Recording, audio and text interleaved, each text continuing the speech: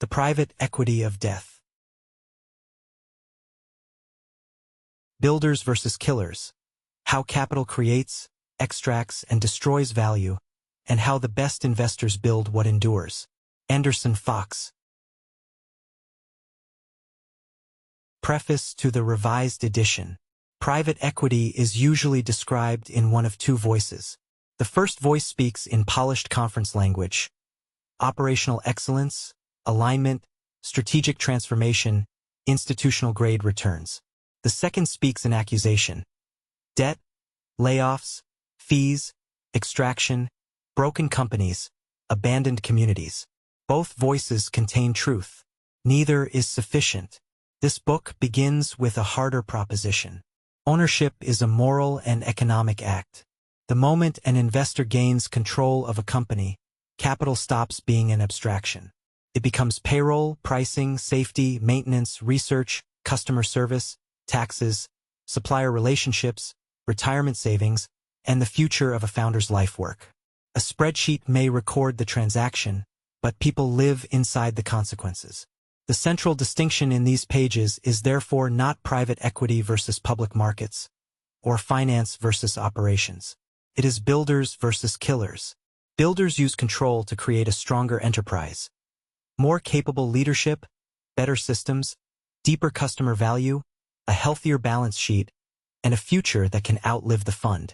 Killers use control primarily to extract: fees before foundations, leverage before resilience, optics before substance, and exit timing before stewardship. Real life is not clean enough for saints and villains. A firm can build in one deal and destroy in another. A cost reduction can save a company or hollow it out. Debt can discipline an organization or suffocate it. A quick sale can rescue investors from a deteriorating market or transfer a fragile asset to the next owner.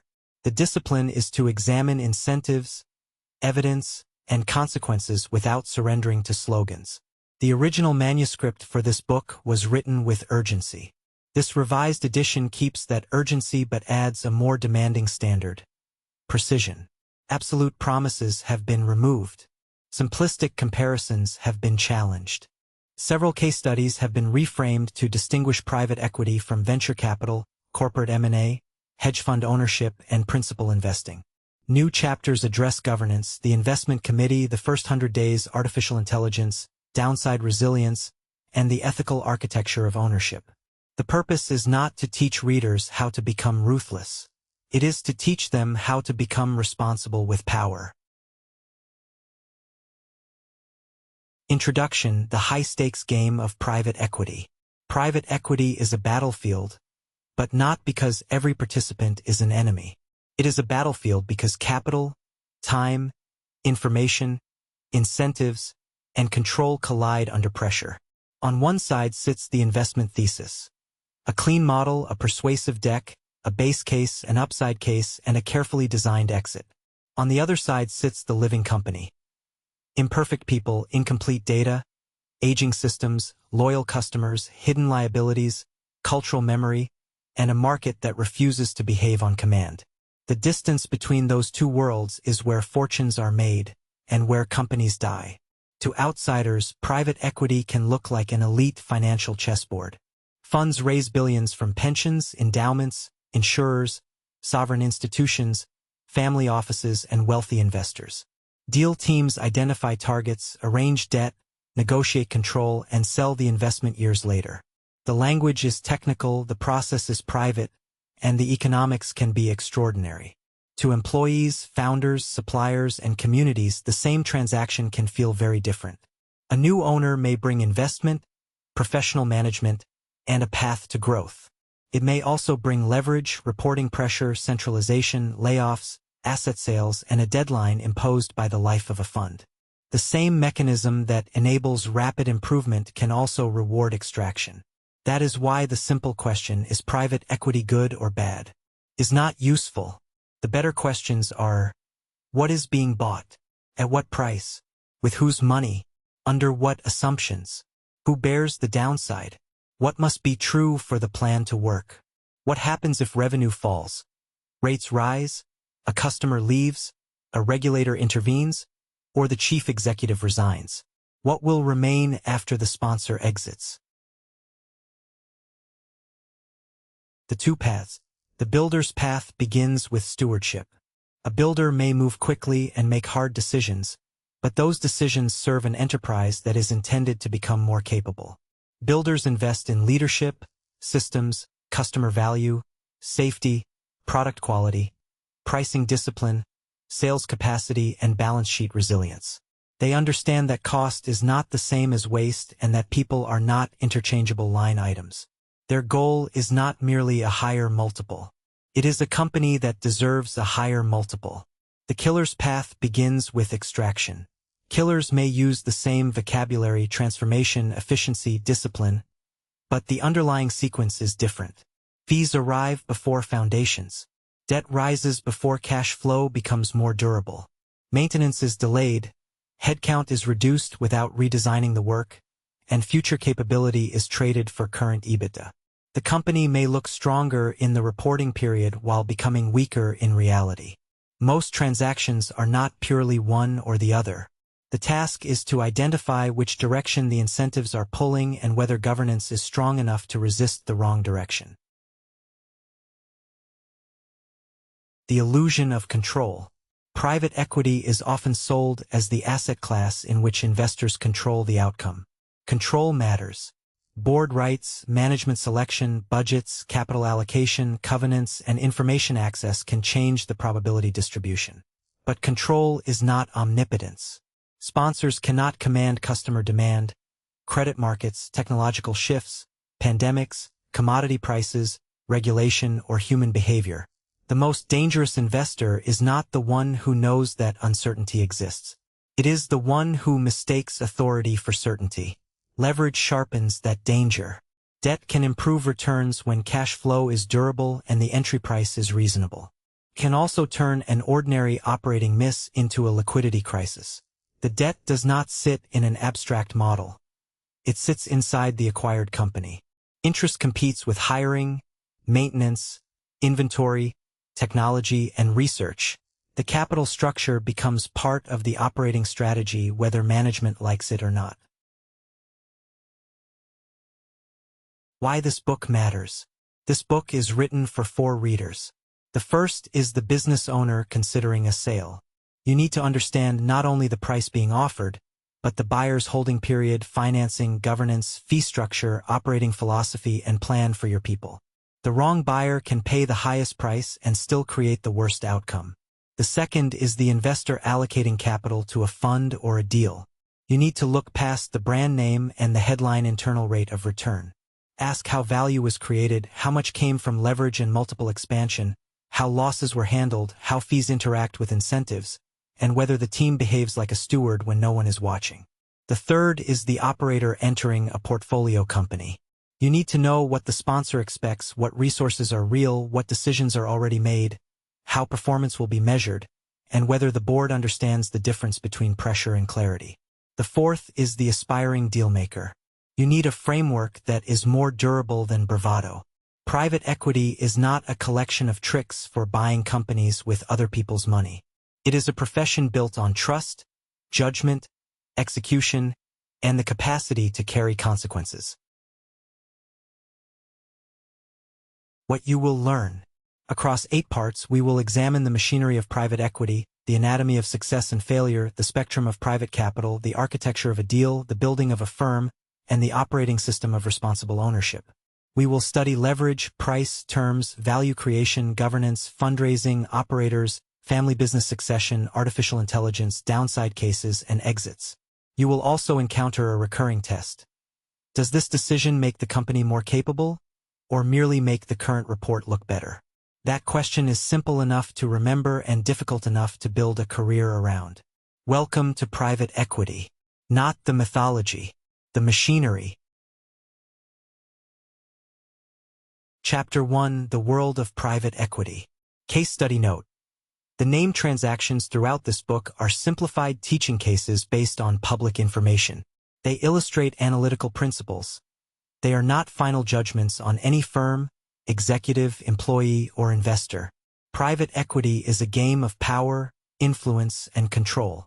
To outsiders, it may seem like a complex web of financial engineering and high-stakes investing, but to those who truly understand it, private equity is one of the most effective and ruthless vehicles for wealth creation in modern finance. This chapter serves as your initiation into the world of private equity, breaking down what it is, how it works, and why it has become one of the most dominant forces in global business. The invisible hand behind business empires. Imagine walking down a busy street in New York, London, or Hong Kong. You see familiar brands, restaurants, retail chains, tech companies, hotels, manufacturers. What you might not realize is that many of these businesses are no longer owned by their founders or public shareholders. Instead, they belong to private equity firms, silent titans operating in the background, acquiring companies, restructuring them, and selling them for massive profits. Unlike public markets, where companies are traded on stock exchanges, private equity operates in the shadows, away from public scrutiny. Deals are made behind closed doors, billions of dollars change hands, and entire industries are reshaped, all without a single headline in the mainstream news. To truly understand private equity, you need to stop thinking like an outsider and start thinking like a power player, one who sees businesses not just as brands but as financial instruments, levers to be pulled, assets to be optimized, or, in some cases, sacrificed for a greater gain. What is private equity?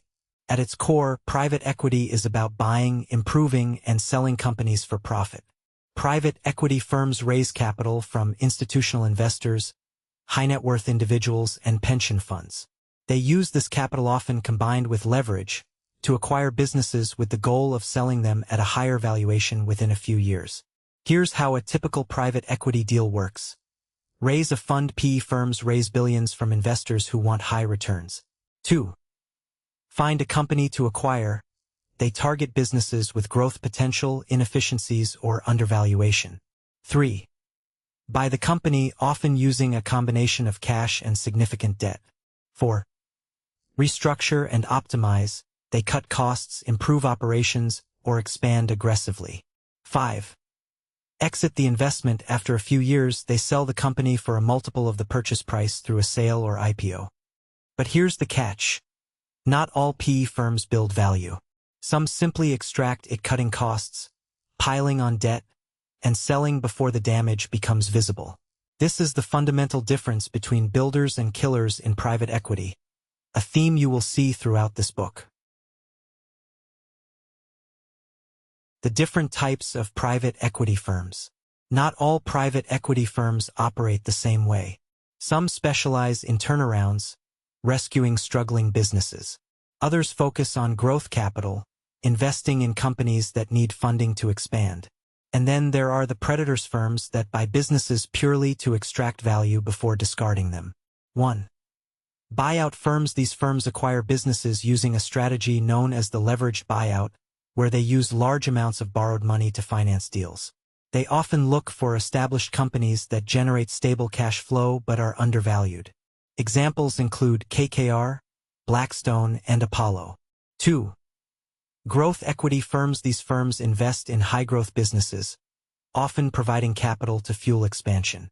Unlike buyout firms, they don't take complete control of companies but instead acquire minority stakes. 3. Distressed asset investors. These firms buy struggling or bankrupt businesses at deep discounts, attempting to turn them around or, in some cases, break them apart and sell the pieces for more than the whole. 4.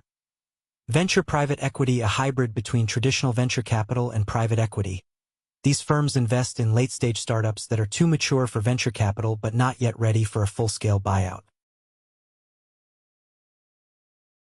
The power and controversy of private equity.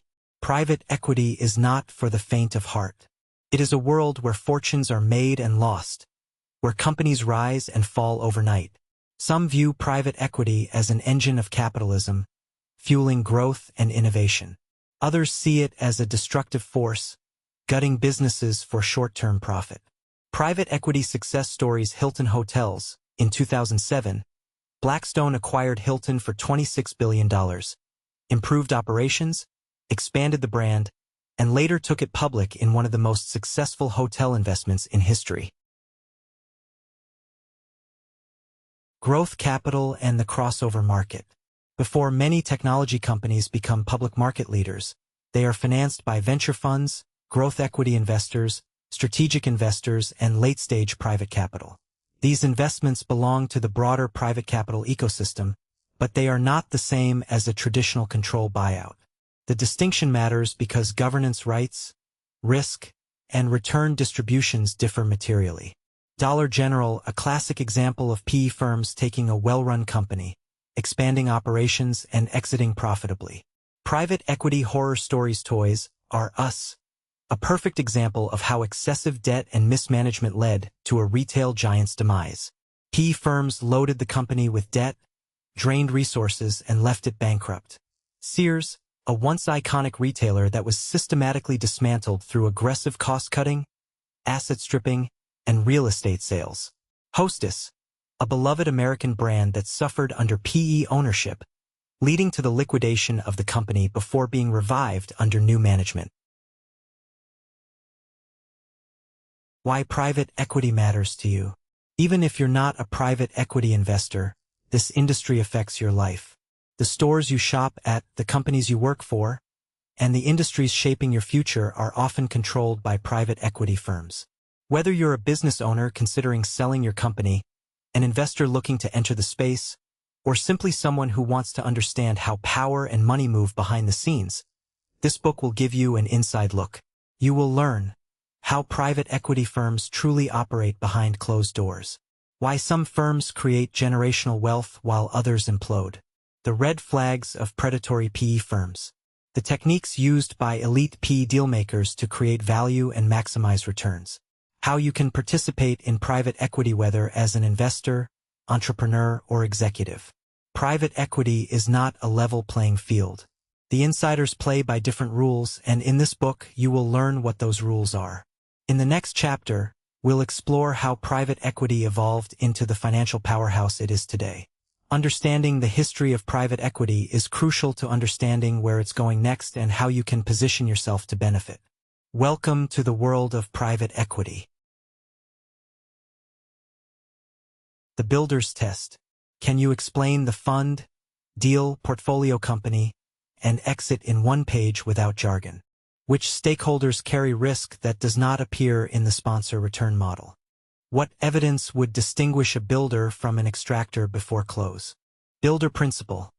A high return is evidence of a successful investment. A stronger company is evidence of successful ownership. The best deals achieve both. Chapter 2. The History of Private Equity. From war financiers to Wall Street kings, private equity did not emerge overnight. It is the product of centuries of financial evolution, power struggles, and economic transformations. To understand how private equity became the dominant force it is today, we must look back at where it all started, from the early days of merchant bankers funding war efforts to the birth of modern-day leveraged buyouts. This chapter explores the historical roots of private equity, tracing its origins, its defining moments, and the players who shaped its evolution. Understanding this history is key to understanding how power and money have always moved in the shadows and why today's biggest private equity firms operate the way they do. The origins, war, commerce, and the birth of private investing. The concept of private investing is as old as commerce itself. Before stock markets, wealthy individuals and merchant banks privately funded high-risk, high-reward ventures. 14th to 17th century. Merchant banking and war financing. Private investors funded military campaigns, trade expeditions, and early industrial ventures. The Rothschilds, Medici, and other powerful banking families played a pivotal role in financing European wars, colonial expansion, and industrial growth. These early financiers acted much like modern private equity firms, investing in distressed assets, restructuring debt, and ensuring lucrative returns. 18th to 19th century. The rise of industrial financing. The Industrial Revolution created massive wealth opportunities, but capital was scarce. Private financiers, including the House of Morgan, Rockefeller, and Carnegie, provided capital to industrial businesses, effectively functioning as early PE investors. These capitalists didn't just invest. They acquired, consolidated, and controlled entire industries. 1900s. The trusts, Monopolies and the birth of modern corporate finance. Private investors consolidated industries into massive monopolies. Standard Oil, U.S. Steel, General Electric. These men weren't just business owners. They were dealmakers who understood that owning industries was more powerful than running a single company. The government later broke up many of these monopolies, but their financial playbook would inspire the next generation of dealmakers. Private equity pioneers. The birth of modern private equity. The true formalization of private equity began after World War II, when financial innovation and capital markets matured. 1946. The first private equity firm is born. Two investment firms, American Research and Development Corporation and J.H. Whitney and Company, are widely considered the first modern private equity firms. These firms raised capital from institutions and invested in startups and distressed businesses long before venture capital became a buzzword. 1950s, 60s. The LBO playbook takes shape. Investors began buying companies with debt, a concept that would later define the private equity industry. The idea was simple: use borrowed money to acquire a company, improve it, and sell it for a massive profit. 1960s. Conglomerate boom and hostile takeovers. This era saw the rise of corporate raiders, investors who aggressively bought undervalued public companies, broke them apart, and sold off their assets. This laid the foundation for the hostile takeovers and LBOs of the 1980s. The golden age of private equity. The 1980s were the Wild West of private equity. Leveraged buyouts became the dominant strategy, fueled by cheap debt, financial deregulation, and aggressive deal-making. The rise of KKR and the first mega LBOs. In 1989, KKR executed the largest LBO in history at the time, the $31 billion buyout of RJR Nabisco. This deal became legendary and was later immortalized in the book Barbarians at the Gate. Michael Milken and junk bonds. Fueling the LBO boom. The explosion of private equity in the 1980s was powered by a financial weapon: junk bonds. Michael Milken, a financial genius at Drexel Burnham Lambert, created a market for high-yield bonds, allowing PE firms to finance massive leveraged buyouts. This strategy allowed firms like KKR, Blackstone, and Apollo to take over companies using almost entirely borrowed money. The backlash. The 1987 stock market crash and junk bond crisis. By the late 1980s, excessive leverage and aggressive buyouts led to financial instability. The government cracked down on junk bonds, Drexel Burnham Lambert collapsed, and Milken was jailed. The golden age of reckless LBOs ended, but private equity firms adapted. The modernization of private equity evolved after the excesses of the 1980s, becoming more sophisticated, structured, and global. The rise of institutional investors and sovereign wealth funds. Pension funds, endowments, and sovereign wealth funds started pouring capital into private equity, making it a mainstream asset class. The dot-com boom and bust. Tech-focused private equity firms emerged, investing in companies that public markets deemed unprofitable. The collapse of the dot-com bubble in 2000 created buying opportunities for savvy PE firms. The 2008 financial crisis and PE resurgence. The Great Recession devastated financial markets, but PE firms thrived. With distressed assets everywhere, they bought struggling companies at deep discounts and rebuilt them for massive returns. The 2010s, mega funds and market domination. By this time, private equity became the dominant force in global finance. Firms like Blackstone, Apollo, Carlyle, and KKR controlled trillions in assets, influencing industries from real estate and healthcare to tech and retail. The 2020s, the era of private equity supremacy. Today, private equity firms control vast portions of the global economy. They own hospitals, infrastructure, entertainment companies, and even sports teams. With the ability to raise hundreds of billions in capital, private equity has surpassed hedge funds, investment banks, and even some national economies in financial influence. The future of private equity is evolving once again. Artificial intelligence, fintech, and decentralized finance will reshape how deals are done. The biggest PE firms are now more powerful than some governments, raising questions about their unchecked influence. Insight. But one thing remains constant: private equity is about control. Those who understand how to play the game hold the ultimate power. In the next chapter, we'll break down how the game is played, the strategies, tactics, and secrets used by elite private equity dealmakers to dominate industries and create generational wealth. The builder's test. Which historical features of modern private equity came from governance innovation, and which came from credit market innovation? How would the same transaction behave under expensive debt? What past cycle most closely resembles the current underwriting environment? Builder principle. A high return is evidence of a successful investment. A stronger company is evidence of successful ownership. The best deals achieve both. Chapter 3. How the game is played. Mastering the art of control in private equity. Private equity isn't about gambling. It's not about betting on stocks, trends, or public markets like retail investors do. Private equity is a strategic game of control, and those who master it win. At its core, private equity is about buying, improving, and selling businesses for maximum returns. But this simple concept hides a ruthless, calculated system where only the most sophisticated players thrive. The winners write the rules, and the losers don't even realize they're in a game until they've lost everything. In this chapter, we pull back the curtain on how the private equity game is really played, from deal sourcing to value creation to strategic exits. This is where the amateurs are separated from the professionals. 1. The private equity playbook. The rules of the game. There are 5 fundamental stages in the private equity process.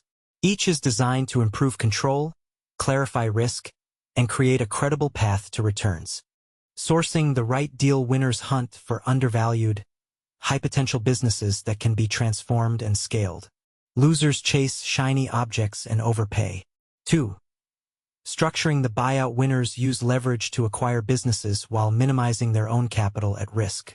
Undisciplined buyers may overcommit equity or accept terms that leave too little protection for the downside. 3. Operational value creation. Winners cut waste, optimize efficiency, and scale revenues through strategic improvements. Losers sit back and hope the business grows on its own. 4. Financial engineering and debt strategy. Winners restructure the company's financials, increase profitability, and drive EBITDA growth. Losers focus only on top-line revenue without maximizing profitability. 5. The exit. Selling for maximum returns. Winners sell at the right moment, when value is maximized and buyers are eager. Losers hold too long, missing their window of opportunity. The art of deal sourcing. How to find the right targets. The private equity game starts long before the deal is closed. The best players don't chase companies that are already on the market. They create opportunities where none exist. Off-market deals. The best investments are found before they hit the public radar. Distressed and undervalued businesses. The perfect target is profitable but mismanaged. Relationship-based access. The best deals are never advertised. They're secured through insider relationships. Example. Blackstone's purchase of Hilton Hotels. Blackstone acquired Hilton for $26 billion at the height of the real estate market. When the financial crisis hit, instead of panicking, Blackstone restructured Hilton's debt, streamlined operations, and positioned the company for massive growth. Just a few years later, they took Hilton public, earning a $14 billion profit, one of the most successful private equity deals in history. 3. The leverage play. How private equity buys companies with limited sponsor equity relative to the purchase price. This is where the economics become powerful and dangerous. Private equity sponsors commonly combine investor equity with acquisition debt. The leverage can amplify equity returns, but it also transfers fragility into the portfolio company. When structured responsibly, this can amplify returns, reduce their own risk, preserve governance rights and strategic influence. Here's how it works. The LBO model. The sponsor contributes equity while seeking a capital structure that remains serviceable under conservative assumptions. They borrow the rest from banks, bond markets, or even the company's own assets. The company itself now carries the debt, not the PE firm. If the operating plan succeeds, the sponsor may later exit at a higher enterprise value or with lower net debt.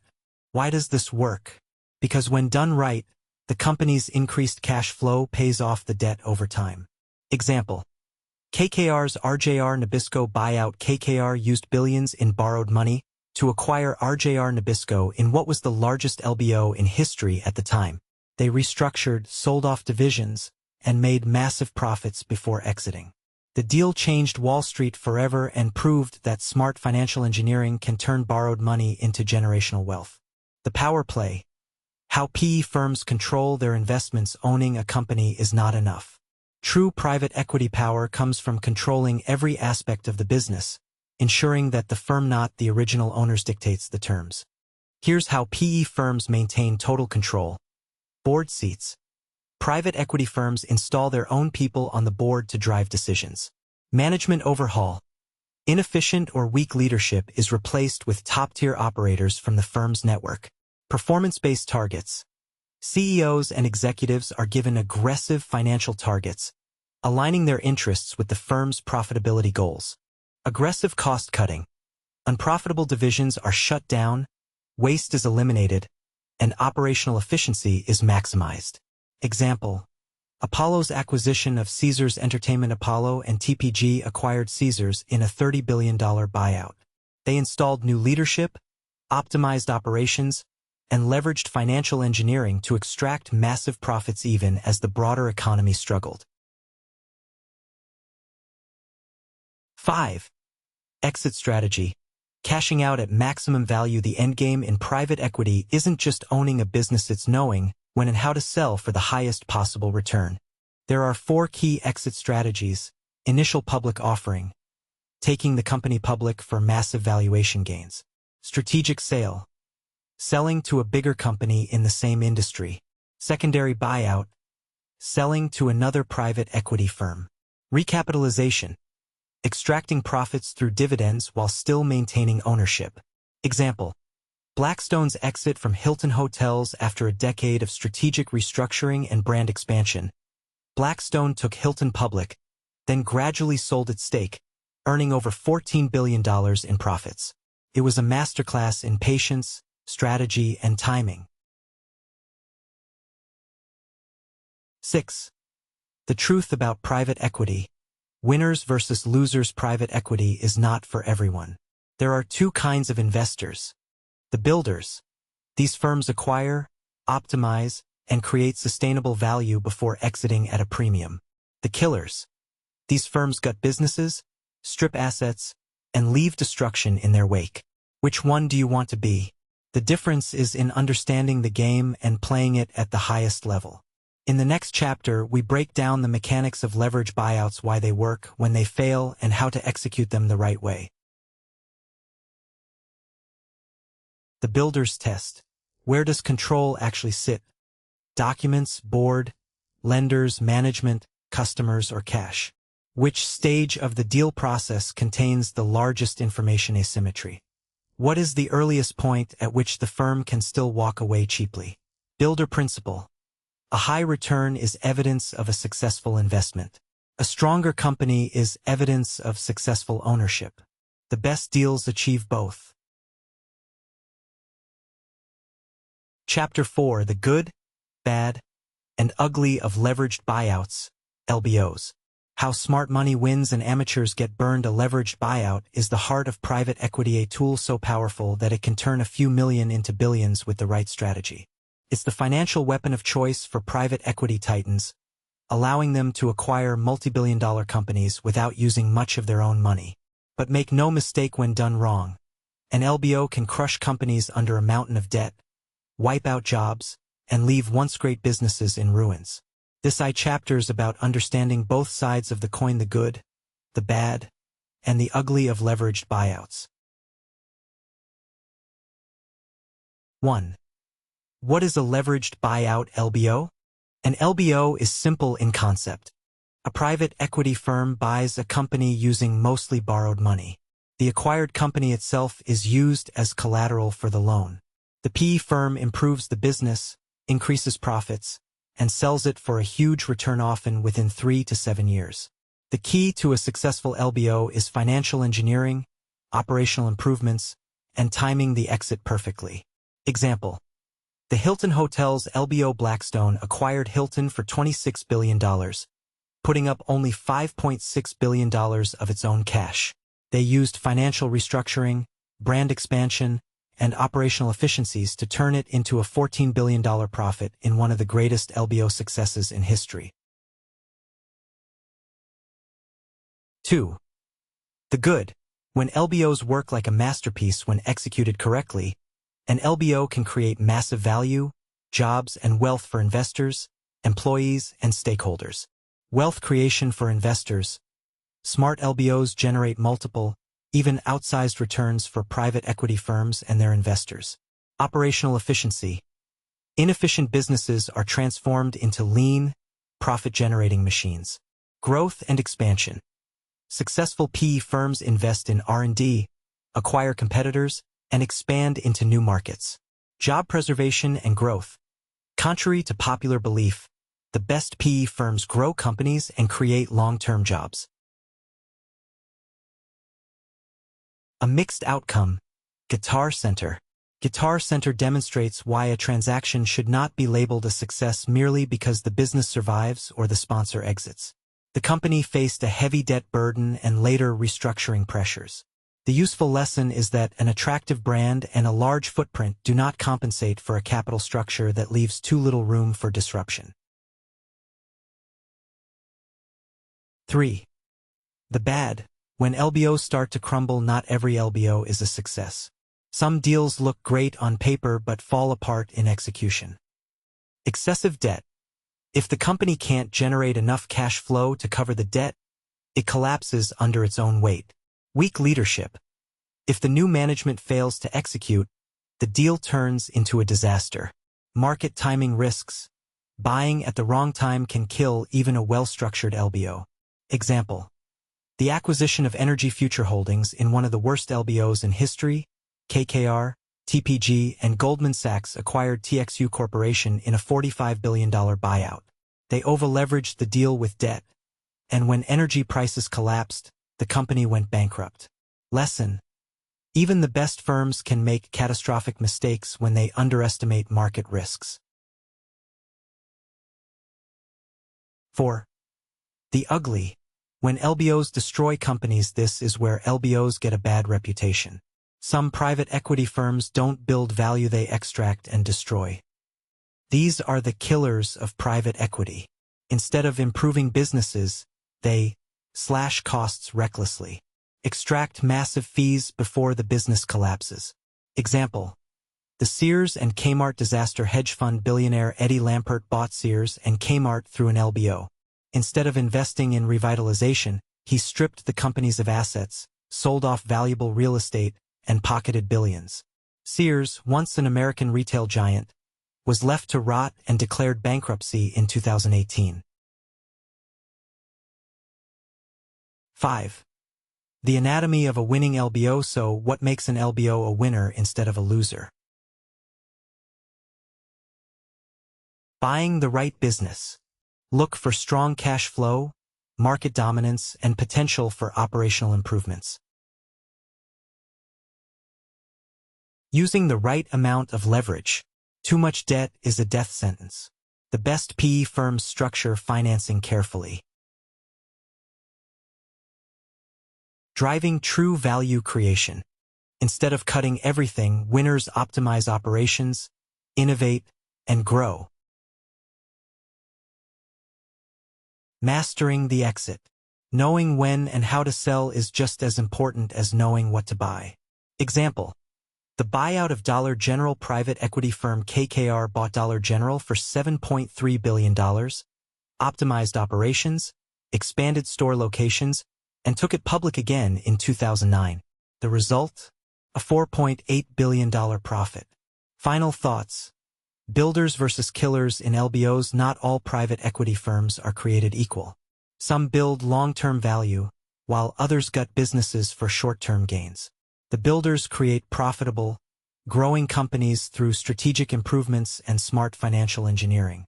The killers strip assets, leverage companies to the brink, and walk away rich while employees lose everything. Which side of private equity do you want to be on?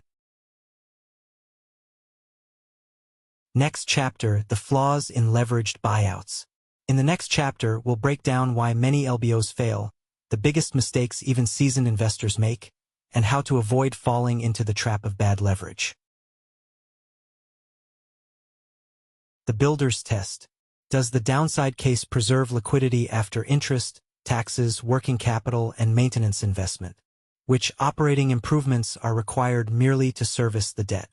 What happens if the exit market is closed for 2 additional years? Builder principle. A high return is evidence of a successful investment. A stronger company is evidence of successful ownership. The best deals achieve both. Chapter 5. The flaws in leveraged buyouts, LBOs. Why even the smartest investors get burned. The leveraged buyout is one of the most powerful financial tools ever created. When executed correctly, it can create billions in value, but when it goes wrong, it turns into a financial death trap for businesses, investors, and employees. In this chapter, we will explore the fundamental flaws of LBOs, the hidden risks, the structural weaknesses, and why even the most seasoned investors sometimes get it wrong. The biggest myth of LBOs. Leverage is always good. Most private equity firms operate under the assumption that leverage is a magical multiplier of returns. They believe that as long as they can finance a deal with borrowed money, they can always generate higher returns than they would with equity alone. This is half true but also dangerously misleading. The reality: leverage works both ways. It magnifies gains, but it also magnifies losses. If cash flow doesn't cover the debt, the company collapses. When the economy turns, debt-heavy companies are the first to fall. Example: the Caesars Entertainment LBO disaster in 2008. Apollo Global and TPG Capital took Caesars Entertainment private in a $30 billion LBO. They used $24 billion in debt too much. The 2008 financial crisis hit, gambling revenues dropped, and the result? One of the largest bankruptcies in history. Caesars couldn't pay its loans. The flaw? Too much leverage, too little margin for error. 2. The debt trap. Why many LBOs fail. A great business with bad debt can still fail. Here's how the debt trap works in LBOs. Step 1. The private equity firm buys a company with debt. Step 2. The acquired company must now generate enough cash flow to pay off this debt. Step 3. If the company underperforms, hits a downturn, or faces economic shocks, it struggles to pay its loans. Step 4. When debt payments pile up, the company goes bankrupt and investors lose everything. Example: the Toys R Us LBO failure. KKR, Bain Capital, and Vornado bought Toys R Us for $6.6 billion. They loaded it with $5 billion in debt. Instead of investing in innovation, they used profits to pay off debt interest. With no money left to compete with Amazon, Toys R Us collapsed in 2017. Lesson: LBOs fail when debt crushes the ability to reinvest in growth.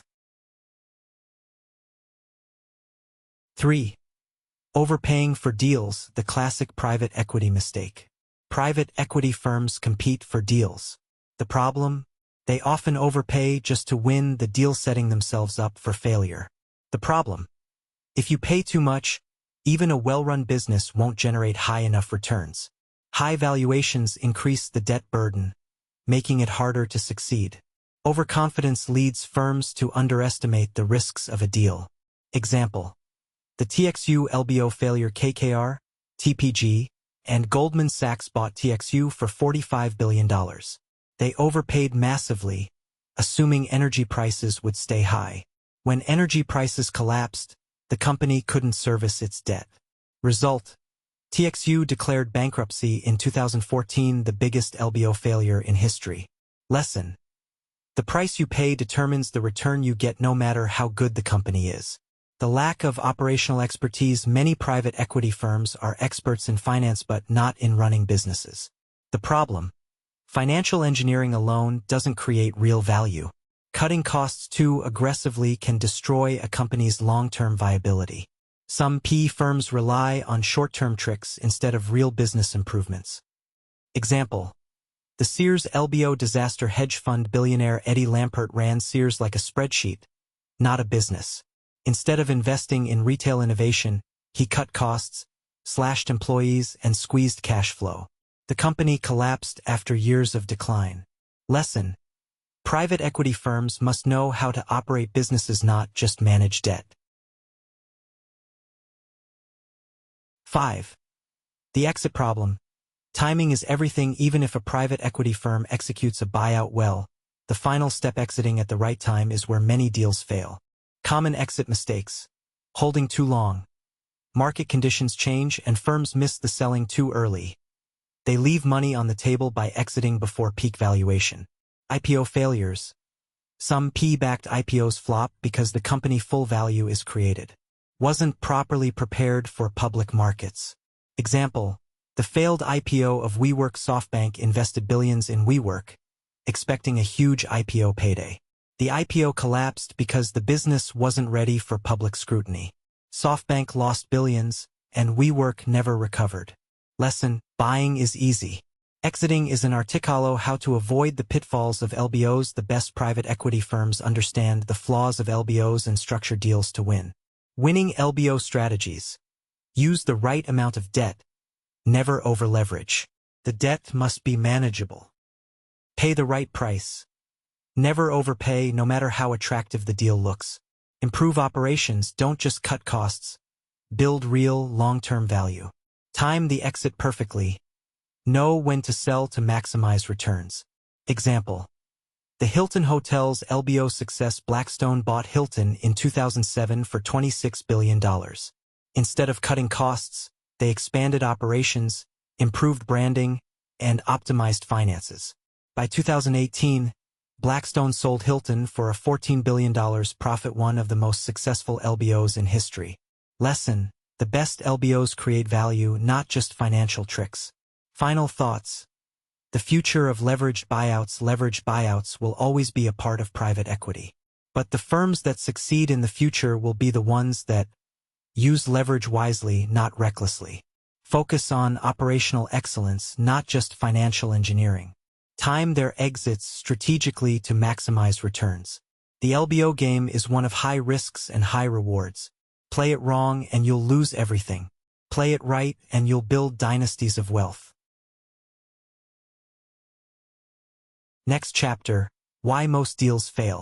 In the next chapter, we'll break down the real reasons behind private equity deal failures, including mismanagement, bad due diligence, and the pitfalls that even top firms fall into. The builder's test. Which leverage assumption is most sensitive to a small operating miss? What costs cannot be cut quickly without cash or service disruption? Are covenants warning systems or delayed triggers? Builder principle. A high return is evidence of a successful investment. A stronger company is evidence of successful ownership. The best deals achieve both. Chapter 6. Why most deals fail. The hidden landmines of private equity transactions. Private equity is a game of precision. A single misstep can turn a billion-dollar investment into a catastrophic failure. Despite sophisticated teams and abundant capital, many deals underperform their original investment case. But why?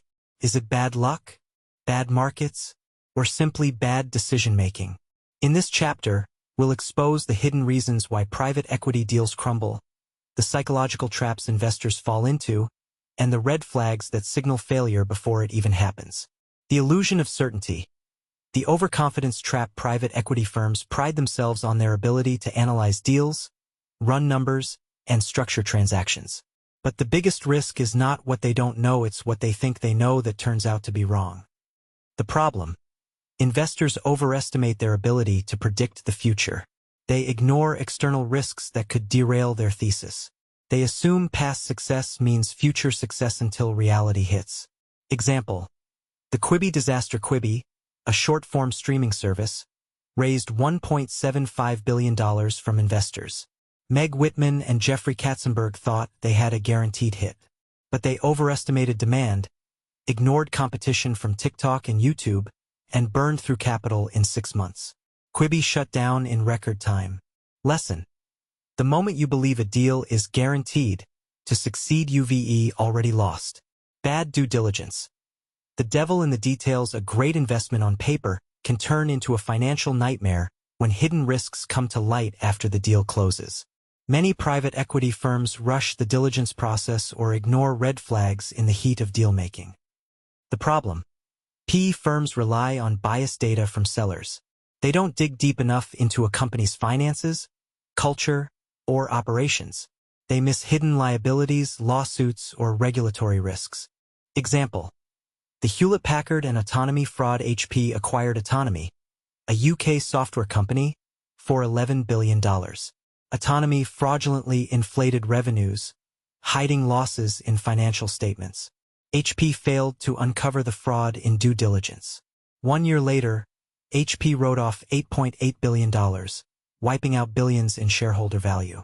Lesson: if you don't verify, you'll pay the price later. 3. Overpaying for a deal. The price trap. Private equity firms love to win deals. But the truth is, winning the bid can be the worst thing that happens to you. The problem: bidding wars drive up valuations, making deals unprofitable. High purchase prices increase debt loads, limiting future growth. PE firms convince themselves they can fix an overpaid company only to fail. Example: the AOL-Time Warner merger disaster. AOL acquired Time Warner for $165 billion, believing in a digital revolution. The price was massively inflated based on unrealistic internet growth projections. When the dot-com bubble burst, the combined company lost $100 billion in value. Lesson: the price you pay determines the return you get, no matter how great the business is. The myth of the turnaround. Fixing the unfixable. Some private equity firms fool themselves into thinking they can turn around any struggling business with the right strategy. But some businesses are broken beyond repair. The problem: some businesses can't be saved, they are structurally flawed. PE firms underestimate how hard it is to change bad company cultures. The more money poured into a failing turnaround, the bigger the losses. Example: the J. Crew private equity collapse. TPG Capital bought J. Crew for $3 billion in 2011. They assumed they could fix it but misjudged retail trends. J. Crew failed to adapt to e-commerce, and debt crushed its ability to pivot. Result: J. Crew declared bankruptcy in 2020. Lesson: not every business can be saved. Know when to walk away. The cash flow crisis. When debt becomes a death sentence, a company can be profitable on paper, but still collapse due to lack of cash flow. Many private equity firms load companies with debt, assuming future profits will cover it. When the market shifts, they crash and burn. The problem: high debt means small downturns become massive disasters. A business that can't reinvest in growth becomes weaker over time. Debt eats all profits, leaving no room for innovation or expansion. Example: the Toys R Us bankruptcy. Toys R Us was profitable but drowning in $5 billion of debt. PE owners extracted cash but didn't invest in e-commerce. When Amazon and Walmart took market share, Toys R Us had no cash left to fight back. Result: bankruptcy. Lesson: cash flow is king. Without it, even great businesses die. The wrong management team. Leadership kills deals. Private equity firms often replace CEOs and executives, believing that fresh leadership will improve performance. But hiring the wrong leader can accelerate failure. The problem: new CEOs don't always understand the company culture. PE firms cut experienced leaders to save costs, weakening operations. Poor management decisions destroy trust, morale, and execution. The leadership transition risk. A leadership change can improve governance while simultaneously slowing execution or unsettling culture. That tension is not unique to private equity. The practical lesson is to define the mandate, succession process, operating cadence, and decision rights before replacing a chief executive, not after the organization is already in transition. Lesson: the wrong leader can destroy everything. Choose wisely. 7. The exit problem. Knowing when to sell. Even if a deal starts strong, private equity firms often mess up the exit. The problem: selling too early leaves billions on the table. Selling too late means declining valuations. IPOs expose weaknesses, leading to public failure. Example: the failed WeWork IPO. SoftBank poured billions into WeWork, expecting a huge IPO. But bad governance, overvaluation, and weak financials scared investors away. WeWork's valuation collapsed from $47 billion to $8 billion overnight. Lesson: exit at the right time or risk losing everything. Final thoughts. How to avoid these failures. The best private equity firms win because they see what others ignore. They question assumptions, never overpay, and avoid emotional investing. They conduct brutal due diligence, digging into every hidden risk. They know when to walk away from bad deals, even if it hurts in the short term. Private equity is a brutal game. Most deals fail because of bad assumptions, bad pricing, bad execution, or bad timing. The firms that succeed, they master the details, cut out the noise, and only bet on sure winners. The builder's test. Which failure would be visible in customer behavior before it appears in EBITDA? What assumption is the deal team socially discouraged from challenging? What would make a turnaround structurally impossible? Builder principle. A high return is evidence of a successful investment. A stronger company is evidence of successful ownership. The best deals achieve both. Chapter 7. The Private Equity Playbook of Winners and Losers. Why some firms dominate while others die in private equity. Some firms generate attractive cash flow, while others lose their shirts. The difference is not luck. It's not timing. It's not even capital. It's strategy. There's a playbook, a set of rules that separates the winners from the losers. Those who understand it dominate. Those who ignore it fail spectacularly. In this chapter, we'll break down the private equity playbook, the strategies winning firms use, and the mistakes that bury the rest. Winners play the long game. Losers chase quick wins. The winning strategy. Top private equity firms think in decades, not years.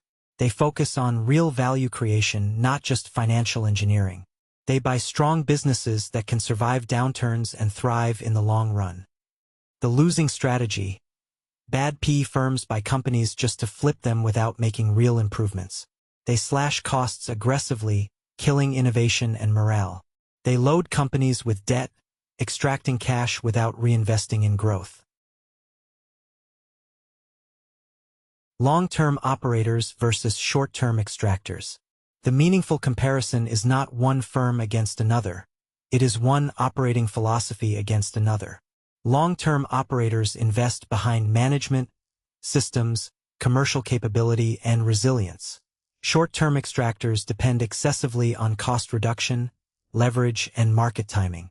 Every large firm has mixed outcomes, so the investor must evaluate the specific fund, team, transaction, and governance model.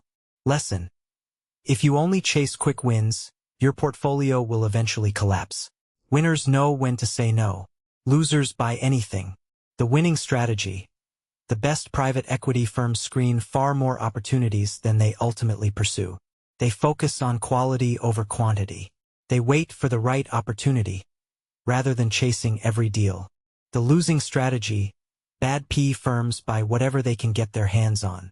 They overpay for deals because they're afraid of missing out. They ignore red flags, leading to massive losses. Discipline versus deal pressure. Different investors operate under different mandates, but the discipline is universal. No one is required to win an auction. A buyer should walk away when the price, leverage, governance, or operating assumptions leave no margin of safety. The capacity to say no is a competitive advantage. Lesson: saying no is one of the most powerful skills in private equity. Winners focus on operations. Losers only focus on financial engineering. The winning strategy. The best PE firms don't just buy companies, they improve them. They bring in expert operators to strengthen businesses. They focus on revenue growth, not just cost-cutting. The losing strategy. Bad firms only focus on leverage, debt, and cutting expenses. They remove experienced leadership, replacing them with cheap executives. They squeeze every penny out of a business, leaving it weaker than before. Operations versus financial engineering alone. No major private equity firm fits a single caricature. The relevant question is whether a particular deal has a credible operating plan, sufficient reinvestment, experienced leadership, and a capital structure that can survive volatility. Financial engineering can support value creation. It cannot substitute for it. Lesson: if you don't improve the business, you're just playing financial games. Winners buy moats. Losers buy commodities. The winning strategy. Smart private equity firms invest in businesses with competitive advantages. They buy companies with strong brand recognition, proprietary technology, or network effects. They focus on industries with high barriers to entry. The losing strategy. Bad firms buy generic, easily replaceable businesses. They enter markets with no pricing power. They acquire companies that have no differentiation. Buying moats instead of narratives. Software, services, healthcare, industrial, and consumer investments can all succeed or fail. What matters is the durability of customer relationships, pricing power, switching costs, regulatory position, and reinvestment needs. A moat is not an industry label. It is an economic reality that must be tested customer by customer and competitor by competitor. Lesson: if your business has no moat, it's only a matter of time before it's destroyed. Winners exit at the right time. Losers get greedy. The winning strategy. The best private equity firms sell when valuations are high. They leave money on the table, allowing the next owner to succeed. They have a clear exit plan before they even acquire a company.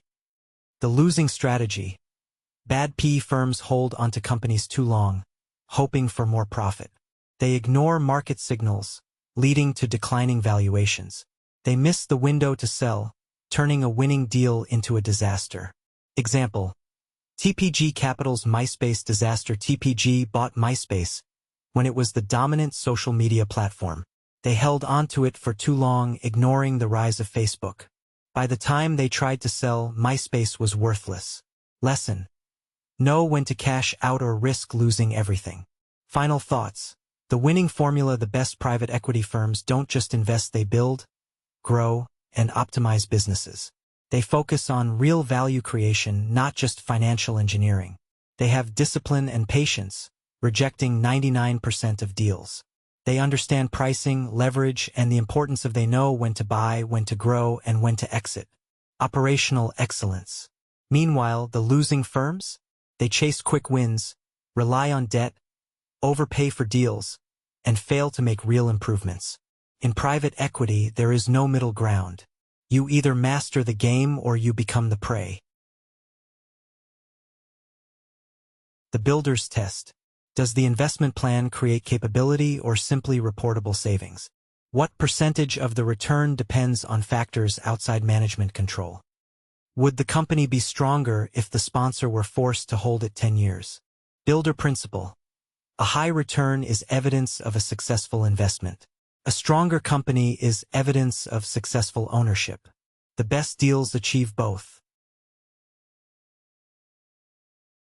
Chapter 8. Private equity experts versus gamblers of equity. The art of mastery versus the folly of speculation. In private equity, there are two kinds of investors. 1.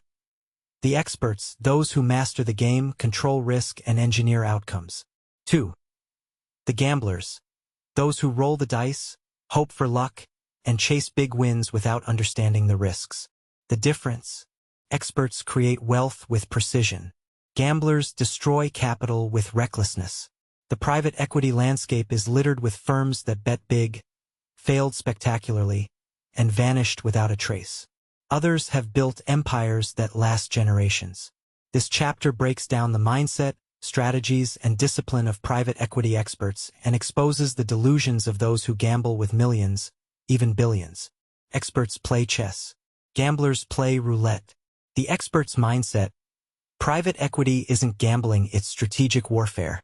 Experts control every move, ensuring predictable success. They only enter deals where they can manipulate the outcome. The gambler's mindset. Gamblers throw money at deals and pray for a win. They get excited by trends and hype, rather than fundamentals. They lack exit strategies, hoping the market will work in their favor. Example: KKR's precision versus SoftBank's recklessness. KKR runs deals like a military operation, with layers of analysis and structured execution. SoftBank's vision fund threw billions at startups with no clear paths to profitability, resulting in catastrophic losses. Lesson: if you're hoping, praying, or guessing, you're already losing. Experts study the fundamentals. Gamblers chase hype. The expert strategy. They analyze every financial, operational, and market factor before investing. They buy businesses that make money today, not just ones that promise future profits. They ask, how will this investment survive a recession? The gambler's mistake. They invest based on trends, not fundamentals. They fall in love with flashy industries, ignoring profitability. They assume, if the market grows, my investment will win. A fatal mistake. Example: the dot-com bubble versus private equity discipline. Smart PE firms avoided unprofitable internet startups in the late 90s. Many investors poured billions into tech startups with zero revenue. The experts waited until the crash to buy real winners at bargain prices. Lesson: if you don't know how a company makes money today, don't invest in it. Experts control risk. Gamblers ignore it. The experts' discipline. Every investment is structured to protect capital first, then generate returns. They hedge risks through strategic planning and financial structuring. They demand leverage, terms, and conditions that favor them. The gambler's recklessness. They fall for too good to be true deals, ignoring hidden dangers. They assume markets will always go up, refusing to plan for downturns. They use excessive leverage without backup strategies. Example: the Lehman Brothers collapse. Smart investors saw the warning signs and hedged against the housing bubble. Lehman Brothers gambled on toxic mortgage-backed securities. The experts bet against them and made billions while Lehman collapsed. Lesson: smart investors don't bet the farm. They own the farm and insure it against disaster. 4. Experts control the deal. Gamblers take whatever's offered. The experts' approach. They never accept terms dictated by the seller. They structure every deal to their advantage. They negotiate aggressively to eliminate downside risk. The gambler's mistake. They pay the asking price without questioning the terms. They agree to bad financing structures, assuming the market will save them. They take deals where they have little to no control. Negotiating for protection, not theater. Sophisticated investors negotiate securities, covenants, information rights, governance, and incentives that reflect the risk they are taking. They do not control every term, and they do not require control in every investment. Their advantage is clarity about what must be protected and what can be conceded. Lesson: if you don't control the deal controls you. Experts think in decades. Gamblers think in months. The expert's vision. They build value over time, rather than looking for a quick flip. They think about market cycles, not just today's prices. They make strategic moves today that pay off years later. The gambler's short-term thinking. They look for quick exits, often destroying long-term value. They fail to plan for recessions, assuming bull markets will last forever. They panic sell when things get tough instead of playing the long game. Example: Blackstone's long-term approach versus amateur panic selling. Blackstone buys, holds, and improves assets over time. Many amateur PE firms dump assets at the first sign of trouble. The experts ride out market downturns and exit at peak value. Lesson: wealth isn't built overnight. It's built with precision, patience, and discipline. Final thoughts. Are you an expert or a gambler? Private equity is not a casino. It's a battlefield where only the strongest, smartest, and most disciplined investors survive. If you're hoping, guessing, or chasing trends, you're a gambler. If you're controlling risk, playing the long game, and structuring deals to win, you're an expert. The choice is yours. Do you want to be a master of the game or just another cautionary tale? The builder's test. Where is the team relying on hope while calling it conviction? Which risk has not been assigned to a named owner? What would a disciplined investor do if the auction price rises 10%? Builder principle. A high return is evidence of a successful investment. A stronger company is evidence of successful ownership. The best deals achieve both. Chapter 9. Understanding price, terms, and value. The three pillars of private equity success. In private equity, most people focus only on price, but price alone is meaningless. Amateurs negotiate price. Experts negotiate terms. Masters create value. A sophisticated private equity investor doesn't just ask, "How much does this company cost?" Instead, they ask, "What are the terms of the deal, and how much value can I create?" The difference between winning and losing in private equity comes down to three things. 1. Price, what you pay. 2. Terms, the structure of the deal. 3. Value, what the asset is really worth.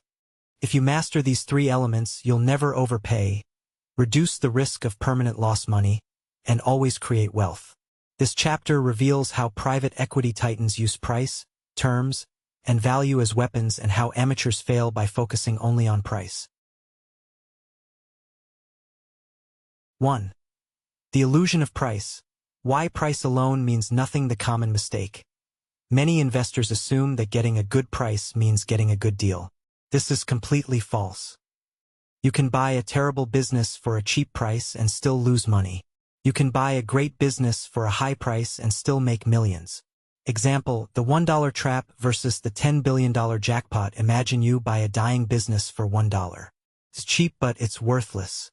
Now imagine you buy a cash-flowing machine for $10 billion.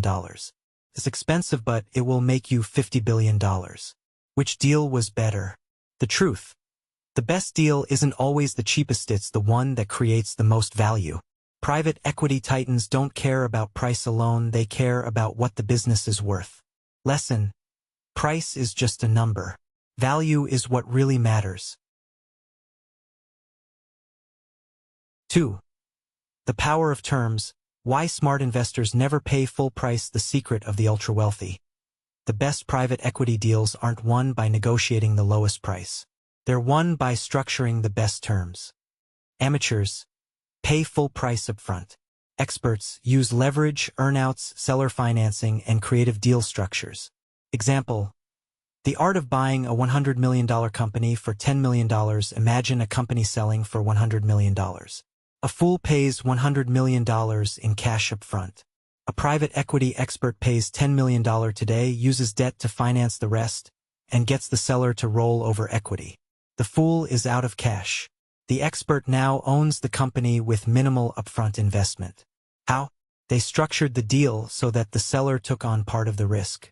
They used bank financing instead of their own money. They made the company pay for itself using its future cash flows. Lesson. The best deals aren't about price, they're about controlling the terms. 3. Value. The hidden force behind every deal, the secret weapon of private equity masters. Smart investors don't buy price, they buy potential. Gamblers buy businesses based on price alone. Experts see hidden value that others miss. Example. How private equity titans find value where others see nothing. Insight. Case study. The $1 pizza chain turnaround. A PE firm bought a struggling pizza chain for almost nothing. Everyone else saw a failing business. The experts saw a strong brand, a loyal customer base, hidden real estate value worth millions. They cut waste, optimized operations, and expanded delivery. 2 years later, they sold it for multiple the purchase price. Lesson. Value isn't just what a business is today, it's what you can turn it into tomorrow. 4. The price, terms, and value formula for deal mastery. Here's how the best investors think. Price. Never overpay, but don't just focus on cheap deals. Terms. Always negotiate creative structures that limit your risk and maximize returns. Value. Look beyond the surface, find hidden potential others ignore. If you master these three forces, you will make fewer unforced errors and see risk more clearly. Final thoughts. The PE investor's mindset: amateurs chase low prices and get burned. Experts structure great terms and create value. Masters control every aspect of the deal. The next time you evaluate a deal, don't ask, "Is this a good price?" Instead, ask, "What are the terms? Where is the hidden value? How can I make this a winning deal?" That's how real money is made in private equity. The builder's test. Can better terms compensate for a higher price without hiding risk? Which payment should depend on future performance? What is the value of the business to the specific owner, not the average buyer? Builder principle. A high return is evidence of a successful investment. A stronger company is evidence of successful ownership. The best deals achieve both. Chapter 10. The Art of the Deal. How private equity titans create, negotiate, and close the best deals. Private equity isn't about simply buying businesses, it's about crafting deals. Amateurs think a deal is a transaction. Experts know a deal is a game of power, strategy, and control. The best deals aren't found, they're created. The best deals aren't won by price, they're won by terms. The best deals don't happen by accident, they're engineered by design. Private equity titans never hope for a good deal. They make sure they get one. This chapter reveals the mindset, strategies, and techniques used by the world's top private equity players to create and close deals that others only dream about. 1. The anatomy of a great deal. The three key elements. Every great private equity deal has three essential elements. Control. If you don't control the deal, you don't control the outcome. 2. Asymmetry. Great deals are structured so you risk little but stand to gain a lot. 3. Leverage. The less of your own money you use, the better the deal. Example. The smartest deal you'll ever make. Imagine two investors. Investor A buys a business for $50 million in cash. They own 100%, but Investor B structures a deal to buy the same business with their money is fully at risk. $5 million of their own money, $35 million in bank financing, $10 million in seller financing. Who made the better deal? Investor A owns 100% but took all the risk. Investor B owns 100% but used only $5 million of their own money. Lesson. The smartest deals aren't just about buying a company, they're about structuring it in a way that minimizes your risk while maximizing your upside. Negotiation. The chess game of private equity. Most people treat negotiations like a poker game full of bluffing and hoping. Private equity titans treat it like chess, calculated moves, controlling every piece on the board. The 4 rules of PE negotiation. He who controls the process wins the deal. 2. Price is just a distraction. Focus on terms. 3. The one who cares the least wins the most. 4. Always give something but make it worthless. The power of controlling the process. Amateurs chase deals. Experts control them. They dictate the terms. They decide the timeline. They make the other side compete for their business. Case study. The bidding war that never happened. A private equity firm was negotiating to buy a chain of hotels. The seller had multiple offers and wanted the highest price. Instead of competing, the PE firm did something unexpected. They positioned themselves as the only serious buyer. They convinced the seller that price wasn't the real issue, certainty of close was. They structured the deal so the seller kept minority equity and earned upside over time. Result? They got the deal for less than others offered, but the seller still walked away happy. Lesson.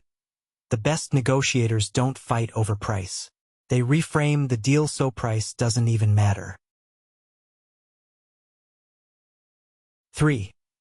The secret to structuring deals like a PE titan. The best dealmakers rarely accept a simple headline price without negotiating structure, timing, contingencies, and risk sharing.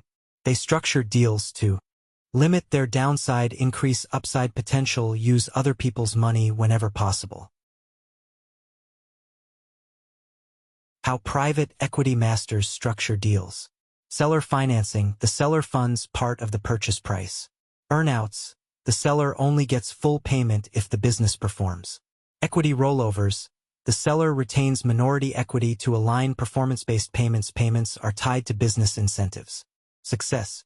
Example, the $0 down buyout. A PE firm wanted to buy a software company. Instead of paying the full price upfront, they paid only 10% at closing. Structured seller financing for 40%, used bank debt for the rest, had the seller roll over 20% in equity. Result? They limited the sponsor equity required at closing and kept the seller economically aligned with future performance. Lesson. The strongest deals create favorable asymmetry. Bounded downside, multiple paths to value, and incentives that keep the parties aligned. 4. Closing the deal. The final move that seals the win. The art of closing. The difference between a great deal maker and an average one is knowing how to close. Amateurs lose deals in the final moments. Experts never let a deal slip away. How to close like a PE pro. Remove uncertainty. Make the seller feel safe. 2. Create urgency. Make the deal time-sensitive. 3. Handle objections before they come up. Address concerns early. 4. Control the final terms. Get the deal structured your way. Example. The deal that almost died. A PE firm was buying a manufacturing company when, at the last minute, the seller hesitated. Instead of pressuring them, they offered a performance-based earnout so the seller felt secure. Structured the deal with a phased payout to reduce risk. Closed the deal within 48 hours. Result? The seller signed, and the PE firm acquired a multimillion-dollar company with minimal risk. Lesson. Closing isn't about force, it's about making the seller feel like they're winning too. Final thoughts. The PE dealmakers mindset. Amateurs buy companies. Experts structure deals. Masters create value before they even close. The next time you're in a deal, don't ask, how much should I pay? Instead, ask, how can I structure this deal to minimize risk and maximize value? How can I get the seller to finance part of it? How can I control the terms and dictate the process? That's how real wealth is built in private equity.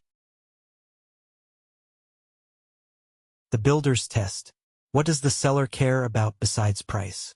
Which term creates the greatest difference between headline value and economic value? What concession can be offered that costs little but creates trust? Builder principle. A high return is evidence of a successful investment. A stronger company is evidence of successful ownership. The best deals achieve both. Chapter 11. Good deals versus bad deals. How to spot, structure, and secure the right private equity investments. In private equity, every deal looks good on paper. The real question is it a winner or a trap? A good deal makes you rich. A bad deal makes you regret ever signing it. The difference? Knowing what to look for. In this chapter, we break down the science and psychology of great deals, dissect real-world case studies, and expose the red flags that kill deals before they even start. 1. The DNA of a good deal. What winners look like. Every great private equity deal has 3 critical elements. 1. Predictable cash flow. The company consistently generates strong cash flow. Revenues are stable or growing, not declining. It doesn't rely on one major customer for survival. Insight. Example. Why Warren Buffett loves boring businesses. Buffett's best investments. Simple, cash-flowing, recession-proof businesses. He doesn't bet on fads, he bets on cash that keeps coming in no matter what. 2. Strong, defensible market position. The company has pricing power. Competitors can't easily replicate what they do. There are high barriers to entry. Insight. Example. The hidden goldmine of HVAC companies. A PE firm bought a local HVAC service company with loyal customers. Contracts guaranteed recurring revenue. Local competition was weak. Regulations made it difficult for new players to enter the space. Result? They scaled and sold the company for 5x their initial investment. Lesson: the best deals are hard to disrupt and easy to scale. 3. Clear path to value creation. You can increase revenue or cut costs quickly. There's low-hanging fruit. The business thrives with better management. Insight. Example: the restaurant chain with a broken pricing model. A PE firm bought a struggling restaurant chain where margins were razor-thin. They raised menu prices by 5%. Customers didn't care. They renegotiated supplier contracts, cutting costs by 15%. They revamped operations, improving table turnover. Result? EBITDA tripled within 18 months. Lesson: the best deals aren't just good businesses, they're opportunities to create massive value. 2. The anatomy of a bad deal. What losers look like. Every disastrous PE deal has red flags, but amateurs ignore them. Here's what kills deals. 1. Unfixable business model. The company loses money no matter what. The market is shrinking, not growing. It's too reliant on economic conditions. Example: the death of retail giants. Many private equity firms bet big on retail stores and got burned. They ignored the rise of e-commerce. They loaded up on debt, hoping for a turnaround. They misread consumer behavior. Result? Bankruptcy. Lesson: you can't fix a broken industry trend. 2.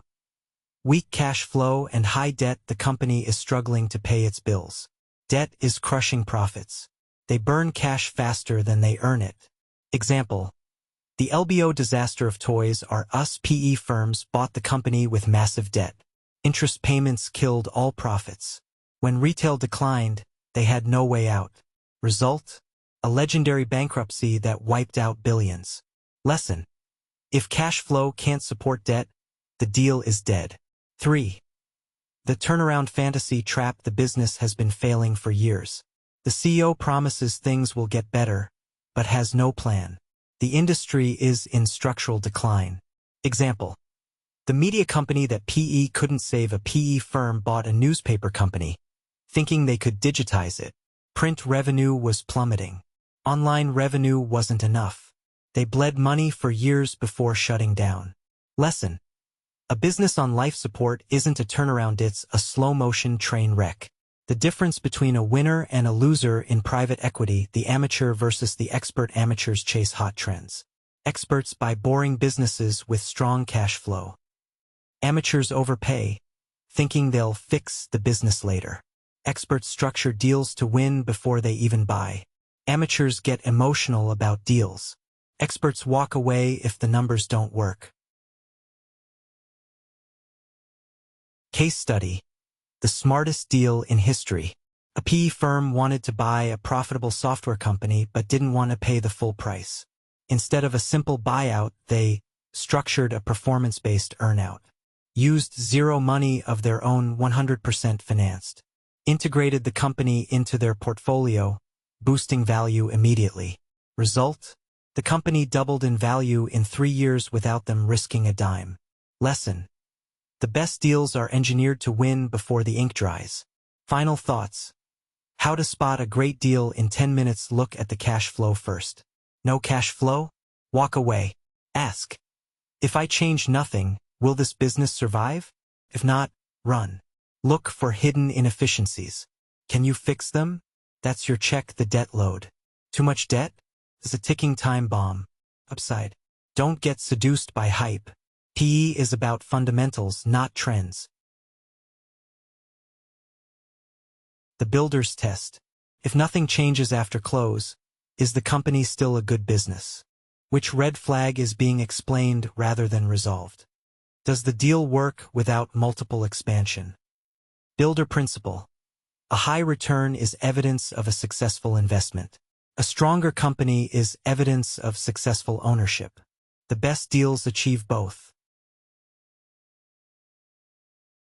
Chapter 12. The Art of Value Creation. Turning good investments into great fortunes. Private equity isn't about buying businesses, it's about building value. A bad investor buys a company and hopes for the best. A great investor buys a company and makes it multiple better. The best PE firms don't just acquire, they optimize, expand, and dominate. They engineer growth, maximize profits, and create value where others see nothing. In this chapter, we reveal how top investors create massive value and how you can, too. 1.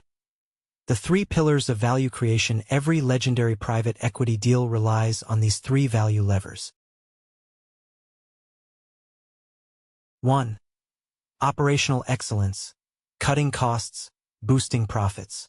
Insight, buy an underperforming business, fix it, and generates attractive cash flow. The best deals? The ones with bloated costs you can slash instantly. The ones with operational inefficiencies you can fix overnight. Example, the warehouse revolution. A PE firm bought a logistics company drowning in expenses. Cut warehouse costs by 30% by renegotiating supplier contracts. Implemented AI-driven inventory tracking, eliminating waste. Reorganized workforce shifts, reducing overtime pay. Result? Profit margins jumped from 8% to 18% in 12 months. Lesson: the fastest way to create value? Fix what's broken. 2. Strategic expansion, growing revenue and market share. Insight, buy a business with untapped potential and scale it fast. Example, the franchise explosion. A PE firm bought a small fast food chain with just 20 locations. Expanded into high-traffic urban areas. Added new revenue streams. Launched a franchise model fueling rapid expansion. Result? 200+ locations in 5 years and a multiple valuation. Lesson: the right strategy can turn a small company into an empire. 3. Financial engineering, structuring the perfect deal. Insight, smart structuring makes an average deal legendary. Example, the debt arbitrage play. A PE firm bought a manufacturing company using cheap debt. Used 70% borrowed capital, keeping their own investment low. Refinanced the debt at lower interest rates, cutting expenses. Used the company's own cash flow to pay off debt. Result? They 5x'd their investment with limited sponsor equity relative to the purchase price. Lesson: the right financial structure can turn any deal into a goldmine. The playbook of private equity titans. The best PE firms don't just manage companies, they engineer success. Here's how they do it. The McKinsey play. High-powered consulting for free. PE firms bring in top-tier consultants to fix operations fast. The company gets million-dollar advice without spending a dime. Result? They optimize efficiency, cut waste, and boost profits. Example, fixing a broken retail chain. A struggling retailer cut costs by 25% using McKinsey insights. Inventory turnover improved, boosting cash flow. New pricing strategies increased profits by 40%. Lesson: the best investors don't guess, they bring in the best minds. The Apple model. Innovation over cost-cutting. PE firms don't just cut costs, they create value through innovation. The best returns come from improving products, not just slashing expenses. Result? They build world-class brands instead of short-term fixes. Example, the SaaS transformation. A PE firm turned a legacy software company into a subscription-based SaaS model. They switched from one-time sales to monthly recurring revenue. Revenue became predictable, stable, and skyrocketed. Lesson: big money is made through long-term vision, not short-term cost-cutting. 3. The biggest mistakes in value creation. Even elite PE firms make fatal mistakes. Avoid these traps. 1. The slash and burn disaster. Some firms cut costs too aggressively, killing long-term growth. Example, Sears collapsed because its PE owners starved it of reinvestment. 2. The over-leverage trap. Using too much debt can suffocate even a good business. Example, Toys R Us failed because debt service drained all profits. 3. The short-term thinking mistake. PE firms that focus only on quick flips often leave millions on the table. Example, a tech company was sold 2 early years later. It was worth multiple more. Lesson: Don't just buy and cut, buy and build. Final thoughts: how to master value creation in private equity. Find inefficiencies and fix them fast. Expand, strategically grow revenue, not just profits. Structure deals intelligently, use debt, but don't overdo it. Don't just cut costs, build something worth more than what you bought. Amateurs buy businesses. Experts build wealth. The Builder's Test. Which initiative creates customer value rather than only sponsor value? What investment is required before the expected benefit appears? Who is accountable for each value creation initiative? Builder Principle. A high return is evidence of a successful investment. A stronger company is evidence of successful ownership. The best deals achieve both. Chapter 13. Debt financing versus equity, which one wins? The ultimate showdown between leveraged capital and ownership control in private equity. How you fund a deal determines whether you dominate or get crushed. The two main weapons. Debt financing. Use borrowed money to acquire companies, leverage other people's money to maximize returns. Equity financing. Use your own money to buy companies outright, no debt, no strings attached. Insight: so which is better? The truth: both can make you rich or ruin you. It all depends on how you use them. 1. The power and peril of debt financing. How the best private equity firms use debt to get rich. Debt financing is the #1 strategy of private equity giants. They borrow billions to buy businesses while putting in almost none of their own money. They use the acquired company's cash flow to pay off the debt.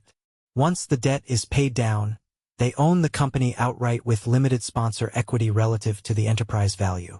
Example: the KKR and RJR Nabisco deal. KKR bought RJR Nabisco for $25 billion using mostly borrowed money.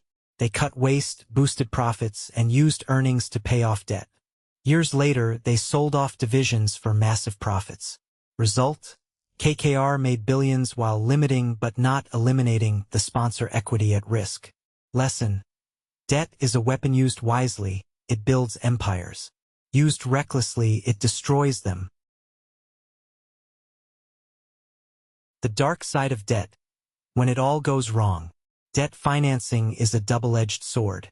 If the business performs well, you make a fortune. If it struggles, the debt crushes you. Example: the Toys R Us collapse. A PE firm bought Toys R Us using $6 billion in debt. Instead of reinvesting, all profits went to paying interest. They had no cash left to innovate or compete. Result: bankruptcy. Lesson: debt can fuel growth, but too much can kill a business. 2. The strength and limits of equity financing. How equity can build bulletproof investments. Some PE firms hate debt and only use equity to acquire companies. They own the business outright, no interest payments, no creditors. They reinvest profits into growth instead of debt service. They build long-term value instead of chasing quick flips. Example: Warren Buffett's playbook. Buffett buys entire companies using cash. He holds them for decades, growing their value.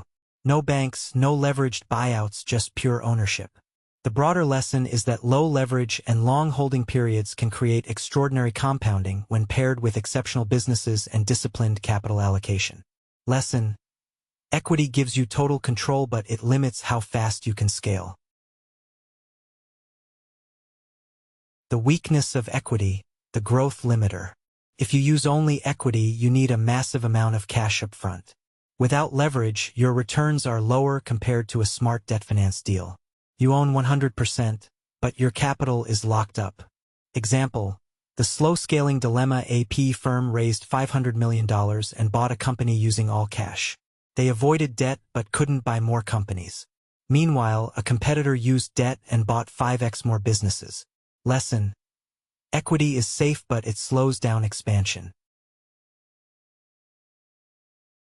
3.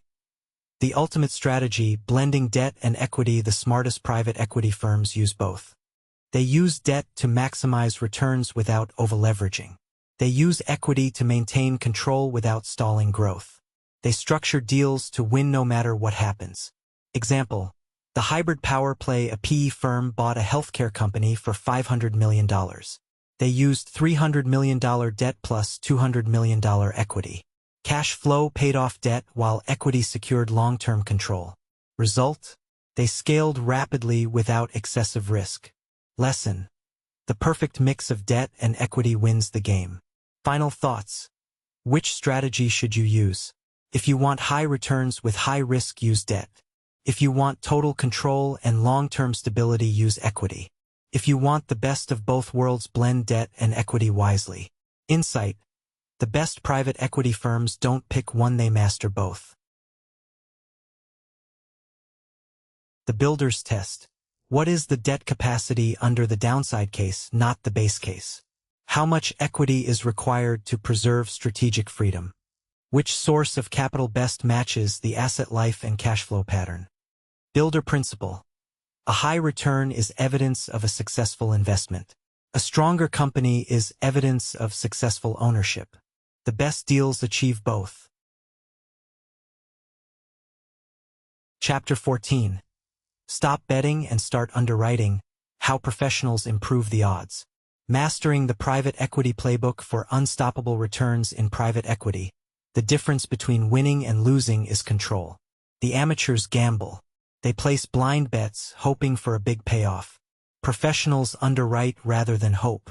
They structure deals so the downside is survivable and the upside is earned through execution. So, how do you improve the probability that an investment succeeds and survive when the thesis is wrong? The answer: you stop betting and start controlling. 1. The fatal mistakes that make investors fail.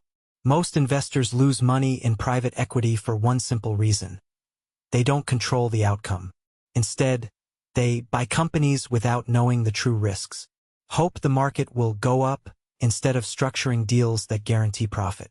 Rely on luck instead of engineering success into every deal. Example: the WeWork disaster. Investors poured billions into WeWork, believing the hype. The company never had a real path to profitability. When reality hit, investors lost billions overnight. Lesson: never invest in hope. Invest in certainty. Winning isn't about being right. It's about structuring deals so that even if things go wrong, you still win. The private equity playbook for guaranteed wins. The most elite investors don't play fair. They create legitimate advantages by mastering 3 disciplines. Rule number 1. Control the cash flow. If you control how money moves, you dictate the outcome. A company with strong cash flow can withstand crises, downturns, and competition. Cash flow is king, everything else is noise. Example: how McDonald's wins. People think McDonald's is in the fast food business. In reality, they are a real estate empire. Franchisees pay rent, creating massive recurring cash flow. Result: they generate attractive cash flow, recession-proof. Lesson: control cash flow, and you'll reduce the risk of permanent loss. Rule number 2. Structure the deal to win no matter what. Smart investors don't just buy businesses, they design the deal. They create fail-safes so that even if a company struggles, they still walk away profitable. Warrants and strategic optionality. Warrants, preferred securities, earnouts, and conversion rights can create strategic optionality, but they do not guarantee a profit. Their value depends on the underlying company, the exercise terms, dilution, liquidity, and the investor's ability to manage the broader commercial relationship. Result: Amazon turned a simple partnership into a multi-billion-dollar win. Lesson: if you don't structure the deal to improve the probability of success, you're gambling. Rule number 3. Play offense, not defense. Amateurs react to the market. Professionals create their own market conditions. The best investors don't just buy companies, they build empires. Example: Elon Musk's master plan. Tesla wasn't profitable at first. Instead of waiting for profits, Musk leveraged government subsidies, debt, and hype to dominate. He created a reality where Tesla had to win. Result: Tesla became a $1 trillion empire because Musk played offense. Lesson: Winners don't wait for opportunities. They manufacture them. 3. The winning formula. The 4 pillars of guaranteed investment success if you want to stop betting and start winning. Apply these 4 pillars to every deal you make. Cash flow. If it doesn't generate predictable cash flow, don't touch it. 2. Leverage. Use debt, investor capital, or creative financing, but always structure it wisely. 3. Control. Own the key assets, dictate the terms, and create an advantage. 4. Exit strategy. If you don't know exactly how and when you'll exit, you don't have a deal, you have a gamble. Insight. Follow this formula, and you'll never make a bad investment again. Final thoughts. The private equity mindset: losers place bets. Winners manufacture certainty. In private equity, there's no such thing as luck. If you control the cash flow, you'll win. If you structure the deal properly, you'll win. If you play offense, not defense, you'll win. Insight. Winning is not an accident. It's an engineered outcome. The builder's test. What cannot be controlled even with majority ownership? How will the team recognize that the thesis is wrong? Which protection preserves survival rather than merely improving the model? Builder principle. A high return is evidence of a successful investment. A stronger company is evidence of successful ownership. The best deals achieve both. Chapter 15. Who are the players in private equity? The titans, the sharks, and the scavengers. Private equity is a battlefield. Not everyone plays the same game. At the highest level, there are 3 types of players. The titans, the visionaries who build and scale companies into lasting empires. The sharks, the ruthless dealmakers who extract value and flip companies for a profit. The scavengers, the bottom feeders who strip businesses, leaving them to die. Which one do you want to be? Let's break them down. 1. The titans, the empire builders. The titans of private equity don't just buy businesses. They build them into powerhouses. They are the Warren Buffetts and Henry Kravises of the world, investors who turn struggling companies into dominant market leaders. How they operate. They think long-term. They don't just flip companies, they scale them. They invest in leadership. They find the right operators and empower them. They create lasting value. They don't rely on short-term financial engineering. Example: Berkshire Hathaway. Buffett doesn't flip companies. He buys great businesses and makes them greater. He finds companies with strong fundamentals and holds them forever. Result?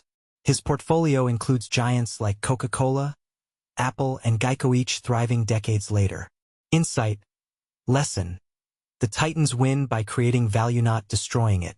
The sharks, the ruthless deal-making kings. The sharks of private equity are mercenary investors. They don't care about building empires. They care about one thing: flipping for a profit. They are the KKRs and Blackstones of the world, buying companies, optimizing them, and selling them at a premium. How they operate. They play the numbers game. They make many bets, knowing some will fail. They use financial engineering, leverage, restructuring, cost-cutting, all designed for short-term profits. They time the market. They buy undervalued businesses and sell them in hot markets. Example: KKR's RJR Nabisco takeover in 1989. KKR acquired RJR Nabisco in the largest leveraged buyout in history. They cut costs, restructured the company, and sold pieces for a massive return. Result? They made billions but left the company weaker than before. Insight. Lesson. The sharks win big, but they don't care what happens after they leave. The scavengers, the destroyers of value. Then there are the scavengers. These are the private equity firms that strip companies to the bone and leave them for dead. They don't create, they extract. How they operate. They load companies with debt, borrow heavily, pocket the cash, and let the company struggle. They slash costs to the extreme. Layoffs, budget cuts, and underinvestment destroy long-term growth. They cash out early. They take massive fees and leave the company to collapse. Example: the demise of Toys R Us. Private equity firms bought the company, saddled it with debt, and extracted millions in fees. They never reinvested. Instead, they cut jobs, reduced inventory, and stopped innovating. Result: the company collapsed, but the PE firms still made money. Insight. Lesson: the scavengers profit while the business and its employees suffer. Which one are you? The titans create wealth by building. The sharks create wealth by flipping. The scavengers create wealth by destruction. Most people assume all private equity firms are the same. That's a lie. The best private equity investors understand the game and choose how they play it. Are you here to build, to flip, or to extract? Insight. Only one of those creates lasting wealth. The builder's test. Which archetype best describes the specific team and transaction, not the brand of the firm? Who benefits first from the proposed actions? What remains for the next owner? Builder principle. A high return is evidence of a successful investment. A stronger company is evidence of successful ownership. The best deals achieve both. Chapter 16. The Capital Continuum. Private Equity and Venture Capital. Two different games, two different players. Private equity and venture capital are often confused. Both involve investing in companies, both promise high returns, and both operate in exclusive financial circles. But the mindset, strategy, and risk profiles of each couldn't be more different. One plays the game of control, restructuring, and scaling established companies. The other plays the game of early-stage innovation, betting on the next big thing. Insight. If private equity is the art of precision engineering, venture capital is the art of discovery. This chapter will break down the key differences and help you understand which game you should be playing. The key difference. Where they invest. Private equity invests in established businesses with cash flow, assets, and market presence. Venture capital invests in startups, high-risk, high-reward companies that might still be unprofitable. Think of it this way. Private equity investors buy a profitable restaurant chain and optimize it. Venture capitalists invest in a founder who wants to create a new food tech startup from scratch. Risk versus reward, betting versus controlling. PE firms minimize risk. Private equity investors don't gamble. They buy companies with proven track records. They use debt, financial engineering, and operational expertise to increase value. Their focus is a more underwritten return profile, not the elimination of risk. VCs embrace risk. Venture capitalists bet on the unknown. They invest in founders with ideas, hoping 1 out of 10 becomes the next billion-dollar unicorn. Their focus? Disruption, not control. Example: PE approach. A firm buys a well-known coffee chain, restructures its management, optimizes supply chains, and sells it at a premium. VC approach. A firm invests in an unknown startup trying to create coffee delivery drones, hoping it changes the industry. Insight. PE buys winners and polishes them. VC bets on potential winners before they exist. 3. Ownership and control. Who calls the shots? Private equity firms own and control everything. They buy majority stakes in a company and make all strategic decisions. They replace CEOs, restructure operations, and reshape companies to fit their financial goals. Venture capitalists are minority investors. They buy small ownership stakes in startups. They provide capital, mentorship, and connections, but founders still run the show. Example: PE firm. If a private equity firm acquires a luxury hotel chain, they can fire the CEO, change pricing strategies, and optimize expenses. VC firm. If a venture capital firm invests in an AI-driven hotel booking startup, they can advise the founders, but they don't own the company. Insight. PE controls. VC supports. 4. The exit strategy. How they make money. PE firms aim for a profitable exit in 3 to 7 years. They buy companies, increase their value, and sell them for a massive return. This could mean selling to another PE firm, a competitor, or taking the company public. VC firms play the long game. They wait for startups to either become unicorns or fail. Their goal? A startup IPO or an acquisition by a giant like Google or Amazon. Example: PE exit. A PE firm buys a struggling retail brand, restructures it, and sells it to another investor for 3x its original investment. VC exit. A VC firm invests in a startup for 10 years, hoping it becomes a $10 billion company and IPOs. Insight: PE makes money by optimizing what already works. VC makes money by betting on the future. 5. The people behind the money. Who runs these firms? Private equity investors are financial engineers, former investment bankers, corporate strategists, and consultants, experts at debt, restructuring, and operational efficiency. Venture capitalists are visionaries and networkers, former entrepreneurs, tech executives, and startup mentors, experts at spotting trends, assessing founders, and making early bets. Example: a PE investor studies financial models, LBO structures, and EBITDA projections. A VC investor spends their time meeting startup founders, testing new products, and predicting industry trends. Insight: PE is analytical and numbers-driven. VC is gut instinct and vision. So which one are you? If you love control, leverage, and targeted returns, you're private equity. If you love risk, innovation, and betting on the next big thing, you're venture capital. Insight: both create wealth, but they play two completely different games. The builder's test. Which risks belong to product market discovery and which to operating execution? How do governance rights differ between minority growth capital and control buyouts? Is the return distribution dependent on one extraordinary outcome or several adequate ones? Builder principle. A high return is evidence of a successful investment. A stronger company is evidence of successful ownership. The best deals achieve both.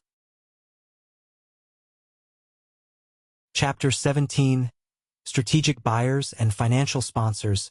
Private equity versus M&A. Two strategies, two destinies: mergers and acquisitions and private equity share the same battlefield. Corporate takeovers, deal-making, and business transformation. But while they may seem similar, they operate under entirely different principles. M&A is about strategic consolidation.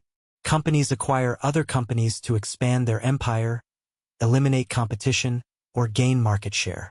Private equity is about financial optimization. PE firms acquire businesses not to integrate them, but to enhance and resell them for a profit. In this chapter, we'll break down the critical differences between M&A and private equity, exposing the underlying motivations, strategies, and execution styles that set them apart. 1. The key difference. Why they acquire M&A is driven by business strategy. A company buys another company to strengthen its position in the market. The goal is long-term ownership and integration, not a quick exit. PE is driven by financial engineering. A private equity firm buys a company, improves profitability, and sells it in 3 to 7 years.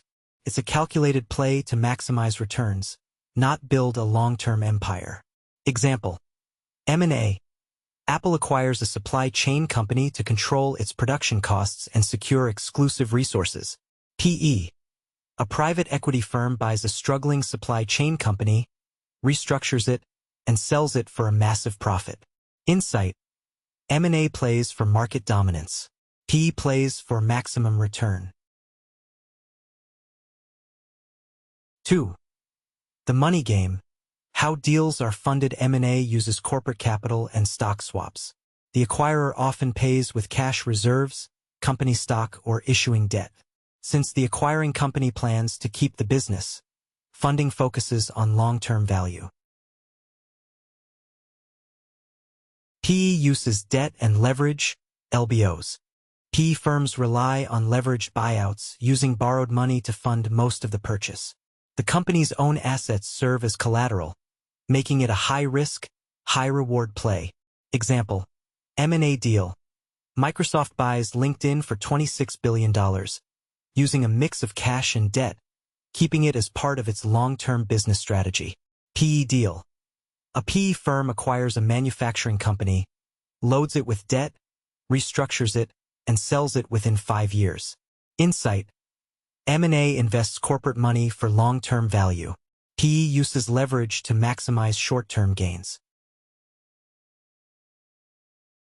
3.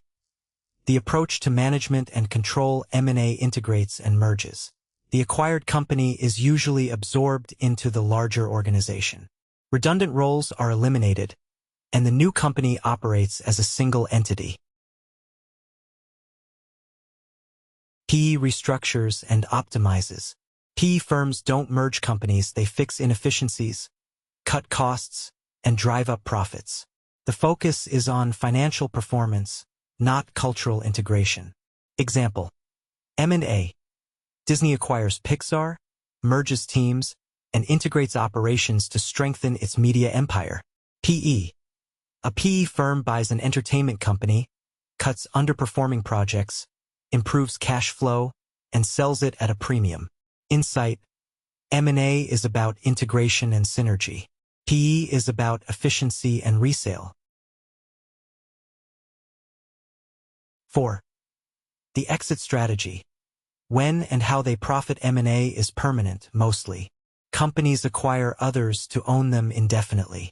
The acquired company becomes a subsidiary or fully absorbed into the parent organization. PE is temporary. PE firms operate on a buy, optimize, sell model. Their sole objective is to sell the business at a higher valuation within a few years. Example: M&A.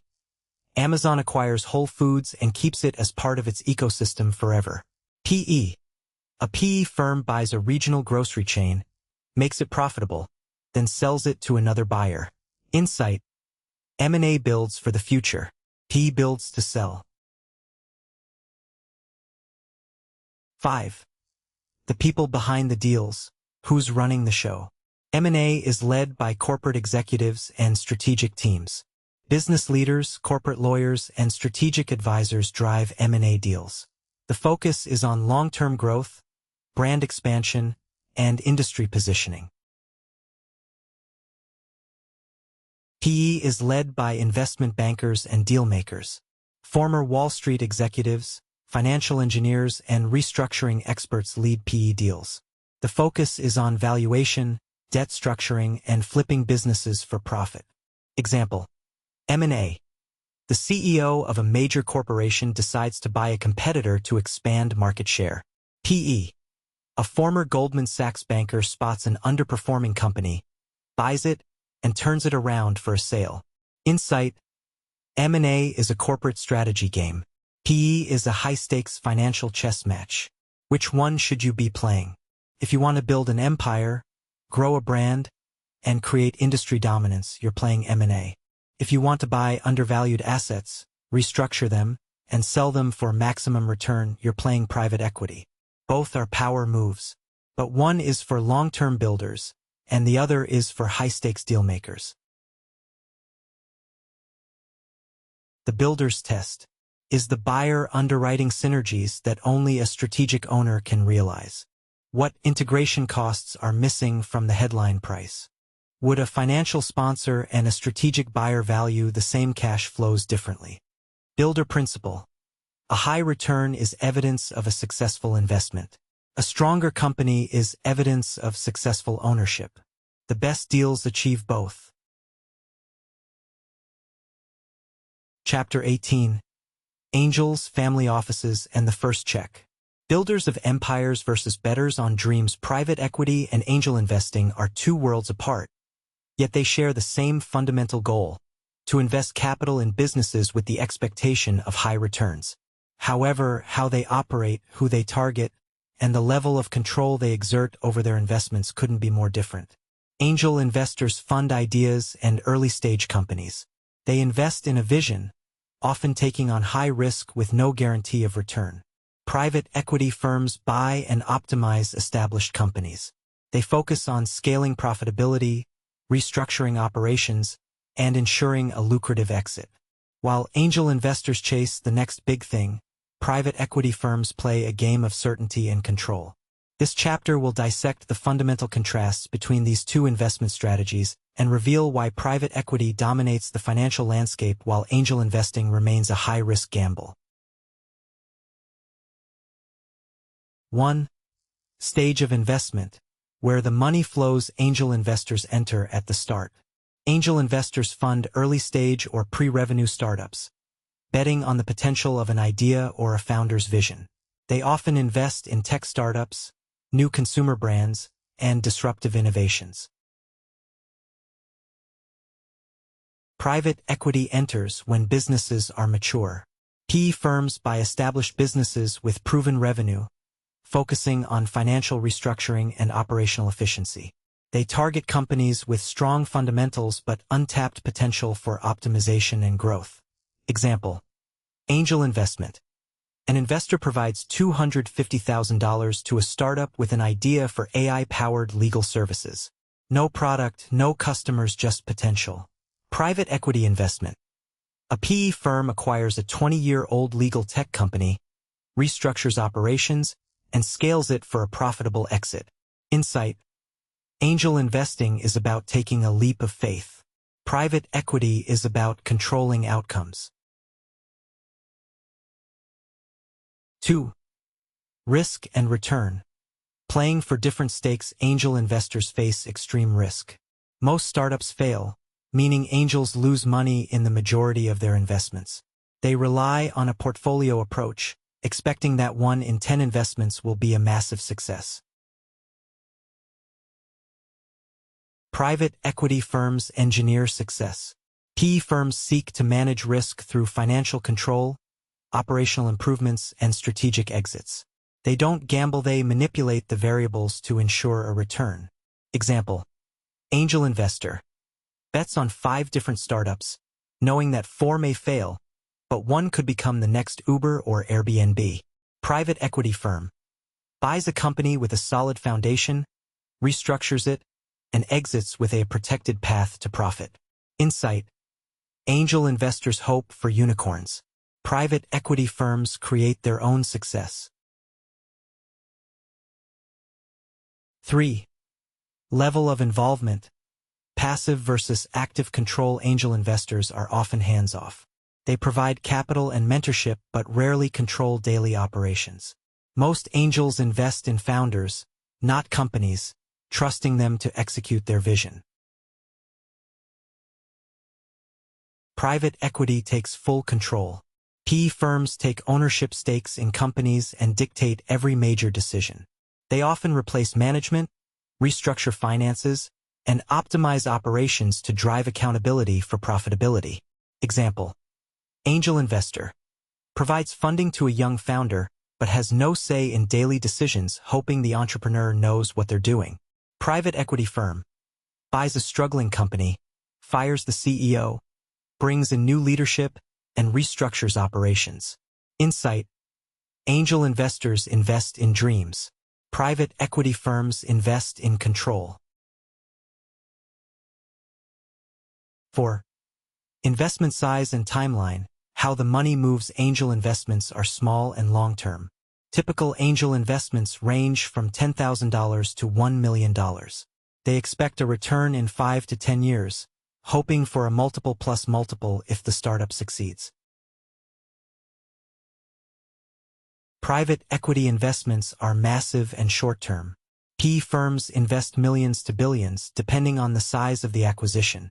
Their goal is to exit within 3 to 7 years with a minimum of 2-5x return on investment. Example: angel investor puts $50,000 into a startup, knowing they may have to wait a decade for an exit if it even happens. Private equity firm buys a $500 million company, restructures it, and sells it for $1.5 billion within 5 years. Insight: angel investing is a long waiting game. Private equity is an aggressive, controlled exit strategy. 5. The players, who's investing?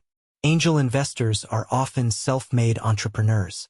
Many angel investors are former startup founders who invest their own money into promising ventures. They are emotionally invested in helping new entrepreneurs succeed. Private equity investors are financial engineers. PE firms are run by ex-Wall Street bankers, hedge fund managers, and corporate financiers.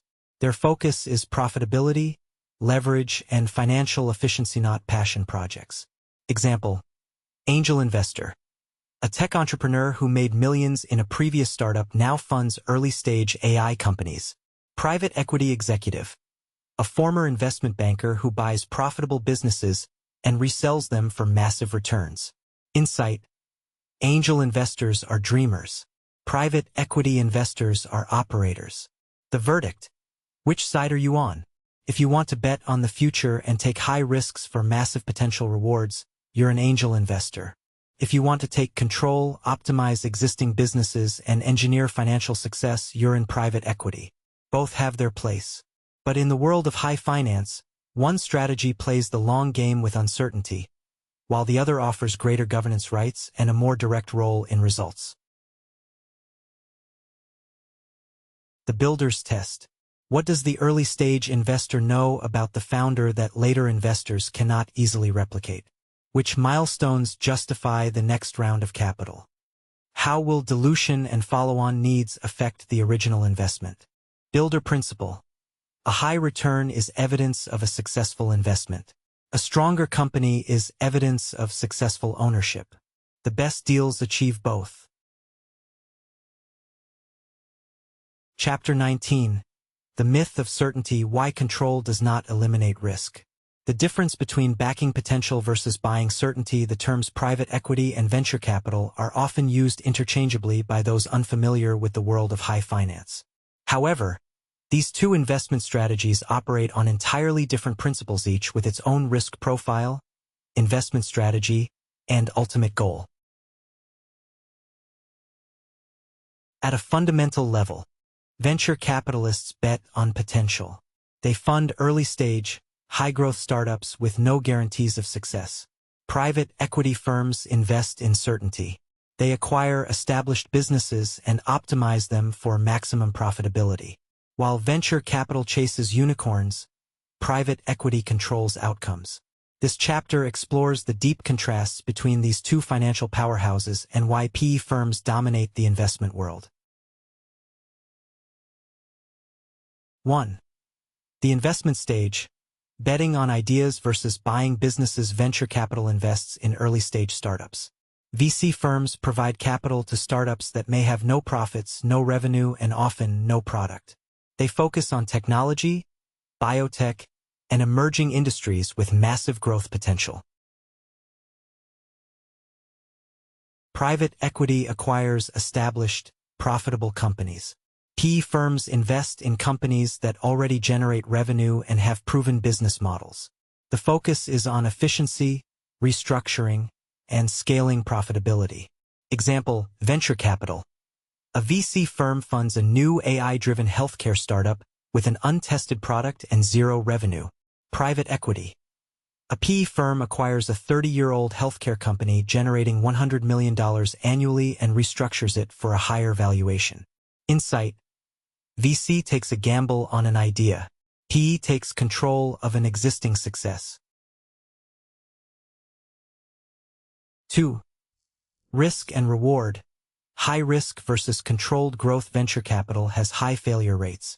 Startup outcomes are highly skewed, and a large share fail to return invested capital. VCs rely on a portfolio approach, expecting that only a handful will deliver massive returns. The goal is to find the next Facebook, Google, or Airbnb. Private equity focuses on predictable returns. PE firms mitigate risk by investing in businesses with existing customers, revenue, and cash flow. They improve the probability of sustainable profitability through operational control, financial restructuring, and strategic exits. Example: venture capital. A firm invests in 20 startups, knowing only 2 or 3 will deliver high returns. Private equity. A firm buys a manufacturing company, optimizes it, and targets a return over a 5-year period while accepting that the result may be better or worse. Insight: VCs take high-stakes bets. PE firms create certainty. 3. Level of control. Passive partners versus absolute owners. Venture capitalists are minority stakeholders. VC firms typically take 10 to 40% equity in a startup and act as advisors. They don't run the company, they bet on the founder's ability to execute. Private equity firms take full control. PE firms acquire majority or full ownership, giving them substantial governance control over strategic decisions. They replace executives, restructure finances, and dictate the company's future. Example: venture capital. Invests in a startup but lets the founder maintain control over the company's direction. Private equity. Acquires a struggling business and installs new leadership to drive accountability for profitability. Insight: VCs invest in people. PE firms invest in control. 4. Exit strategy. IPO versus private sale. Venture capital seeks public exits. VCs aim for a massive IPO or acquisition by a bigger tech firm. They accept longer timelines for a chance at unicorn-level returns. Private equity prefers controlled sales. PE firms exit through strategic sales, leveraged buyouts, or secondary buyouts. They exit within 3 to 7 years, focusing on maximizing profitability over valuation hype. Example: venture capital. Invests in a tech startup, hoping it will go public in 10 years and yield a 100x return. Private equity. Buys a company, restructures it, and sells it for a guaranteed 3-5x return within 5 years. Insight: VCs play the long game for outsized wins. PE firms engineer predictable exits. 5. The players. Who's writing the checks? Venture capitalists are risk-takers and visionaries. Many VCs are former entrepreneurs or tech executives who believe in innovation.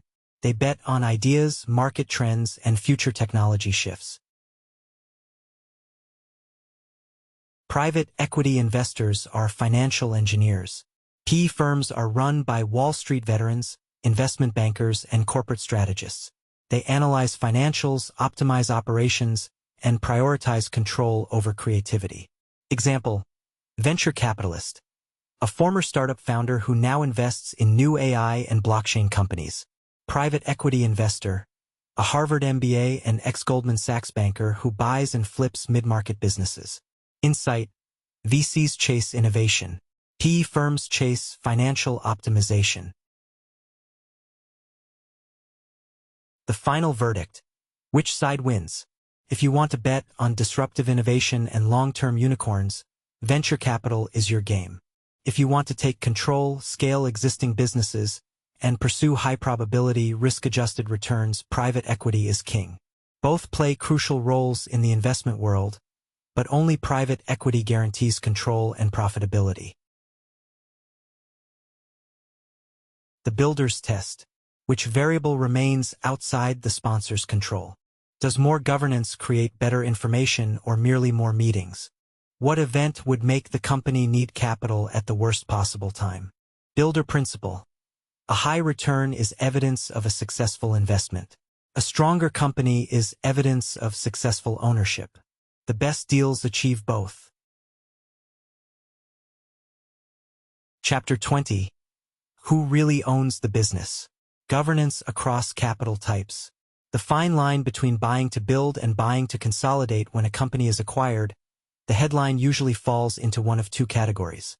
A private equity firm takes over a business, restructures it, and sells it for a profit.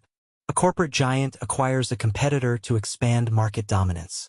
At first glance, both might seem like the same thing, one company buying another. However, private equity and mergers and acquisitions operate under entirely different philosophies, goals, and execution strategies. This chapter explores the core differences between private equity and M&A, revealing who really controls the business landscape and why private equity firms often outmaneuver corporate acquirers. 1. The core difference: investment versus integration. Private equity buys, optimizes, and sells for a profit.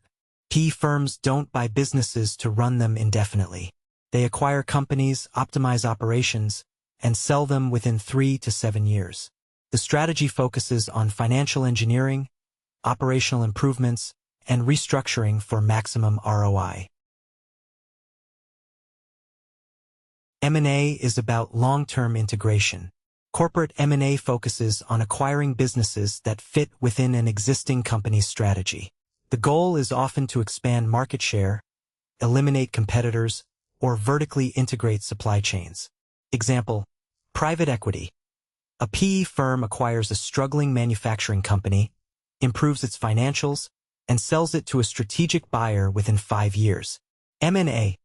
Amazon acquires a logistics company to enhance its delivery capabilities, integrating it into its existing operations. Insight: PE firms buy to flip. Corporations buy to keep. 2. Who's doing the buying? Private equity buyers, financial engineers, and investors. PE firms are run by investment professionals, ex-bankers, and Wall Street veterans who focus on profit optimization. They raise capital from institutional investors and operate under strict return on investment mandates. M&A buyers, corporate executives, and industry leaders. Companies engaging in M&A are typically CEOs, board members, and industry insiders seeking to expand their market dominance. They prioritize strategic advantages over short-term financial gains. Example: private equity. A PE firm like Blackstone acquires a chain of luxury hotels, restructures its management, and sells it at a profit. M&A. Marriott acquires a competing hotel chain and permanently absorbs it into its brand portfolio. Insight: PE firms are finance-driven. M&A deals are strategy-driven. 3. Deal structure. Control versus consolidation. Private equity firms take full control. PE firms acquire majority stakes and dictate every aspect of the company's operations. They change leadership, restructure operations, and aggressively cut costs. M&A deals can be mergers, acquisitions, or joint ventures. In corporate M&A, deals can be structured as full acquisitions, stock swaps, or strategic mergers. The acquired company may retain its identity or be fully absorbed. Example: private equity. A PE firm acquires a manufacturing company, replaces the CEO, cuts inefficiencies, and increases EBITDA. M&A. Google acquires Fitbit and integrates its health data into its broader ecosystem. Insight: PE firms take control to flip businesses. M&A seeks long-term synergy. 4. Risk and reward. Liquidity versus strategic expansion. Private equity requires an exit strategy. Every PE investment has a defined exit plan, typically a sale to another PE firm, a strategic buyer, or an IPO. Returns are based on financial engineering, operational efficiency, and increasing EBITDA multiples. M&A deals are long-term investments. Corporate acquirers don't buy with the intent to sell, they integrate acquisitions into their existing business model. Returns are measured by long-term market expansion and revenue synergies. Example: private equity. A PE firm buys a chain of fitness centers, increases profitability, and sells it to another buyer in 5 years. M&A. Nike acquires a fitness tech company to integrate wearables into its product line. Insight: PE demands a fast return. M&A focuses on long-term dominance. 5. Who really owns the business world? Private equity owns businesses behind the scenes. Many PE firms own more businesses than most Fortune 500 companies. They operate entire industries from behind closed doors, flipping companies for maximum profit. Corporate M&A shapes the consumer landscape. Corporate acquisitions are public and shape global brands. They define market trends, customer experiences, and global industry shifts. Example: private equity. KKR, Blackstone, and Carlyle own hundreds of companies across various industries. M&A. Apple's acquisition of Beats, Disney's purchase of Pixar, and Facebook's acquisition of WhatsApp changed industries forever. Insight. PE owns businesses in the shadows. M&A shapes consumer brands. Final verdict. Which strategy reigns supreme? Private equity dominates when it comes to controlling, optimizing, and flipping businesses for profit. M&A dominates when corporations aim to expand market share and eliminate competition. While corporate M&A shapes the brands we recognize, private equity controls far more than the average person realizes. The builder's test.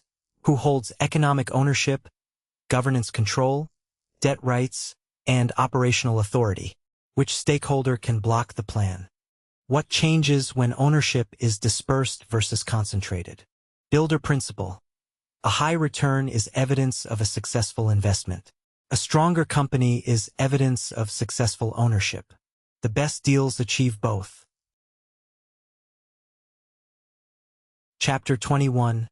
Early stage investing through a private equity lens. The difference between betting on the future and controlling the present in the world of investing. Two distinct classes of investors shape businesses, from the ground up: angel investors and private equity firms. Angel investors take bets on raw, unproven ideas and founders. Private equity firms acquire, optimize, and scale businesses with established cash flow. Both play a role in shaping industries, but their strategies, risk tolerance, and investment philosophies couldn't be more different. This chapter explores how private equity and angel investing stack up against each other, where they overlap, and why one dominates while the other remains a gamble. 1. The core difference. Speculation versus control. Angel investors make speculative bets. Angel investors fund startups in their earliest stages, sometimes when all that exists is an idea and a pitch deck.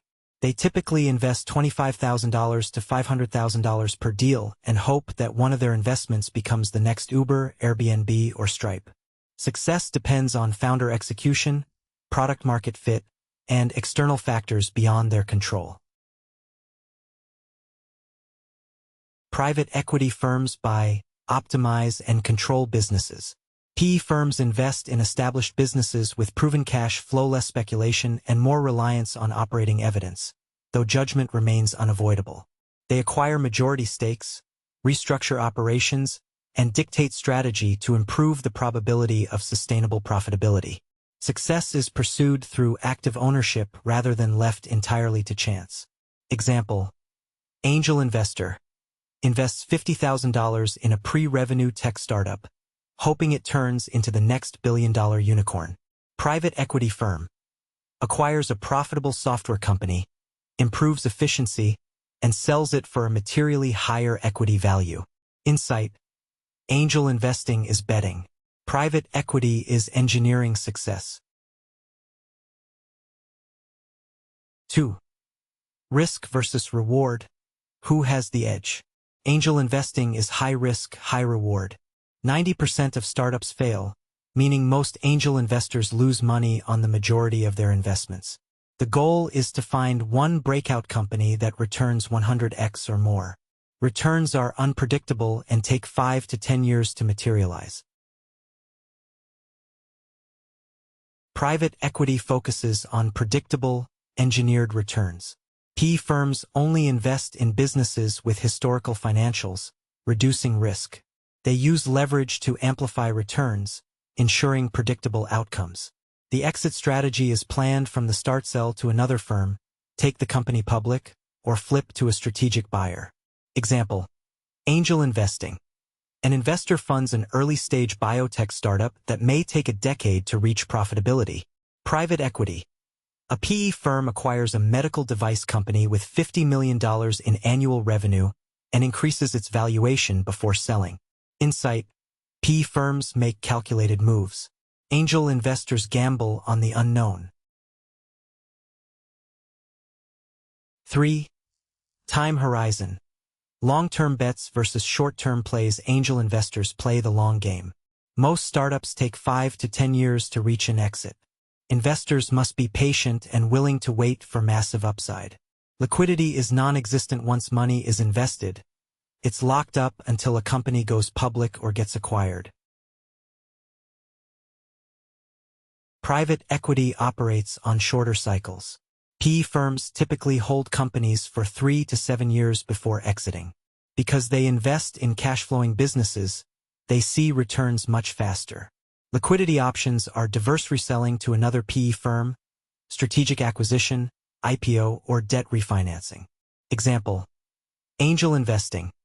Invests in a food delivery startup that could take 7 to 10 years to go public. Private equity.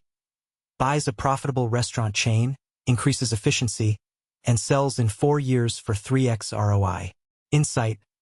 Angel investing is about patience. Private equity is about speed and certainty.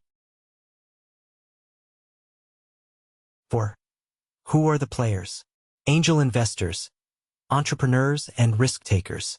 Angel investors are typically successful entrepreneurs, tech executives, or venture capitalists betting on early-stage companies. They invest personal capital and rely on gut instincts.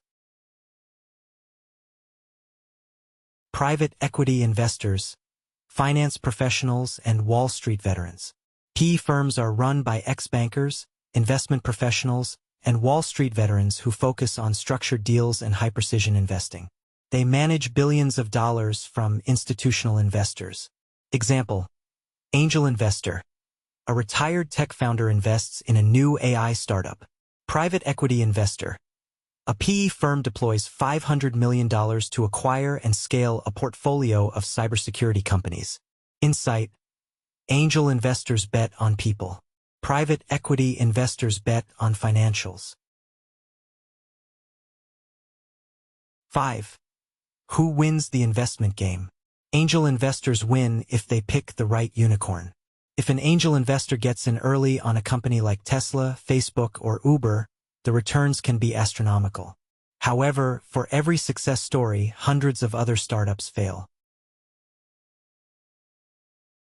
Private equity wins through control and engineering. PE firms don't need a unicorn. They make money by buying cash flow, improving operations, and exiting strategically. Their returns are lower than a breakout angel investment, but the risk is significantly lower. Example: angel investing.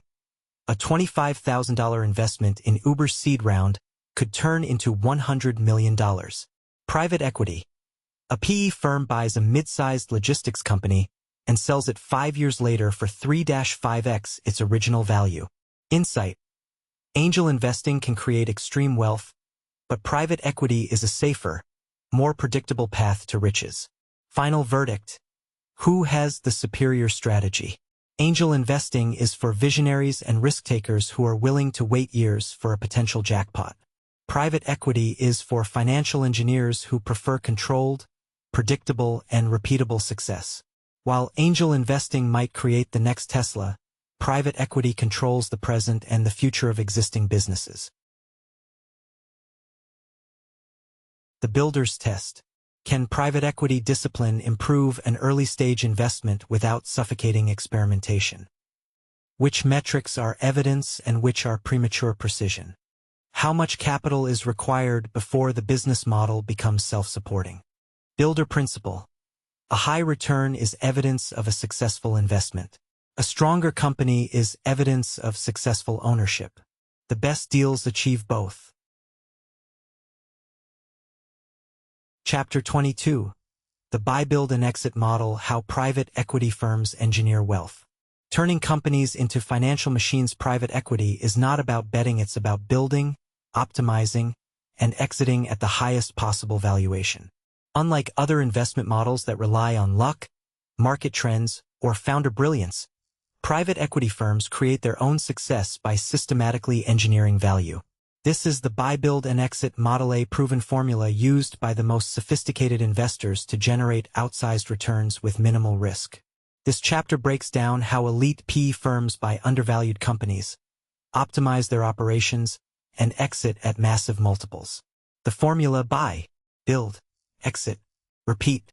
Buy: acquire companies with strong fundamentals, underutilized assets, or mismanaged potential. Build: improve operations, streamline costs, expand revenue, and make the business more efficient. Exit: sell to another PE firm, a corporate buyer, or take it public via IPO. This cycle is repeatable, scalable, and immune to market hype. Example: a PE firm buys a struggling manufacturing company for $100 million. They optimize operations, cut inefficiencies, and grow revenue. 5 years later, they sell it for $400 million. Insight: PE doesn't gamble on trends, it manufactures success. 2. Step 1. The buy, acquiring the right targets. Private equity firms don't buy just any business. They target companies that have predictable cash flow, businesses with recurring revenue models. Operational inefficiencies: companies that are underperforming due to bad management, lack of capital, or outdated systems. Growth potential: firms that could scale with the right leadership and investment. Distressed but fixable: businesses that are struggling but have valuable assets. How PE firms find deals. Proprietary networks, relationships with business brokers, investment bankers, and industry insiders. 2. Off-market deals, buying from founders looking to retire or companies desperate for capital. 3. Corporate carve-outs, acquiring non-core assets from Fortune 500 companies. 4. Distressed opportunities, companies in financial trouble that can be turned around. Example: a PE firm buys a chain of underperforming retail stores for a fraction of its value. They rebrand, restructure, and optimize operations. 3 years later, they sell the business for 5x their original investment. Insight: finding the right deal is where the real money is made. 3. Step 2. The build, engineering value and growth. Once a private equity firm acquires a company, the real work begins. How PE firms build value. Cutting waste and increasing efficiency, eliminating unnecessary expenses, streamlining supply chains, and reducing overhead. Operational improvements, implementing better technology, automation, and restructuring management. Revenue growth, expanding into new markets, adding products, and optimizing pricing. Mergers and acquisitions, buying smaller competitors to increase market share. Professionalizing leadership, replacing ineffective management with top-tier executives. Example: a PE firm buys a family-owned software company generating $20 million in revenue. They implement AI-driven automation, improve sales strategies, and optimize pricing models. Revenue jumps to $60 million in 3 years. Insight: most businesses underperform because of inefficiencies. PE firms eliminate them. 4. Step 3. The exit, cashing out at maximum value. The goal of private equity is not to hold businesses forever but to exit at the highest possible multiple. Exit strategies. Strategic sale, sell to a bigger corporation looking to expand its market. Secondary buyout, sell to another PE firm for a higher valuation. IPO, take the company public on the stock market. Management buyout, let the company's executives buy it out at a premium. How PE firms maximize exit value. Timing the market, selling at the peak of an industry cycle. Multiple expansion, buying at 4x EBITDA and selling at 12x EBITDA. Brand positioning, rebranding a company to attract bigger buyers. Example: a PE firm buys a healthcare company for $200 million at 6x EBITDA. After 5 years of optimization, they sell it for $700 million at 14x EBITDA. Profit: $500 million. Insight: the exit is where the big paydays happen. The private equity snowball effect. Why this model works repeatedly. Private equity firms don't just do one deal, they repeat this process over and over. Profits from one exit fund the next acquisition. Larger firms scale this strategy across multiple industries. Returns compound, creating generational wealth. Example: a PE firm buys 10 software companies using the same buy-build-exit model. They bundle them together and sell them as a $3 billion enterprise. One deal turns into a billion-dollar empire. Insight: PE firms don't win because of luck, they win because of repeatable engineered success. Final verdict: why buy-build-exit works? It's scalable, works across multiple industries and market cycles. It's predictable. PE firms don't gamble, they execute. It's massively profitable. PE generates higher returns than venture capital or stock market investing. While angel investors hope they've picked the next Google, and stock market investors pray for a bull run, private equity firms manufacture success. The builder's test. Is value being built before the exit multiple is considered? Which capabilities will be transferable to the next owner? Does the hold period match the time required for the operating plan? Builder principle. A high return is evidence of a successful investment. A stronger company is evidence of successful ownership. The best deals achieve both. Chapter 23. Buy well, not merely low. The discipline of entry price. Mastering the art of asymmetrical risk and outsized returns in private equity. Winning is not a gamble, it's a formula. At the core of that formula lies a simple but powerful principle: buy low. Build value. Sell high. This is not just an investment strategy, it's the bedrock of wealth creation. Every great investor, from John D. Rockefeller to Warren Buffett to the most ruthless private equity titans, has mastered this concept. But here's the difference.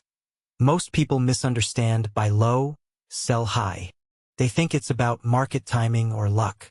In private equity, it's about engineering the right deal, stacking the odds in your favor, and forcing value creation. In this chapter, we break down exactly how elite private equity investors execute the buy low, sell high strategy, turning struggling businesses into billion-dollar exits. The buy low strategy: finding and acquiring undervalued assets. The first and most critical part of the equation is buying low, but this doesn't mean looking for cheap companies. It means buying valuable companies at a discount. How private equity firms buy low. Distressed assets. Companies in trouble, facing financial issues, but with strong underlying value. Underperforming companies. Businesses with inefficient operations, poor leadership, or outdated systems. Forced sellers. Owners who are retiring, burned out, or desperate to exit. Corporate carve-outs. Large corporations looking to sell off non-core divisions. Unoptimized businesses. Companies that have yet to reach their full potential due to lack of strategy, capital, or execution. Example: a PE firm acquires a logistics company from a retiring owner. The business has solid customer contracts but outdated technology. The PE firm buys it for $50 million when it could be worth $200 million with operational improvements. Insight: the best deals come from knowing where to look, not waiting for opportunities to come to you. Why most investors get this wrong. The average investor thinks buying low means waiting for stock market crashes or investing in failing businesses. That's nonsense. Private equity firms don't wait for deals, they create them. They don't look for cheap businesses, they find businesses that others have mispriced. This is where private equity firms outmaneuver amateur investors. They don't buy hype. They buy value. They don't buy potential. They buy results. They don't follow the market. They create the market. Insight: buying low isn't about price, it's about getting a business for less than what it's truly worth. 3. The sell high strategy. Engineering the perfect exit. Private equity firms don't just wait for the market to appreciate. They force appreciation. They create exits that maximize value by growing revenue and profit margins, increasing EBITDA and making the company more attractive to buyers, expanding market position, acquiring competitors and increasing market share, improving operations and efficiency, cutting unnecessary costs, optimizing supply chains, and scaling efficiently, rebranding and market positioning, making the company appear more premium and valuable to potential buyers. Timing the market. Selling when industry multiples are at their peak. Example: a PE firm buys a family-owned software company for $50 million. They streamline operations, improve sales strategies, and expand internationally. 3 years later, they sell it for $300 million to a Fortune 500 buyer. Insight. Selling high isn't about luck, it's about executing a value creation playbook that forces appreciation. 4. The secret weapon. Multiple arbitrage. One of private equity's biggest secrets is multiple arbitrage. What is multiple arbitrage? Buying a company at a low multiple and selling it at a high multiple. How private equity firms engineer this. Buying smaller companies that trade at lower multiples. Bundling businesses together to increase perceived value. Improving financials to make the company more attractive to institutional buyers. Example: a PE firm buys 5 separate healthcare clinics at 5x EBITDA. They integrate the businesses, improve branding, and grow revenue. They sell the new combined company for 15x EBITDA. Same business, different multiple, 3x the return. Insight. This is why private equity makes fortunes while others make crumbs. The buy low, sell high playbook for private equity firms. Find undervalued businesses with strong fundamentals. Acquire at a low multiple through smart deal structuring. Optimize and engineer growth. Exit at a high multiple through a strategic sale, IPO, or secondary buyout. This is why private equity doesn't rely on luck. It builds wealth predictably, systematically, and aggressively. The buy low, sell high mindset shift. Most investors are trained to diversify, play it safe, and hope the market goes up. Private equity firms? They control the game. They don't hope for value, they manufacture it. The masses believe in market cycles. Private equity believes in engineered exits. This is why Wall Street fears private equity. It's why companies don't stand a chance when a PE firm moves in. And it's why the real money isn't in watching markets, it's in controlling them. Insight. Buy low. Build value. Sell high. And repeat. The builder's test. Is a low price compensating for a broken business or creating a margin of safety? What hidden liabilities make the cheap deal expensive? Which term would you change before changing price? Builder principle. A high return is evidence of a successful investment. A stronger company is evidence of successful ownership. The best deals achieve both. Chapter 24. The buy and hold formula when not to sell. Mastering the long game in private equity. Private equity is known for buying companies, growing them, and selling them for massive returns. But what if the real money isn't always in selling? What if the most powerful private equity firms don't flip assets like real estate investors but hold onto them like dynastic empires? This chapter breaks the myth that private equity is purely a buy, fix, and flip game. Instead, we explore when holding a business indefinitely is not just an option, but the ultimate strategy for generational wealth. The myth of the quick exit. Every new investor is trained to think, buy low, sell high, cash out. But the elite know better. The biggest fortunes aren't made by flipping assets, they're made by holding the right ones. The biggest mistake most investors make? Selling too soon. Look at some of the biggest financial empires in history. The Rothschilds didn't flip banks. They built and held them. The Rockefellers didn't trade oil fields like stocks. They controlled them. Warren Buffett doesn't trade businesses, he buys and keeps the great ones forever. Insight. The wealthiest people in the world don't just play for the next 5 years, they play for the next 5 generations. Why the best private equity firms hold, not flip. Most people think private equity is about fast returns. The truth? The smartest private equity firms hold onto assets that can generate cash indefinitely. When it's smarter to hold than sell. Cash flow kings. If a business is producing massive, stable cash flow, why sell it? Holding it means lifetime income, irreplaceable assets. Some businesses are one of a kind. If selling means losing access to a unique competitive advantage, keep it. Long-term growth play. Some businesses grow exponentially. If the long-term value is still compounding, selling is short-sighted. Reinvestment potential. If an asset can keep reinvesting cash into new growth, why give that future upside to someone else? Example. A PE firm acquires a niche software company for $100 million. Instead of selling after 5 years, they keep it, reinvest profits, and grow it into a $2 billion powerhouse. Exit? Never. The business throws off $200 million in annual profits forever. Insight. When a business is a cash machine, you don't sell the machine, you collect the cash. The art of compounding value over decades. The longer you hold a great business, the more powerful it becomes. Year 1. Business makes $10 million in profits. Year 5. Profits grow to $25 million. Year 10. Business is generating $100 million annually. Year 20. Profits exceed $500 million per year. Most investors exit at year 5 and collect their payout. The real winners? They hold for year 20 and make multiple the wealth. Example. Blackstone held Hilton Hotels for over a decade. They didn't sell in 5 years. They grew it, optimized it, and sold for a $14 billion profit. The patient strategy turned a good return into a legendary return. Insight. The longer you hold a great asset, the more wealth it creates. The buy and hold playbook in private equity. Not every business should be flipped. Here's how elite private equity firms decide what to hold forever.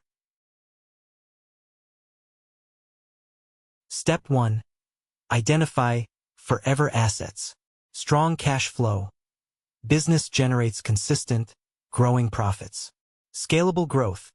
Business can expand without needing major industry dominance. Business has no real competition. Reinvestment. Customer lock-in. Business has repeat customers with high switching costs. Step 2. Optimize for cash flow, not exit value. Instead of building a business just to sell, build it to run at peak efficiency. Automate operations, strengthen margins, expand pricing power. Step 3. Use the cash to buy more assets. When you hold a cash-generating business, you now have endless capital to reinvest. Use profits to acquire more businesses, grow a portfolio of cash-flowing assets, never rely on outside investors. Again, example. A PE firm owns a private healthcare chain generating $200 million a year. Instead of selling, they use the profits to buy 5 more healthcare companies. Their empire grows exponentially without ever needing new capital. Insight. This is how the wealthiest families, firms, and investors dominate industries for generations. Why most investors will never do this: they want quick exits instead of massive long-term gains. They chase short-term wins instead of multi-decade empires. They think sell high instead of own forever. Most investors are impatient. That's why they stay small. Insight.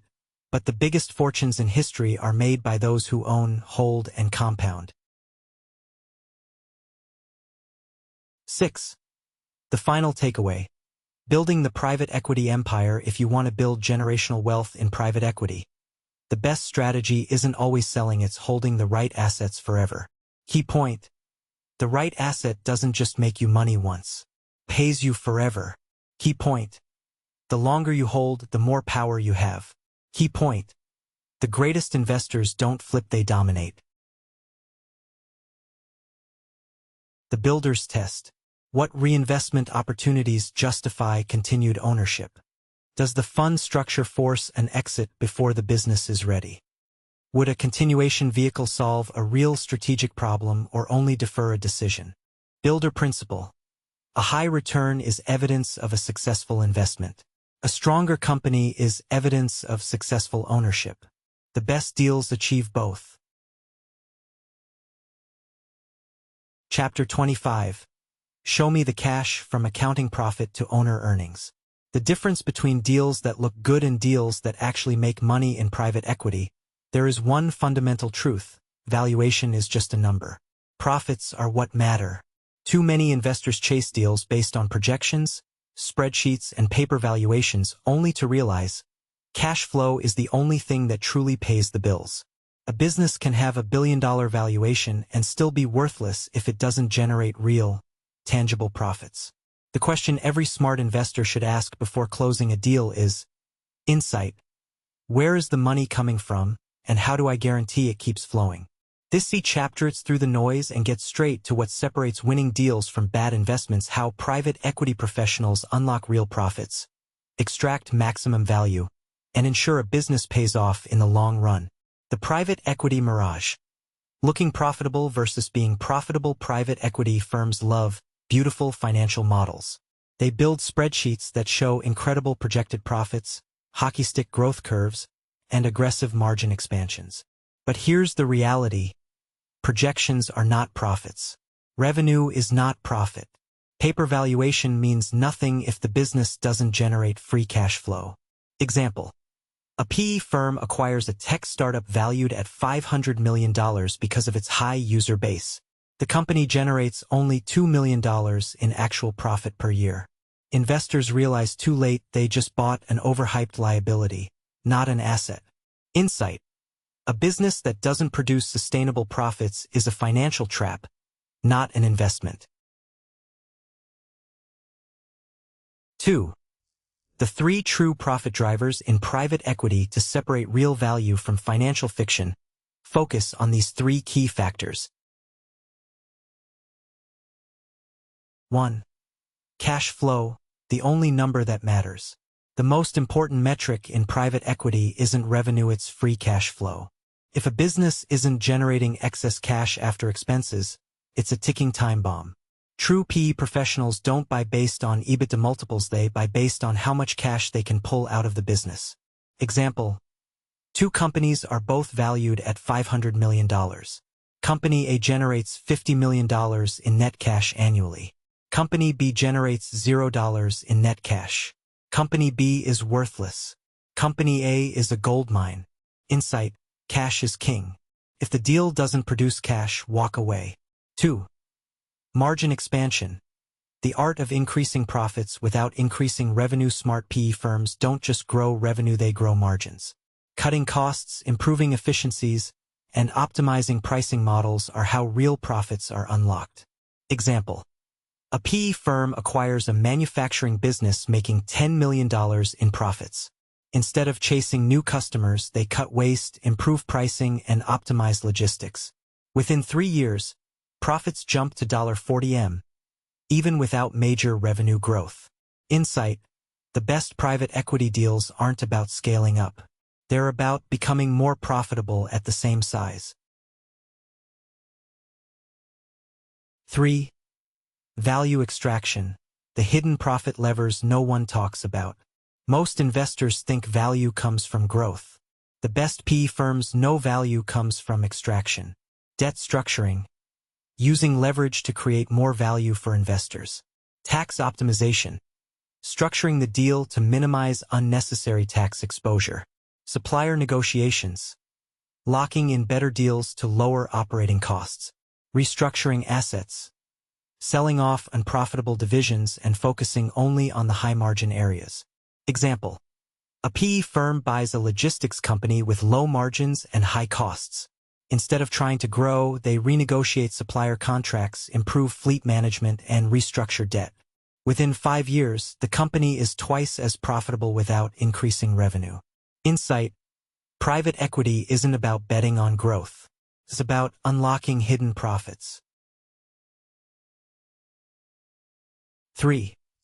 Why most private equity deals fail and how to avoid it.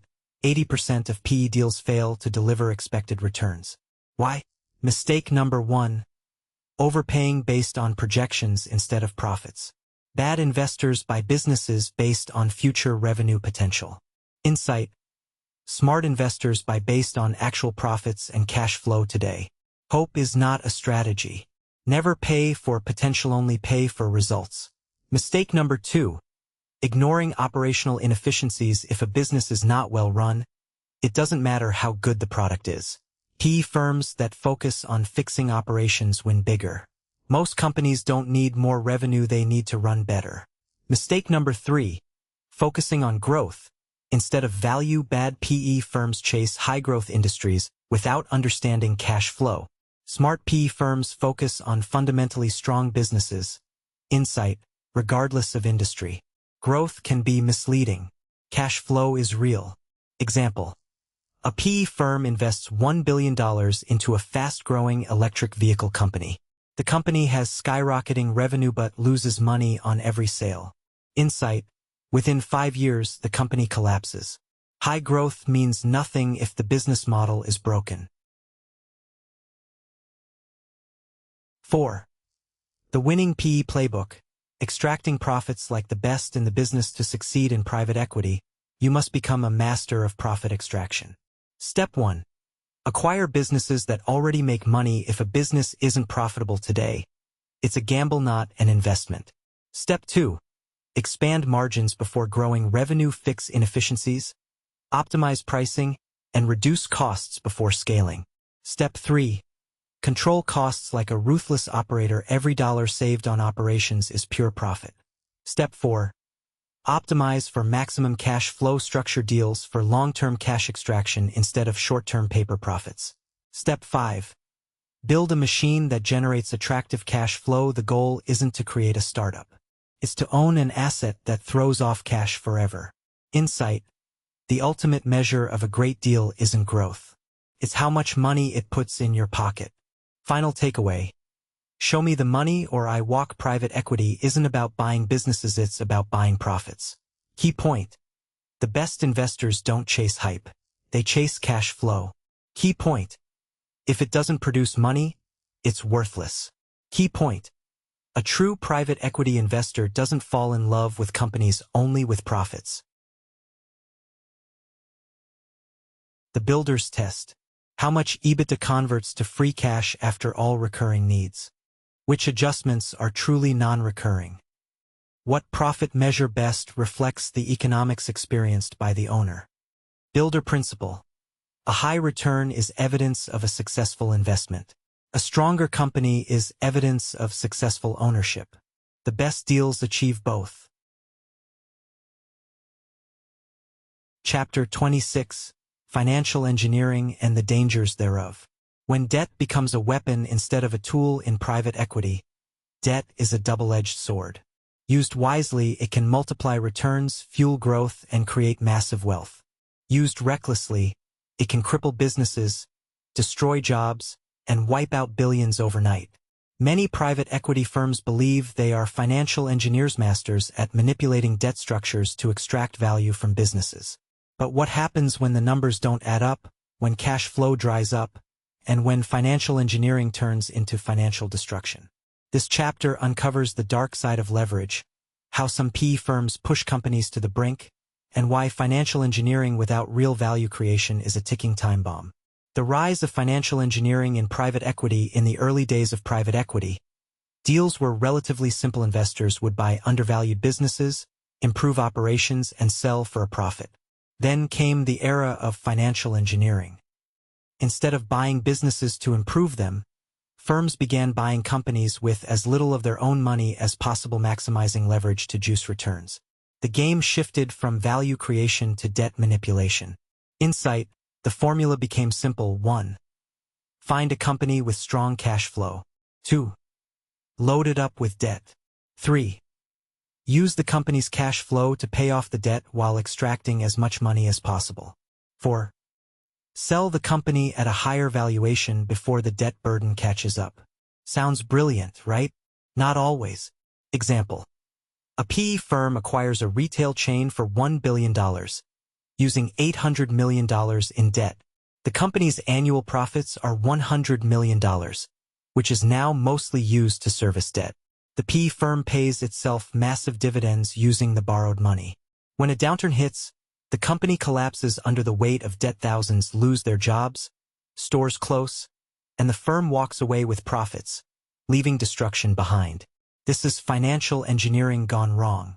The dangers of debt-driven private equity deals. When debt is used purely for financial manipulation instead of value creation, businesses die. Danger number 1. The debt bomb strategy. Some PE firms use debt to extract money quickly, knowing they will never actually fix the business. The strategy? Buy, load up on debt, extract as much cash as possible, and sell before it implodes. If the firm exits in time, they win. If they don't, the business is left crippled. Example: a famous retail brand is acquired in a leveraged buyout. The new PE owners load it with $5 billion in debt and cut costs aggressively. They pull out $500 million in dividends but fail to reinvest in operations. Insight: within a few years, the company files for bankruptcy. The PE firm makes money. The business dies. Danger number 2. Cash starvation kills growth. When a company is drowning in debt, all free cash flow goes toward interest payments, leaving no money for innovation, expansion, or survival. This means no R&D, no hiring, and no long-term value creation. Example: a profitable software company is bought by a PE firm. The firm cuts costs to maximize debt service payments. No new products are developed, no upgrades are made. Within a few years, competitors take over, and the business declines. Insight: too much debt strangles businesses, stopping them from evolving and competing. Danger number 3. Market downturns expose the cracks. PE firms using high leverage depend on stable markets. When recessions, interest rate hikes, or economic downturns hit, highly leveraged companies are the first to fail. Example: a private equity firm acquires a hotel chain using 85% debt. They extract massive dividends while relying on high occupancy rates. When a global pandemic hits and travel stops, the company Insight collapses, leaving thousands unemployed. If a business can't survive without constant debt manipulation, it's not a good investment. The difference between smart and reckless financial engineering: smart private equity firms use financial engineering as a tool, not as a crutch. The right way to use debt in private equity: leverage should enhance value, not replace it. Debt should be manageable with enough cash flow left for reinvestment. PE firms should focus on improving operations, not just manipulating numbers. Example of smart debt use: a PE firm acquires a manufacturing business using 50% debt. They use some of the cash flow to pay down debt, but also reinvest in technology and expansion. Over time, the company grows revenue, increases profitability, insight, and reduces debt naturally. The business thrives because debt was used responsibly, not recklessly. The wrong way to use debt in private equity: relying on debt to fund dividends instead of reinvestment. Taking on unsustainable leverage with no plan for long-term stability. Stripping a business of cash without improving its core value. Example of reckless debt use: a PE firm buys a popular fashion brand with 90% debt. They cut costs, fire employees, and extract millions in dividends. The company loses customer trust, sales drop, and eventually Insight files for bankruptcy. The PE firm walks away with cash. The brand dies. The future of financial engineering in private equity: the tide is turning. Regulators are watching. Investors are demanding accountability. The old model of high leverage, fast cash, and quick exits is under scrutiny. The PE firms that survive will be those who build businesses, not just manipulate debt. The shift toward responsible private equity. More PE firms are adopting sustainable investment models. There's a growing focus on long-term value creation, not just short-term gains. Investors are demanding less financial trickery and more operational excellence. Insight: the best PE firms of the future will master financial engineering without letting it kill the business. Final takeaway: debt can build empires or destroy them. Debt is a tool. When used wisely, it creates enormous wealth. When used recklessly, it becomes a weapon that wipes out businesses. True private equity professionals don't just manipulate numbers, they build lasting value. The builder's test. Which financial technique changes value and which merely changes timing? What stakeholder bears the added fragility? Can the company refinance if credit spreads widen materially? Builder principle. A high return is evidence of a successful investment.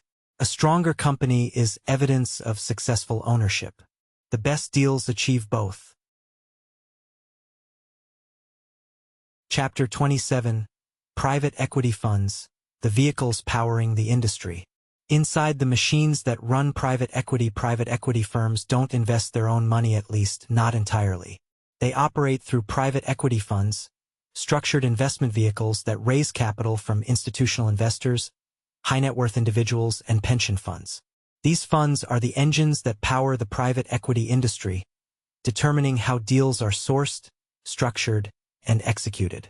Yet, to the outside world, private equity funds remain a mystery, a complex, exclusive world where billions move behind closed doors.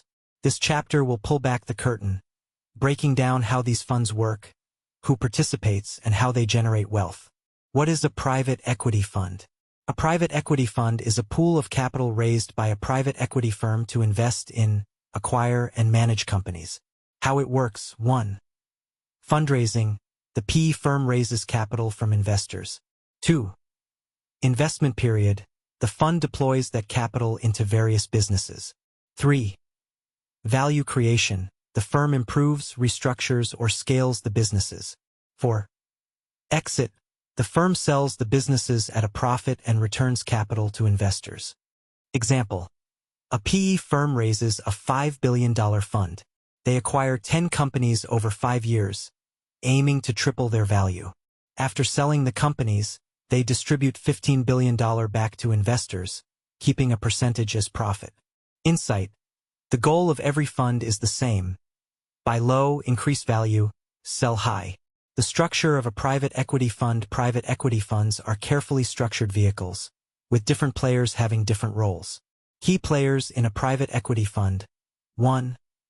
General partners. The private equity firm managing the fund makes all investment decisions, earns management fees plus a percentage of profits. Limited partners. The investors providing capital have no control over investment decisions. Expect high returns in exchange for locking up capital for 7 to 10 years. Think of it like this: the GP is the pilot flying the plane. The LPs are the passengers, trusting the pilot to take them to a profitable destination. 3.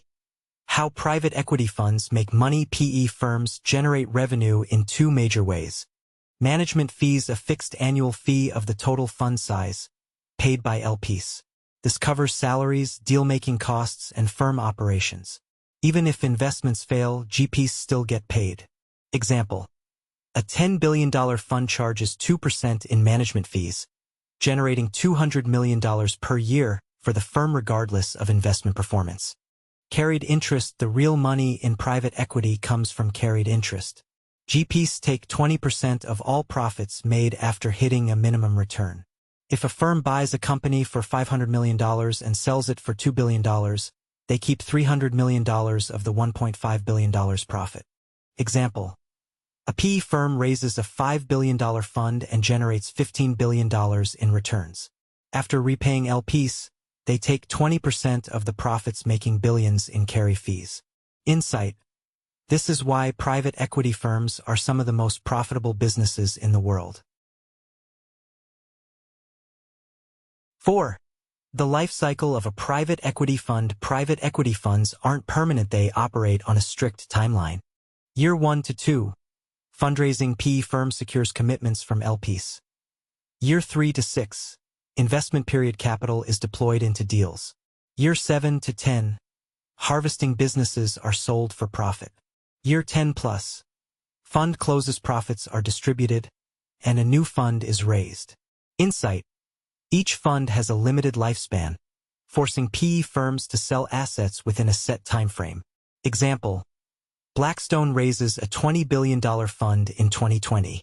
By 2030, they must exit all investments and distribute profits. This time constraint is why some PE firms rush exits even at the cost of long-term business health. The pros and cons of private equity funds. Not all PE funds succeed. Some generate massive returns while others fail miserably. The benefits of private equity funds: high returns. Historically, PE funds outperform public markets. Access to exclusive deals. PE firms buy companies before the public ever gets a chance. Operational control. Unlike public stocks, PE firms directly manage their investments. The risks and downsides: High fees. Investors pay steep management and performance fees. Illiquidity. Money is locked up for 10+ years with no easy way out. Leverage risks. Many deals rely on debt, increasing risk during downturns. Example of success. A fund that acquired and sold companies at 5x returns within 7 years would make investors billions. Example of failure. A PE fund that overleveraged its companies before a recession could end up with massive bankruptcies and zero investor returns. Insight. Not all funds are created equal. The best PE firms don't just raise capital, they create value. 6. The future of private equity funds. Private equity is evolving.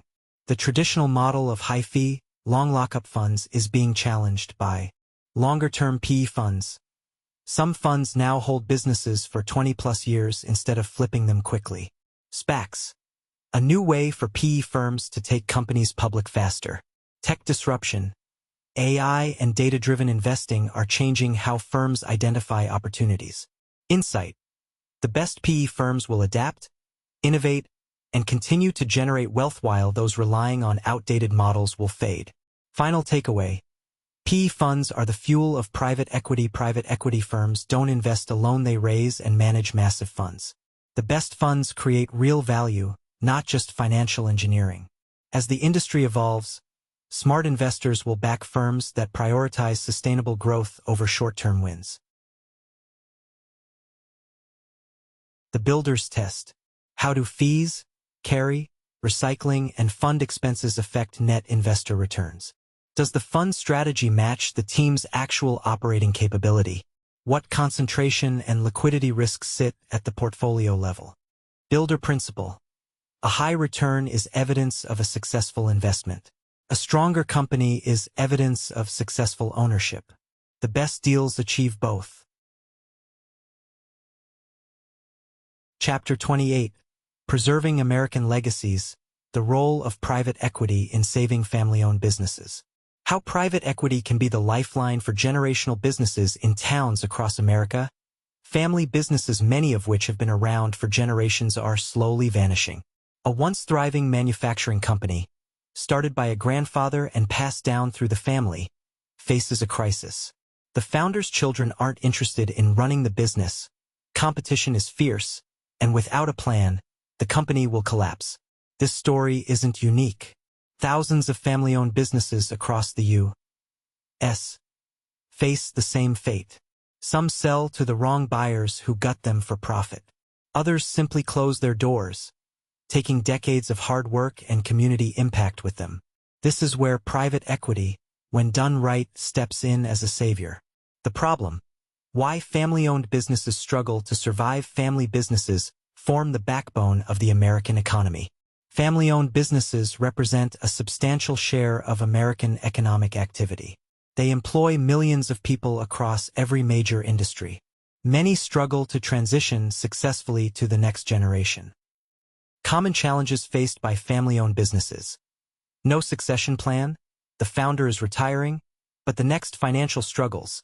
The business needs capital to expand or stay. Generation isn't stepping up. Competitive. Market changes, new competitors and technology threaten survival. Operational inefficiencies, poor management, and outdated systems drain profits. Example: a 50-year-old mid-sized manufacturing company struggles because the founder is 75 and ready to retire. His children chose different careers. The company is profitable but needs capital to modernize. Without a proper buyer, the business risks shutting down forever. 2. Private equity as the solution, but only the right kind. Many business owners fear selling to private equity firms, believing they'll slash jobs to maximize short-term profits, load the company with debt and flip it quickly, destroy the company culture and brand. While some PE firms operate this way, the best ones do the opposite. They invest in growth rather than cutting costs to the bone. They professionalize operations, making businesses more competitive. They retain and train employees, preserving the company's legacy. What good private equity looks like: long-term vision, investing in sustainable growth, not just short-term gains. Respecting legacy, preserving the brand, employees, and community impact. Providing resources, bringing expertise, capital, and strategic leadership. Example: a family-owned logistics company was struggling. A responsible PE firm acquired it and upgraded technology to streamline operations. Expanded the fleet, increasing revenue by 3x. Kept the founder involved as an advisor. Insight: the business didn't just survive, it thrived. 3. The process: how PE firms acquire and grow family businesses. Private equity firms follow a structured approach when acquiring family-owned companies. Step 1. Identifying the right businesses. PE firms target companies with strong fundamentals but operational weaknesses. Industries like manufacturing, healthcare, logistics, and construction are prime targets. Step 2. Structuring the deal. PE firms negotiate flexible deal structures, full buyouts or partial ownership. Founders can cash out or stay involved as advisors. Step 3. Implementing growth strategies. Modernizing operations, investing in technology and efficiency. Expanding market reach, growing sales channels and geographic presence. Professionalizing management, hiring top talent to run the company. Example: a PE firm acquired a third-generation food distribution company and digitized inventory tracking, improving efficiency by 40%. Expanded to new states, doubling revenue. Retained key employees and upheld company traditions. Insight: instead of collapsing, the business evolved into a national powerhouse. The wrong kind of private equity. PE killers versus PE builders. Not all private equity firms operate ethically. Some destroy businesses instead of building them. The PE killers, firms that destroy family businesses, slash jobs, and cut costs, excessively over-leverage the company with debt, sell off valuable assets, and get the business, flip the company quickly for short-term profits. Example of a PE killer: a PE firm buys a family-owned packaging company, loads it with debt, fires 30% of employees, and sells it off within 3 years. The business declines, employees suffer, and the legacy is lost. The PE builders, firms that preserve legacies, invest in long-term success, keep employees, and strengthen leadership, improve operations and technology, expand without destroying the company culture. Example of a PE builder: a PE firm buys a family-owned furniture company, invests in automation, increases production, and retains all employees. The business thrives for another 50 years. Insight: the best private equity firms act as stewards, not destroyers. The future: why private equity is key to saving American businesses. As baby boomers retire, millions of privately held businesses are expected to face ownership transitions as founders retire. Many will close because they lack a succession plan. Some will sell to bad actors who exploit them for quick profits. But the right private equity firms can save these businesses and keep them thriving. The next era of private equity: longer-term investments, holding businesses for 10+ years instead of flipping them. Partnership models: more founders staying involved instead of exiting completely. Tech-driven growth: using AI and automation to improve business operations. Insight: the future of private equity isn't about stripping businesses, it's about building them. Final takeaway: PE can be the bridge between past and future. Family businesses are at risk, but private equity can help. The best PE firms preserve legacies, invest in growth, and build long-term success. The key is choosing the right buyers. PE builders, not PE killers. The builder's test: what does the founder want to preserve besides ownership? How will employees and customers experience the transition? Can the capital structure support modernization without forcing cultural destruction? Builder principle: a high return is evidence of a successful investment. A stronger company is evidence of successful ownership. The best deals achieve both. Chapter 29. Building a private equity firm, from thesis to institution. From vision to execution. The blueprint for launching a private equity firm. Private equity is the closest thing to playing chess with financial markets. The right moves can build empires while the wrong ones can destroy them. But unlike the amateur investor throwing money at stocks, private equity investors don't gamble, they engineer outcomes. Some of the biggest financial powerhouses in the world, Blackstone, KKR, Carlyle Group, started with nothing more than a few sharp minds, strong networks, and a deep understanding of deal-making. So, how do you go from being an outsider to running your own private equity fund? This chapter will give you the step-by-step roadmap to building your own private equity firm from scratch. The foundation: understanding what a private equity fund is. Before launching a private equity fund, you must understand what you're building. What is a private equity fund? A pool of capital raised from investors used to acquire, grow, or restructure businesses. Operates on a fixed investment cycle. Generates returns through acquisitions, operational improvements, and strategic exits. Example: imagine you raise $500 million for your fund. You buy 10 businesses, improve them, and sell them for a $2 billion total valuation. After returning investor capital and profits, your firm earns its share of the upside, known as carried interest. Insight: this is how billionaires are made. 2. Step 1. Define your investment thesis. What's your strategy? You can't just say, "I'm starting a private equity firm." You need a clear investment thesis.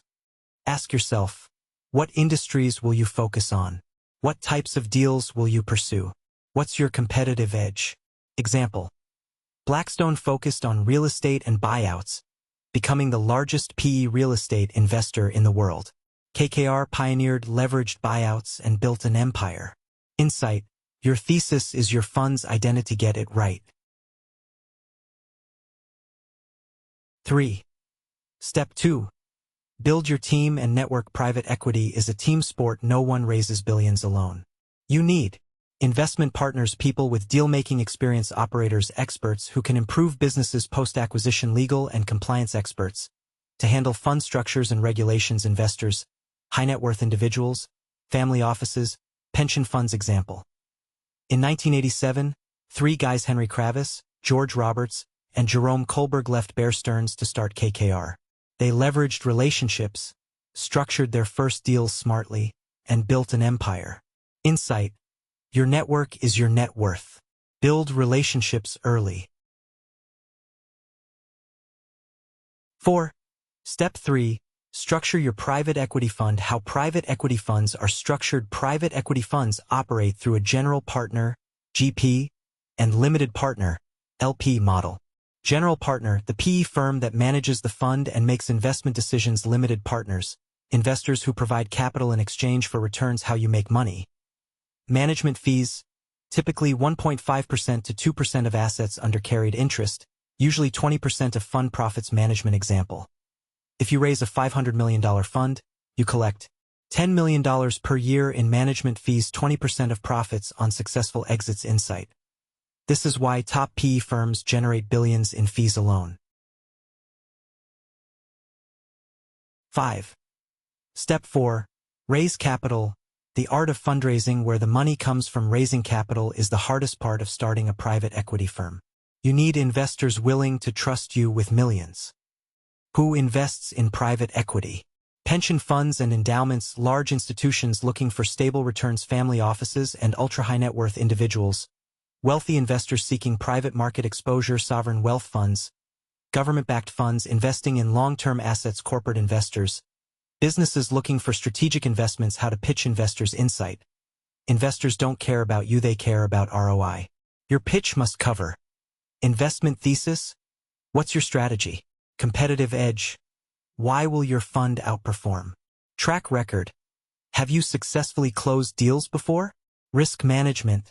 How will you protect investor capital? Exit strategy. How will investors get their money back? Example: in the early days, Steven Schwartzman pitched investors aggressively, securing backing from pension funds. He later turned a $400,000 startup into a $1 trillion firm. Insight: fundraising is 80% of private equity. Master it. 6. Step 5. Finding and closing deals. Where do you find deals? Networking with business owners. Many family businesses don't list themselves for sale. Investment banks and brokers, They bring PE firms acquisition opportunities. Distressed sales, companies in financial trouble that need turnaround capital. Competitor analysis, buying businesses from rivals looking to exit. How to structure a deal buyout, using leverage to acquire a company minority investment. Taking a stake in a company without full control turnaround strategy. Acquiring distressed assets and fixing them. Example. KKR's legendary RJR Nabisco buyout was an LBO masterclass. They used borrowed money to acquire and restructure the company, making billions. Insight. Every great PE firm is built on mastering deal execution. Step 6. Scaling and exiting your fund. How PE firms grow into giants, closing bigger funds, raising larger rounds after early success, expanding into multiple sectors, investing in multiple industries, global expansion, entering international markets. The exit strategy. How PE firms cash out, selling to strategic buyers, selling the company to another corporation, secondary buyouts, selling the business to another PE firm, IPO, taking the business public. Example. Blackstone made $14 billion in profit from Hilton Hotels by buying, restructuring, and selling at the right time. Insight. You win in private equity when you sell, not when you buy. Final takeaway. Private equity is the ultimate wealth-building machine. Anyone can start a PE firm, but only the best survive. The key is mastering deal flow, fundraising, and execution. If you control the game, you control the outcome. The builder's test. What is the firm's repeatable edge? Why should an investor trust this team with illiquid capital? Which function must be institutionalized before the first close? Builder principle. A high return is evidence of a successful investment. A stronger company is evidence of successful ownership. The best deals achieve both. Chapter 30. How to build relationships with operators, the key to running great companies. The silent power players behind every private equity deal. In private equity, money alone doesn't create value, people do. You can raise billions, structure the best deals, and acquire promising companies, but if you don't have the right operators running those businesses, you will fail. Operators are the secret weapon of every successful private equity firm. They are the CEOs, COOs, and executive teams who take over the businesses you acquire, executing your strategy and driving performance. If private equity firms are the architects of wealth, operators are the builders who turn blueprints into reality. So, how do you build relationships with top-tier operators? And how do you ensure they execute your vision? This chapter will break down the art of recruiting, managing, and incentivizing elite operators, the people who turn private equity deals into cash-flowing machines. 1. Who are private equity operators? What makes a great operator? A private equity operator is a seasoned executive who can execute the firm's investment thesis, improve operational efficiency, scale the business for profitability, prepare for a high-value exit. The best operators are entrepreneurial-minded. They treat the business like their own, experienced in turnarounds. They know how to fix broken companies, growth-focused. They can scale a company from $10 million to $100 million plus, results-driven. They don't just run companies. They make them more profitable. Example. When Blackstone bought Hilton Hotels, they brought in CEO Christopher Nassetta to execute their turnaround strategy. The result?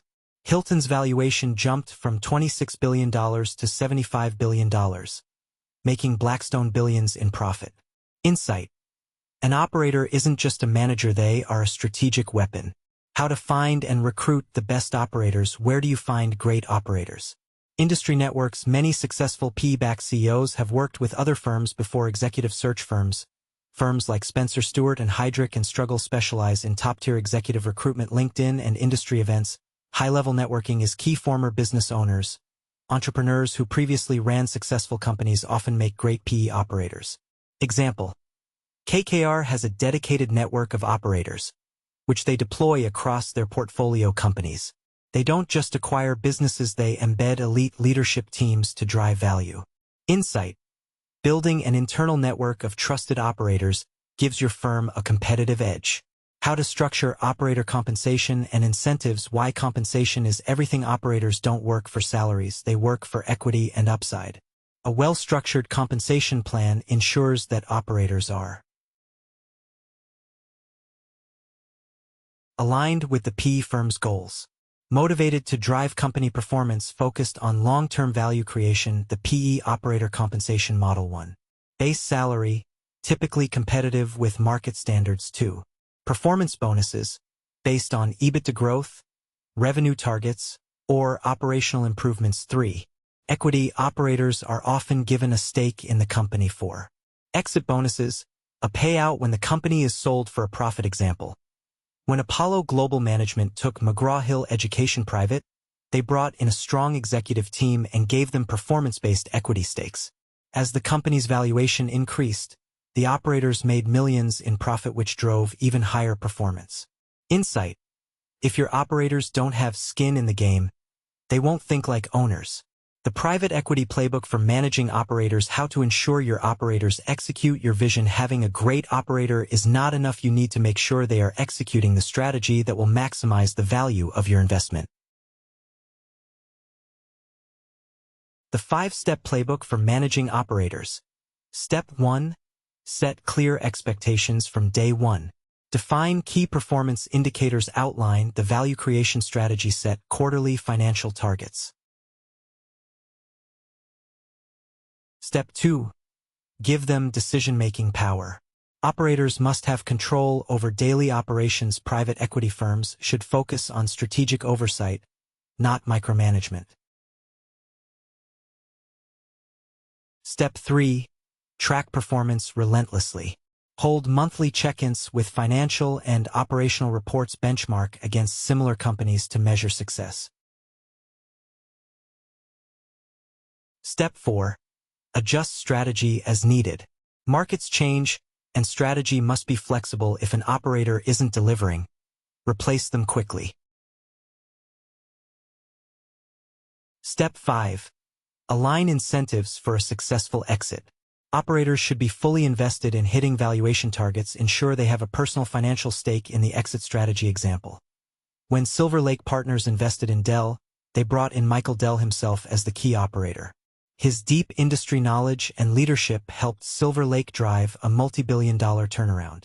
Insight: the best operators act like owners, not employees. When to replace an operator. The red flags of a failing operator. If a portfolio company is underperforming, you must ask: is the operator hitting financial targets? Are they executing the investment thesis? Is company culture improving or declining? Are they taking accountability or blaming external factors? If the answers are negative, it's time for a leadership change. Example: in one of the biggest PE failures, Cerberus Capital Management acquired Chrysler but failed to put in the right operators. The result? Chrysler went bankrupt. Insight: a bad operator can destroy a billion-dollar deal. Cut them fast. The private equity operator network, your competitive edge. The most successful PE firms don't just find great operators, they build networks of them.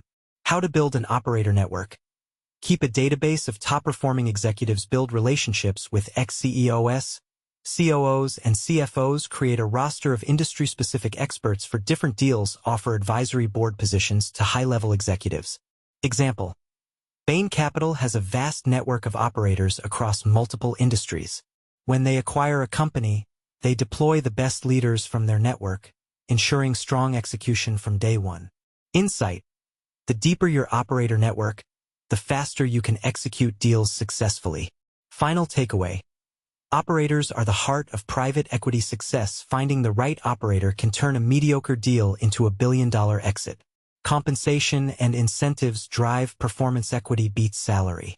Track performance relentlessly and replace weak operators quickly. The best PE firms have strong, well-connected operator networks. The builder's test. Does the operator have authority equal to accountability? Which operating experience is directly relevant to the target company? How will disagreements between deal partners and operators be resolved? Builder principle. A high return is evidence of a successful investment. A stronger company is evidence of successful ownership. The best deals achieve both. Chapter 31. Raising capital with credibility. The art of earning investor trust. The difference between winners and losers in private equity. In private equity, deals don't happen without capital. You can find the best acquisition targets, the strongest operators, and the most lucrative industries, but if you don't have the right investors backing you, the deal never gets off the ground. Raising capital is both an art and a science. It's about building relationships, structuring irresistible deals, and positioning yourself as a trusted investment partner. The best private equity firms never struggle to raise money because they have a playbook for attracting investors, securing commitments, and closing deals fast. This chapter will break down exactly how to find, pitch, and secure investors, whether you're raising a small fund or a billion-dollar deal. Who are the investors in private equity? The 5 types of investors in private equity. To raise capital, you need to know who has the money and what they want. Institutional investors, pension funds, insurance companies, and sovereign wealth funds that allocate billions to private equity. 2. Family offices, high net worth families that invest in PE for wealth preservation and growth. 3. High net worth individuals, ultra-wealthy individuals seeking high returns outside the public markets. 4. Fund of funds, investment firms that pool capital from multiple investors and allocate it to PE funds. 5. Corporate investors, large companies looking to acquire or invest in strategic assets. Example: Blackstone, KKR, and Carlyle regularly raise billions from pension funds and sovereign wealth funds, while smaller funds often rely on family offices and high net worth investors. Insight: understanding who your ideal investor is will help you target the right capital sources. How to find the right investors for your deal. Where to look for investors. Industry conferences and networking events. Events like Super Return, SALT, and Milken Global Conference are packed with LPs looking for deals. Investment banks and placement agents. Firms like Evercore and Lazard connect fund managers with capital sources. Private equity databases. PitchBook, Prechain, and Capital IQ provide investor contacts and investment preferences. LinkedIn and personal networks. Many investors don't advertise their PE interests but can be found through warm introductions. Example: KKR raised a $13 billion fund by tapping into its existing relationships with pension funds, endowments, and sovereign wealth funds, not by cold outreach. Insight: the best capital comes from existing relationships. Build them early. 3. How to pitch investors and secure commitments. The perfect private equity pitch. When pitching investors, you need to answer 3 critical questions. Why should they trust you? 2. How will they make money? 3. What's the downside risk? The 6-part investor pitch deck. 1. The opportunity. What's the market opportunity, and why is it compelling? 2. Your edge. Why is your firm uniquely positioned to execute this deal? 3. Track record, past successes, team experience, and key wins. 4. The investment thesis. How you will create value and drive returns. 5. Risk management. How you mitigate downside risk. 6. Expected returns. What kind of IRR and cash-on-cash multiples can investors expect? Example: when Apollo Global Management raised its latest $25 billion buyout fund, it emphasized its unique ability to acquire distressed assets and turn them around, a strategy that consistently delivered 25% plus IRR. Insight: investors don't just buy into deals, they buy into confidence, expertise, and a track record of success. 4. How to structure investor terms and incentives. The economics of a private equity fund. The standard private equity compensation model is 2 and 20. 2% management fee covers operational costs of running the fund. 20% carried interest, the share of profits the PE firm earns after hitting a certain return threshold. Other investor-friendly terms. Preferred return. Investors get a guaranteed return before the PE firm takes a cut. GP commitments. General partners invest their own money into the fund to align incentives. Clawback provisions. Protects investors by ensuring GPs don't get paid if overall fund performance declines. Example: TPG structured its healthcare fund with a 10% hurdle rate to attract institutional investors looking for lower risk. Insight: the best funds structure investor-friendly terms while still securing strong upside for themselves. How to close investors and get the money in the bank. The investor closing playbook. Raising capital isn't just about pitching, it's about getting investors to wire the funds. Step 1. Create urgency. Investors commit faster when they believe the opportunity is time-sensitive. Step 2. Leverage anchor investors. If one big investor commits, others will follow. Step 3. Use soft closes. Get investors to verbally commit before sending paperwork. Step 4. Offer co-investment opportunities. Sweeten the deal by allowing key investors to co-invest in select deals. Step 5.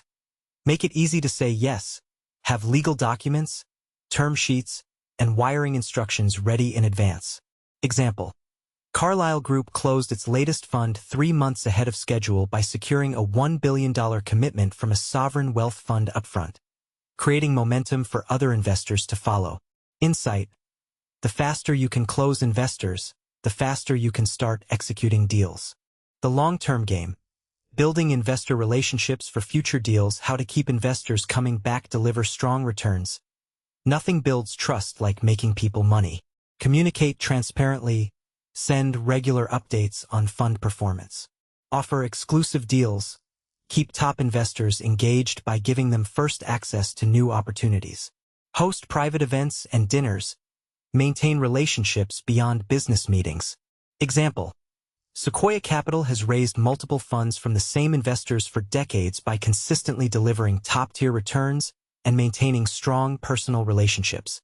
Insight: the best private equity firms don't just raise money once, they build lifetime investor relationships. Final takeaway: capital is the lifeblood of private equity. Knowing who your ideal investors are is key to raising capital. A great pitch isn't about your deal, it's about how investors will make money. Structured incentives align interests and attract high-quality capital. Closing investors fast ensures you reduce the risk of permanent loss a deal due to lack of funds. The Builder's Test. What evidence supports the track record and attribution? Which investor is genuinely suited to the strategy and duration? What will the manager communicate when the fund is behind plan? Builder Principle. A high return is evidence of a successful investment. A stronger company is evidence of successful ownership. The best deals achieve both. Chapter 32. Landmark Deals. What the largest buyouts teach us. Private equity isn't just about making investments, it's about executing high-stakes, high-reward deals that shape industries and redefine businesses. Some of the biggest deals in history have yielded massive returns, while others have ended in financial disaster. What separates the winners from the losers? In this chapter, we'll break down the largest private equity deals ever made, analyze what went right, and extract key lessons that can be applied to any deal, whether it's a billion-dollar buyout or a mid-market acquisition. 1. The anatomy of a mega private equity deal. Before diving into specific deals, let's define what makes a mega deal in private equity. Deal size: typically $10 billion plus leverage. Heavy use of debt financing. Industry impact: reshapes or consolidates an industry. Exit strategy: IPO, strategic sale, or dividend. Mega deals are high risk, high reward. If executed correctly, they can generate outsized returns, but if the assumptions are wrong, they can wipe out billions overnight. Example: the 2007 TXU buyout, the largest LBO in history, ended in bankruptcy because of bad market timing and excessive leverage. Insight: big money doesn't improve the probability of success, execution and timing do. The biggest private equity deals of all time. 1. TXU $45 billion buyout. Buyers: KKR, TPG, Goldman Sachs. Exit: bankruptcy. What they did right: used record levels of debt to finance the deal. Positioned TXU as a bet on rising energy prices. What went wrong? Energy prices collapsed instead of rising. The company couldn't service its massive debt load. Lenders took control, wiping out the equity holders. Insight: lesson: leverage works both ways. If market conditions change, it can destroy a deal. 2. Hilton Hotels, $26 billion buyout, 2007. Buyers: Blackstone. Exit: IPO, 2013. Strong return what they did right. Bought Hilton at the peak of the market but managed costs well. During the 2008 crash. Focused on global expansion and asset-light strategy. Refinanced debt at lower rates to improve cash flow. Insight. Lesson. Even in a downturn, operational improvements and long-term growth strategies can turn a deal into a winner. Dell $24.9 billion buyout buyers. Michael Dell, Silver Lake exit. Public listing massive return what they did right. Took Dell private to restructure without Wall Street pressure. Shifted focus from PCs to cloud computing and enterprise solutions. Used low-interest debt to finance the deal. Insight. Lesson. Going private can be a strategic advantage when a company needs transformation. RJR Nabisco $25 billion buyout buyers. KKR exit. Broken up and sold in parts what they did right. Set the standard playbook for leveraged buyouts. Created a bidding war that showed the power of financial engineering. What went wrong? Overpaid for the deal due to intense competition. Struggled to create value due to high debt and operational challenges. Insight. Lesson. Winning the bid doesn't always mean winning the deal. Overpaying kills returns. Key takeaways from the biggest private equity deals. Lesson 1. Timing is everything. Buyouts done before a recession often fail due to market shifts.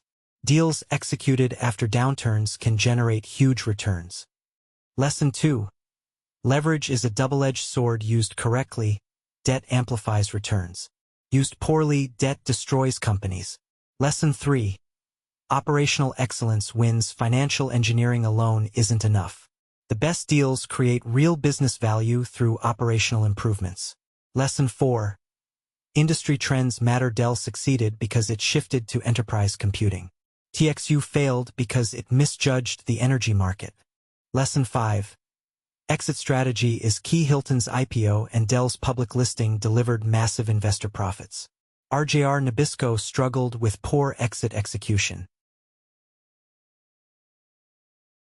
4. How to apply these lessons to any private equity deal. Whether you're working on a $100 million or $10 billion deal, these principles apply. Pick the right industry trends. Use leverage strategically. Never overextend. Focus on operational improvements, not just financial engineering. Always have a clear exit strategy before buying. Example. Brookfield Asset Management used these same principles to turn a distressed utility company into a $100 billion infrastructure empire. Insight. Private equity isn't about luck. It's about making smart, calculated moves. Final takeaway. The playbook for megadeal success. A great deal isn't about the price, it's about the long-term execution. Leverage should amplify success, not create unnecessary risk. Exit strategies should be planned from day one. Every deal tells a story. Make sure yours is a success story. The Builder's Test. Which return drivers were skill, cycle, leverage, or luck? What warning sign was visible before the public failure? Which lesson survives when the transaction size is reduced by 99%? Builder principle. A high return is evidence of a successful investment. A stronger company is evidence of successful ownership. The best deals achieve both. Chapter 33. The Future of Private Equity. The world of private equity is in constant motion. What worked yesterday won't necessarily work tomorrow. The industry is evolving fast. New players are entering the game. Regulations are tightening. Technology is transforming deal-making. The winners of the next decade will not be those who rely on the old playbook, but those who adapt, innovate, and think strategically. In this chapter, we'll explore where private equity is heading, the risks and opportunities ahead, and how today's investors can position themselves for success. The shifting landscape of private equity megafunds are getting bigger. Private equity giants like Blackstone, KKR, and Apollo are raising record-sized funds. $1 trillion funds may become the norm. More direct investments, fewer middlemen. Family offices and sovereign wealth funds are bypassing PE firms and investing directly. This creates more competition for deals. Regulatory pressure is mounting. Governments are scrutinizing private equity's impact on industries like healthcare, housing, and retail. Expect stricter rules on leverage, transparency, and taxation. Private equity is moving into new asset classes beyond traditional LBOs. PE firms are investing in infrastructure, technology, and alternative assets. The next big frontier: space, AI, and biotech. The role of technology in private equity's future: the firms that survive and thrive in the next decade will be those that embrace technology-driven decision-making. AI-powered deal sourcing. AI is being used to analyze vast amounts of data to identify undervalued companies before competitors do. Machine learning is helping predict which companies will be the most profitable buyout targets. Blockchain and smart contracts. Blockchain technology could streamline transactions, reduce fraud, and automate contracts. Tokenization may allow PE firms to sell fractional ownership of deals to retail investors. Big data for due diligence. Data analytics is making market research, competitor analysis, and risk assessment faster and more precise. PE firms are using alternative data sources like satellite imagery and web traffic analytics to assess company performance. Insight. Lesson: the firms that fail to integrate technology will be left behind. ESG and the rise of impact investing. Environmental, social, and governance factors are no longer optional, they're essential. Investors and regulators are demanding more accountability. Firms that prioritize sustainability, ethical labor practices, and governance will have a competitive edge. ESG-friendly funds are attracting more institutional capital. Example: BlackRock has shifted billions into ESG-focused investments, and PE firms that ignore these trends risk being blacklisted by major investors. Insight. Lesson: the next decade will belong to PE firms that balance profits with purpose. The rise of retail investors in private equity. For decades, private equity was reserved for the ultra-wealthy and institutional investors. That's changing. Platforms like Moonfare and Fundrise are allowing high-net-worth individuals to invest in PE deals. The SEC is exploring ways to open PE investments to accredited retail investors. Expect a future where PE-backed deals are as accessible as public stocks. Insight. Lesson: the democratization of private equity will bring new capital but also new risks. 5. The biggest risks for private equity's future. Despite massive growth, the industry faces several existential threats. High interest rates. Cheap debt fueled the golden age of LBOs. Higher interest rates will make leveraged buyouts more expensive and less profitable. Regulatory crackdowns. More government scrutiny on corporate takeovers, job losses, and tax loopholes. Expect tougher antitrust enforcement. Public backlash. High-profile PE failures have painted PE as corporate raiders rather than value creators. Firms that engage in reckless cost-cutting may face a public and political reckoning. Insight. Lesson: the firms that thrive will be those that create real value, not just financial engineering. How to win in the future of private equity. The next generation of PE leaders must be smarter, faster, and more strategic than ever before. Adopt a tech-first strategy. Firms that use AI, big data, and automation will have a competitive edge in deal sourcing and due diligence. Diversify beyond traditional LBOs. The best firms will expand into infrastructure, technology, and alternative asset classes. Balance leverage with sustainability. PE firms that rely only on debt-fueled returns will struggle in a high-interest rate environment. Operational improvements and value creation will become more important than ever. Build stronger relationships with operators. The best PE firms aren't just financiers, they're partners in growth. Firms that align incentives with management teams will outperform those that impose rigid financial models. Insight. Final thought. The future of private equity belongs to those who master the art of control, value creation, and innovation. The old ways are dying. The firms that evolve will dominate. The builder's test. Which industry change alters sourcing, diligence, financing, or value creation? What becomes more valuable when capital is expensive? Which advantage is likely to be competed away? Builder principle. A high return is evidence of a successful investment. A stronger company is evidence of successful ownership. The best deals achieve both. Chapter 34. Making private equity work for you, a practical roadmap. Private equity is a game of power, control, and strategic execution. It is not for the timid, nor for the hopeful investor who throws money at the market and prays for returns. It is a game for those who understand how to manipulate the levers of value creation, structure deals with precision, and command outcomes rather than leaving them to chance. In this chapter, we will break down how you can position yourself to not just participate, but dominate in private equity. Whether you are an investor, operator, or aspiring dealmaker, the key is to understand the rules of the game and bend them in your favor. 1. Define your role in the private equity ecosystem. Before you can make private equity work for you, you must first identify where you fit in the system. PE is a world of distinct players, each with a unique function.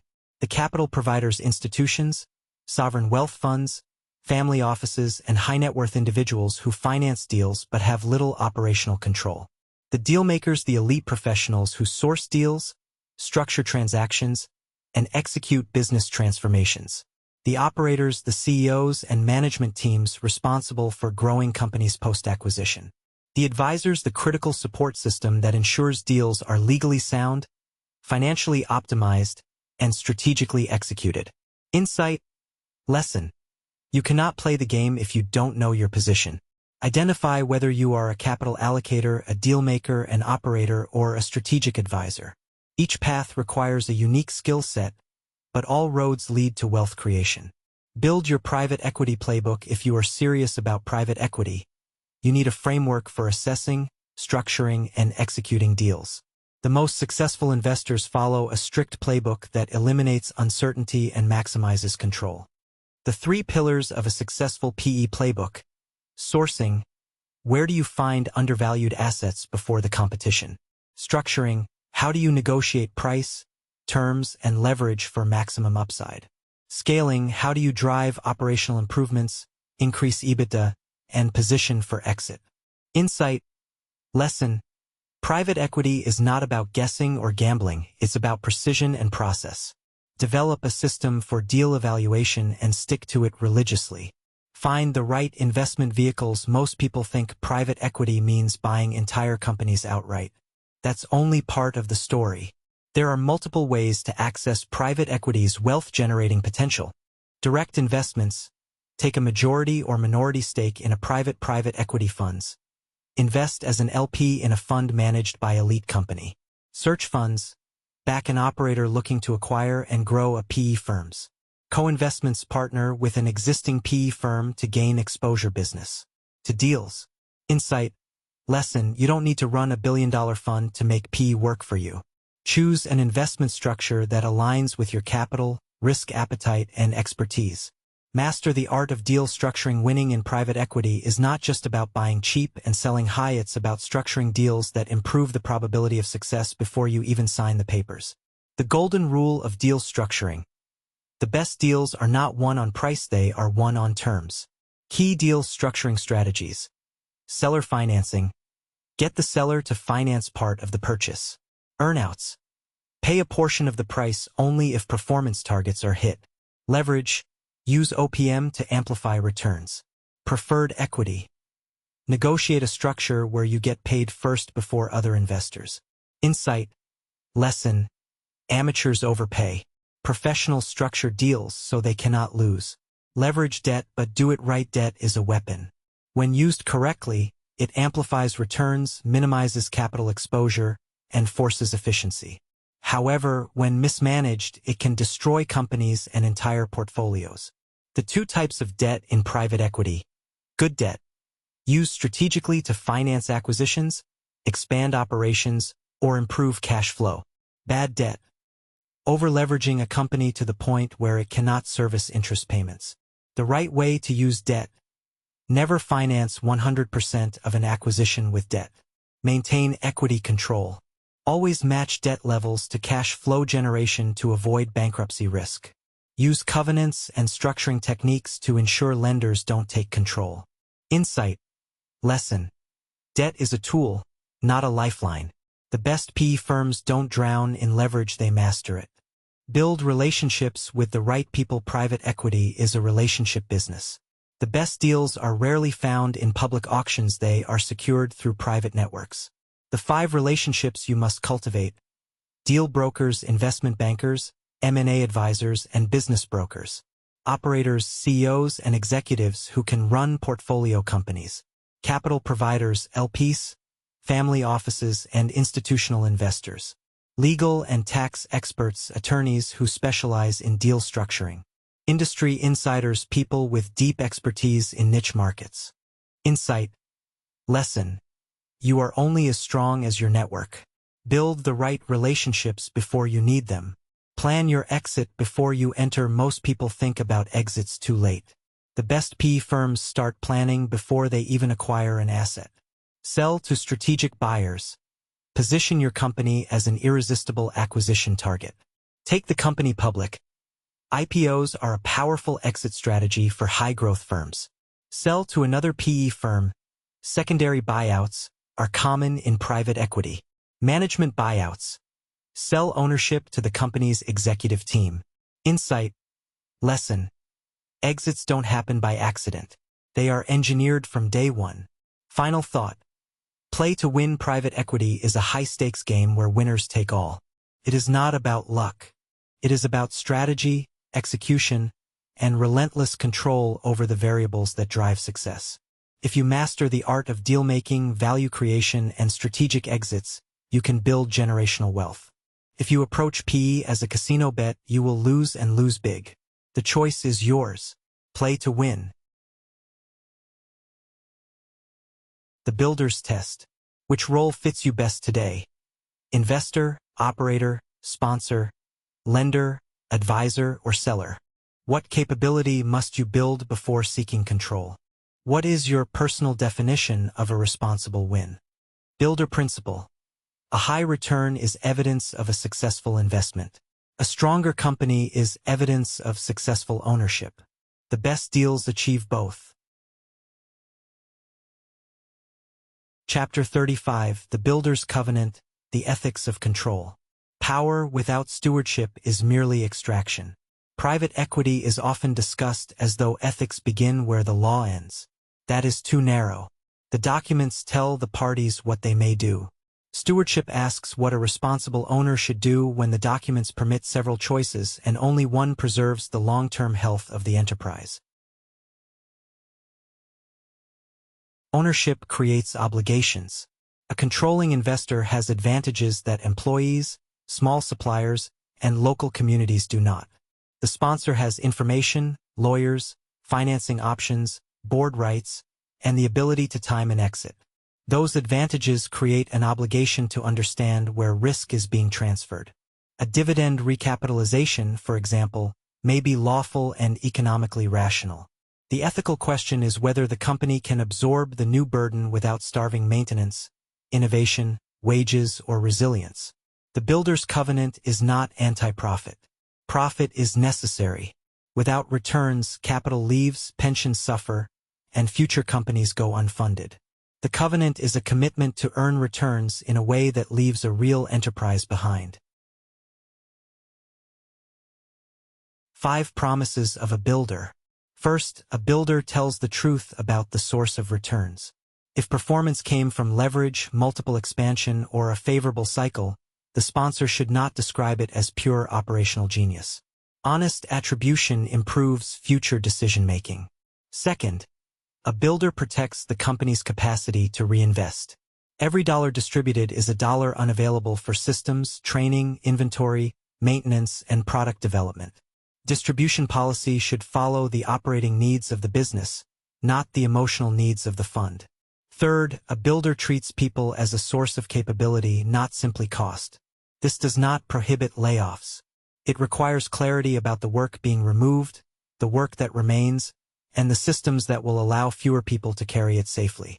Fourth, a builder refuses hidden risk transfers.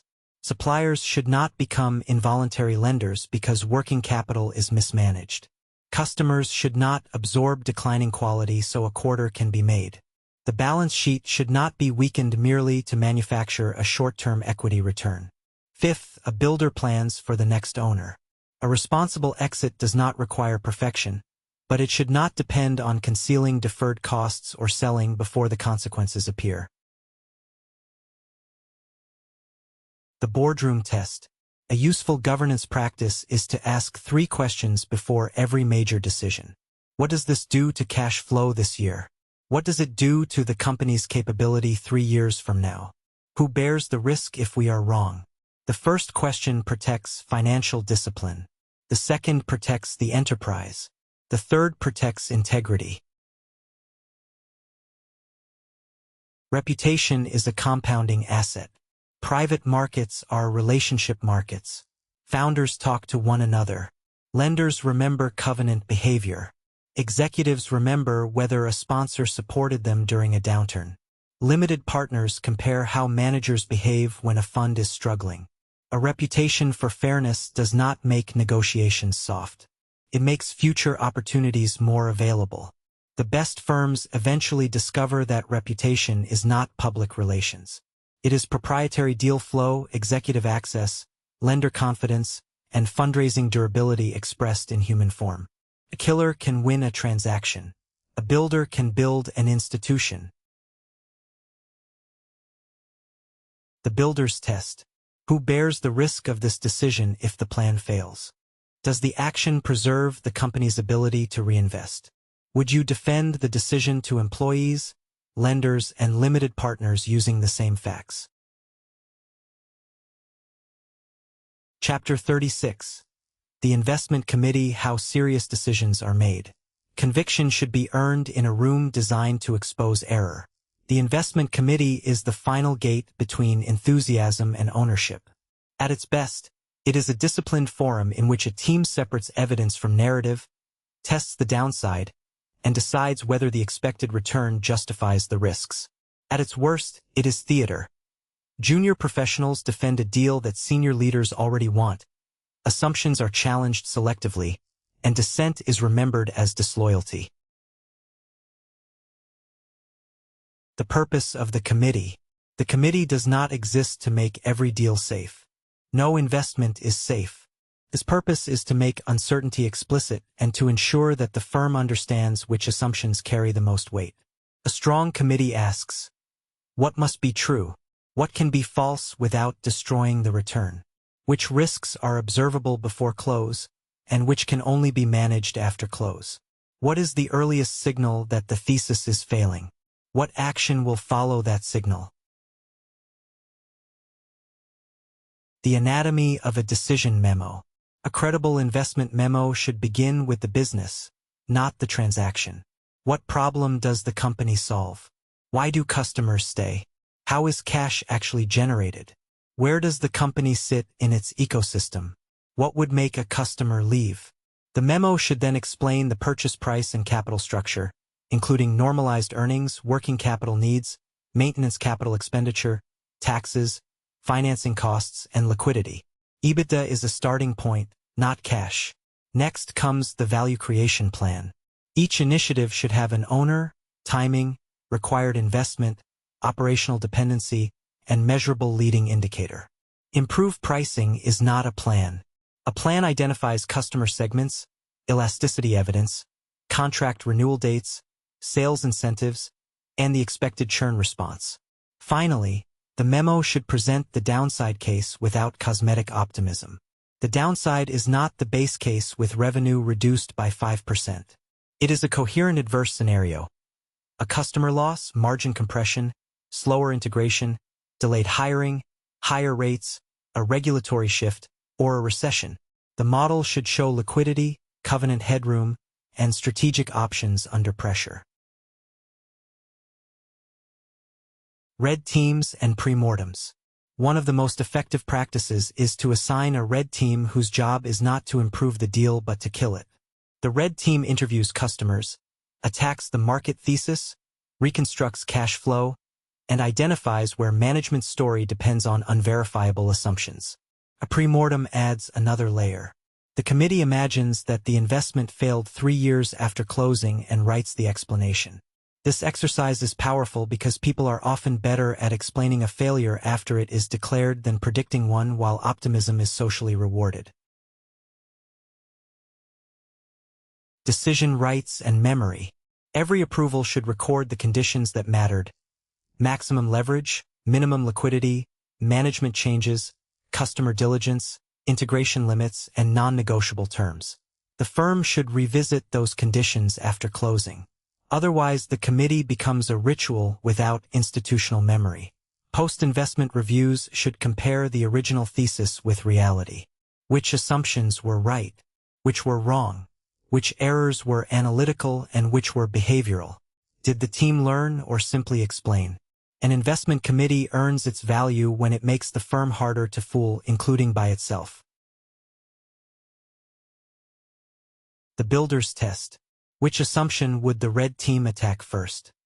What fact would change the committee's decision? How will the firm compare the approved thesis with reality after close?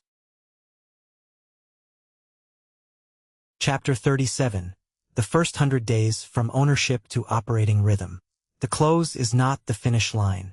It is the moment the clock becomes visible.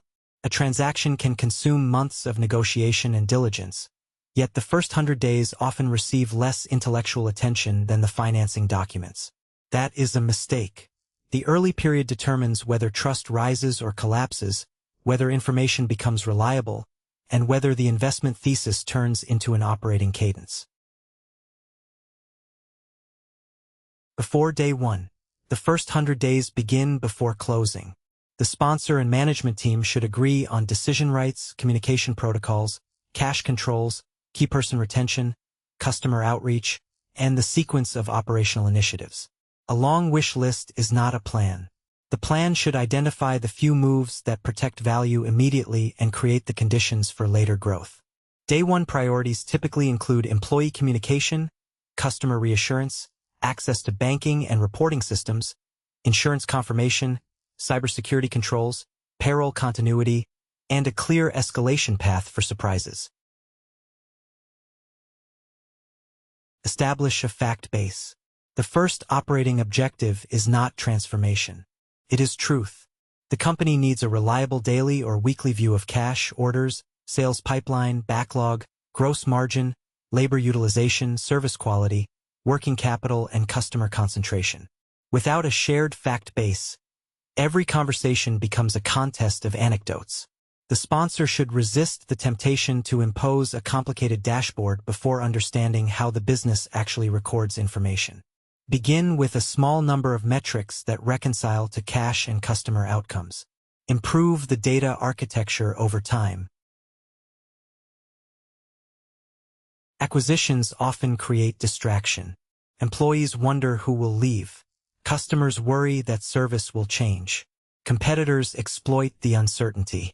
The first 100 days must protect the core revenue engine while the new owners learn. That means meeting major customers, confirming service levels, retaining key employees, stabilizing suppliers, and avoiding simultaneous changes that overload the organization. A company can absorb significant change, but not infinite change. Sequence value creation. The best sequence usually begins with low-regret actions. Pricing leakage, procurement terms, cash collection, obvious process bottlenecks, and commercial accountability. More invasive initiatives, systems replacement, organizational redesign, facility consolidation, or integration, should follow only when leadership capacity and data quality are sufficient. Each initiative needs a single accountable owner.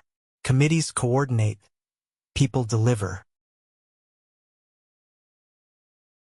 Build the board rhythm. A productive board does not meet quarterly to discover the past. It establishes a rhythm that links weekly operating reviews, monthly financial closes, initiative tracking, talent decisions, and quarterly strategy. The board should spend less time admiring historical slides and more time on variances, constraints, decisions, and forward indicators. Management should know which issues require approval, which require notification, and which remain within management's discretion. Trust and speed. Speed is often described as the advantage of private ownership. Speed without trust creates fear, incomplete information, and passive resistance. Trust without speed creates comfort and drift. The operating model must combine both. rapid decisions, clear reasons, consistent follow-through, and respect for the people who understand the business at ground level. The first 100 days are successful when the company knows what matters, how decisions are made, where the cash is going, and why the future is more credible than it was before the transaction. The Builder's Test. What must be true by day 30, 60, and 100? Which change should be delayed until data and leadership capacity improve? How will customers and employees know the new owner is credible? Chapter 38, AI, Data, and the Modern Operating Partner. Technology creates leverage only when the operating model is ready to use it. Artificial intelligence has become the newest promise in private equity. Sponsors are told that AI will accelerate diligence, automate back offices, improve pricing, transform sales, reduce headcount, and reveal value that competitors cannot see. Some of that promise is real. Much of it is still presentation language. The builder's task is to distinguish a useful capability from an expensive demonstration. AI in diligence. During diligence, AI can summarize documents, compare contracts, classify customer feedback, analyze call transcripts, identify anomalies, and accelerate market research. These tools can widen the field of observation, but they do not remove the need for judgment.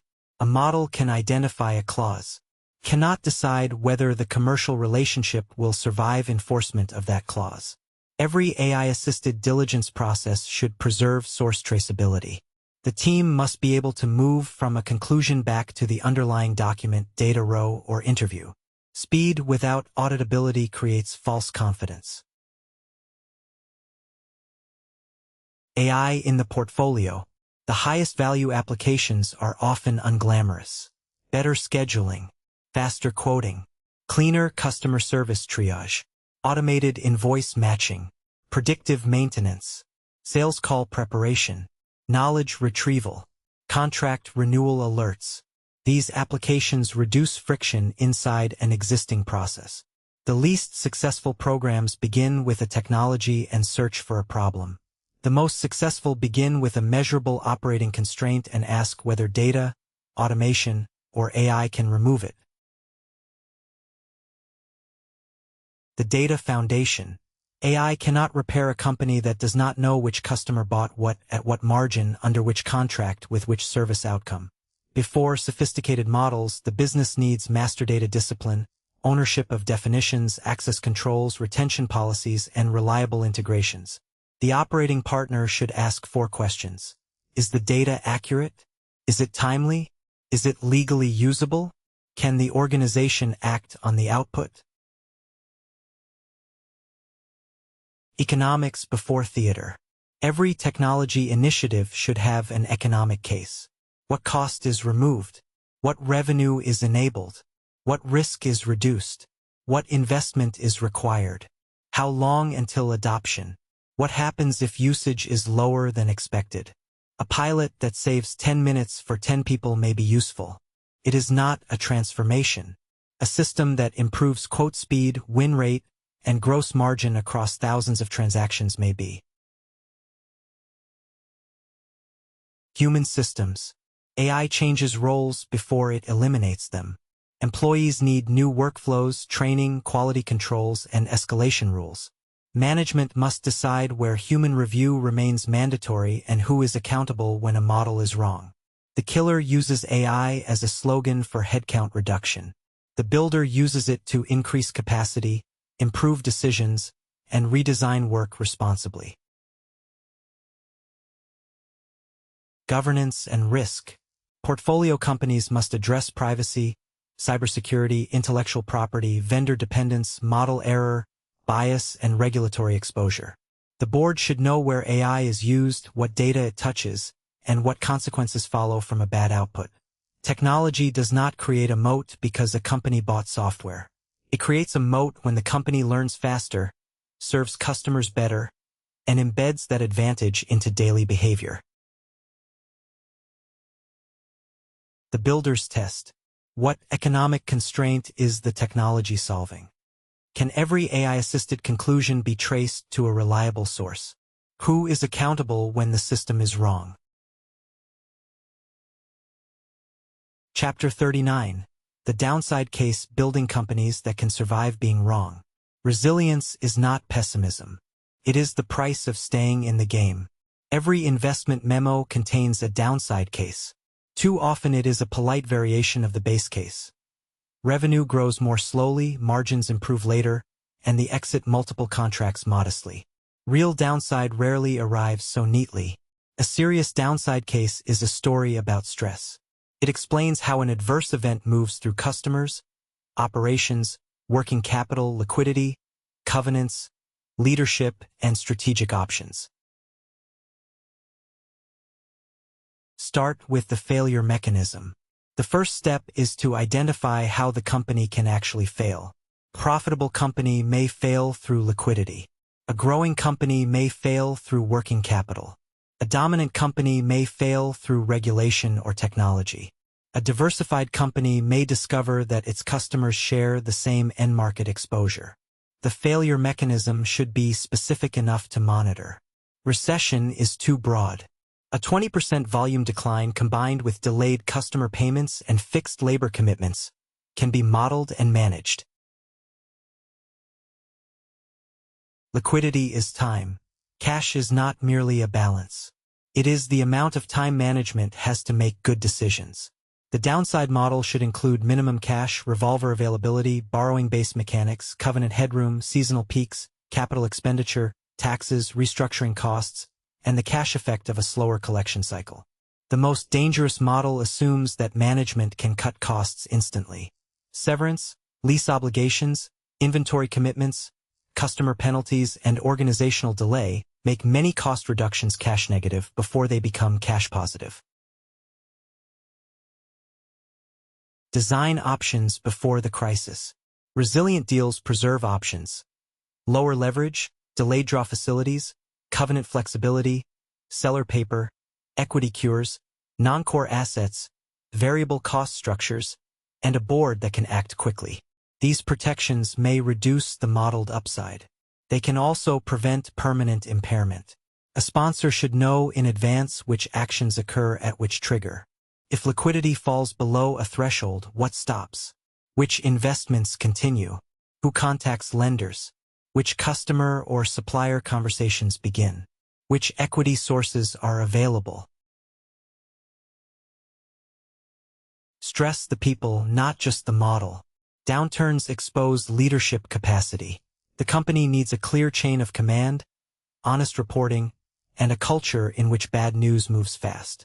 Incentives should not reward executives for delaying the recognition of a problem. The board should ask management to rehearse the response. A tabletop exercise can reveal missing information, unclear authority, and unrealistic assumptions before the situation is real. The return on resilience. Resilience is often treated as unused capacity and therefore inefficiency. That view is too narrow. A company with liquidity can retain talent, support customers, acquire weakened competitors, and invest while others retreat. The buffer is not dead capital if it creates strategic freedom at the moment freedom is most valuable. The builder does not expect to be right about everything.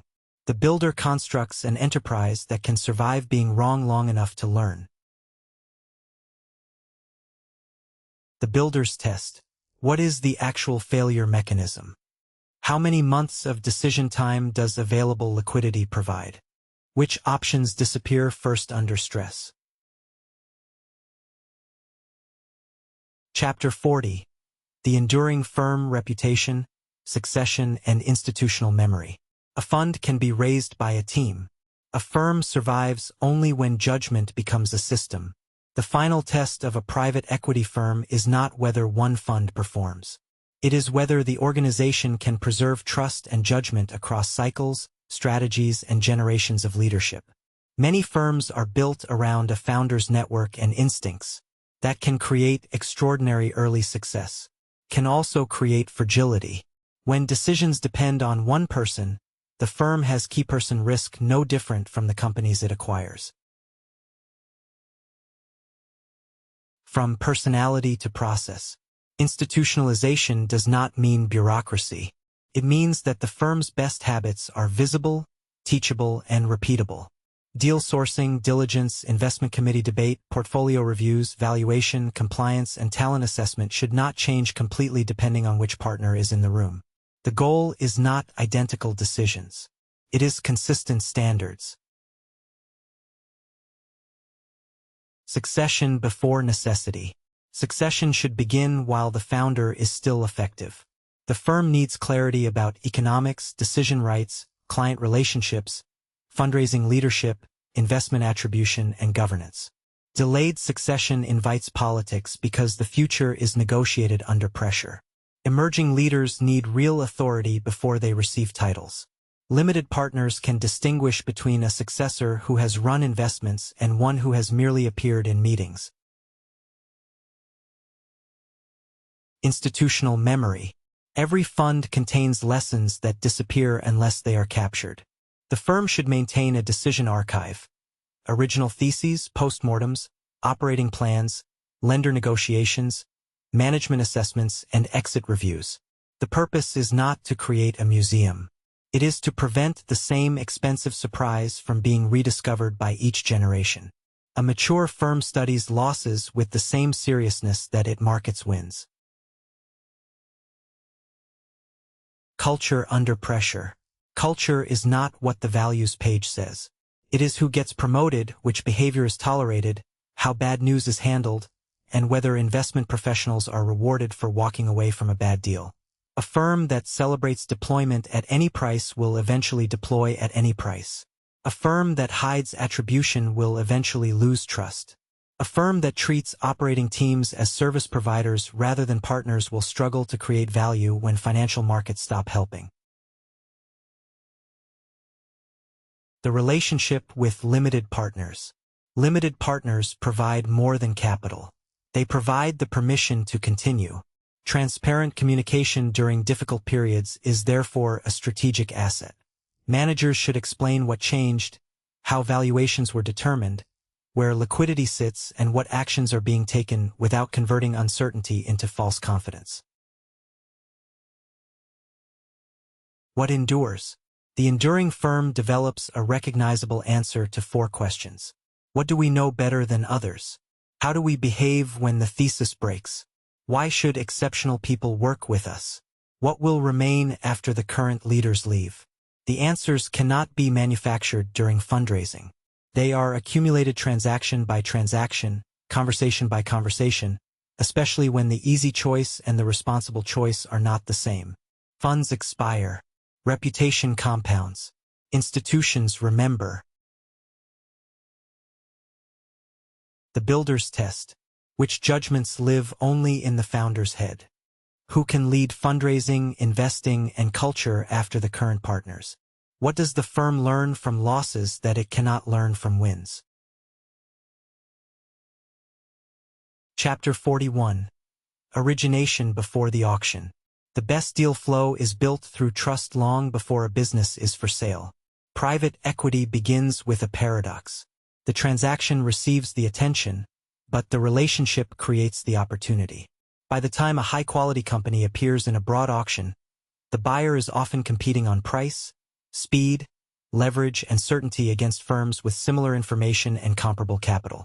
The possibility of an exceptional return has already been partially auctioned away.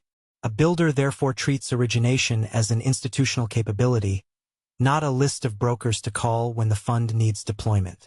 Origination is the patient work of becoming relevant to owners, advisors, executives, lenders, and industry specialists before anyone needs a buyer. The difference between access and advantage. Access means receiving the confidential information memorandum.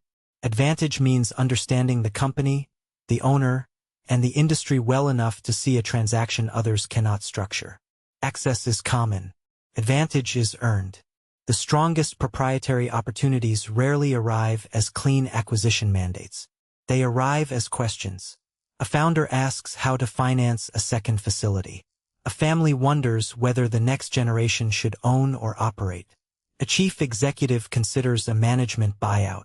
A lender sees a healthy company with a temporary capital problem. An advisor needs a credible partner for a delicate succession. The buyer who can solve the underlying problem may create a transaction without forcing the owner into a public sale process. This does not mean manipulating an uninformed seller. A responsible proprietary process gives the owner enough information and independent advice to make a deliberate decision. The benefit is not secrecy. The benefit is fit. Build an origination thesis. Random outreach produces random companies. A real origination program begins with a thesis precise enough to guide effort. The thesis should define the economic engine, customer behavior, industry structure, acceptable risks, value creation levers, and reasons the firm is a credible owner. Business services is not a thesis. Regional providers of recurring, compliance-driven testing services with route density, low customer concentration, and opportunities to professionalize sales is closer. It tells the team whom to contact, what data to collect, which advisors matter, and why the platform may benefit from scale. A thesis must also define what the firm will not pursue. Exclusion criteria prevent the sourcing team from mistaking activity for progress. If customer concentration above 30% is unacceptable, say so. If the model depends on licensed labor that cannot be recruited in the target geography, do not hide the issue beneath a large market forecast. Map the ecosystem. Every attractive industry has a human map. It includes founders, former executives, accountants, attorneys, insurers, equipment vendors, commercial lenders, trade associations, consultants, and customers. The map reveals how information moves before a company is marketed.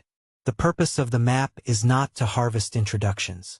It is to understand the industry well enough to contribute. A firm that publishes useful benchmarks, convenes operators, introduces talent, or helps an owner think through succession becomes part of the ecosystem. Relevance creates memory. Memory creates calls. A disciplined team records relationship context, not merely contact details. What does the owner care about? Which family members are involved? What would make a transaction unacceptable? Which strategic question remains unresolved? The database should help the firm behave like a thoughtful partner, not an automated mailing list.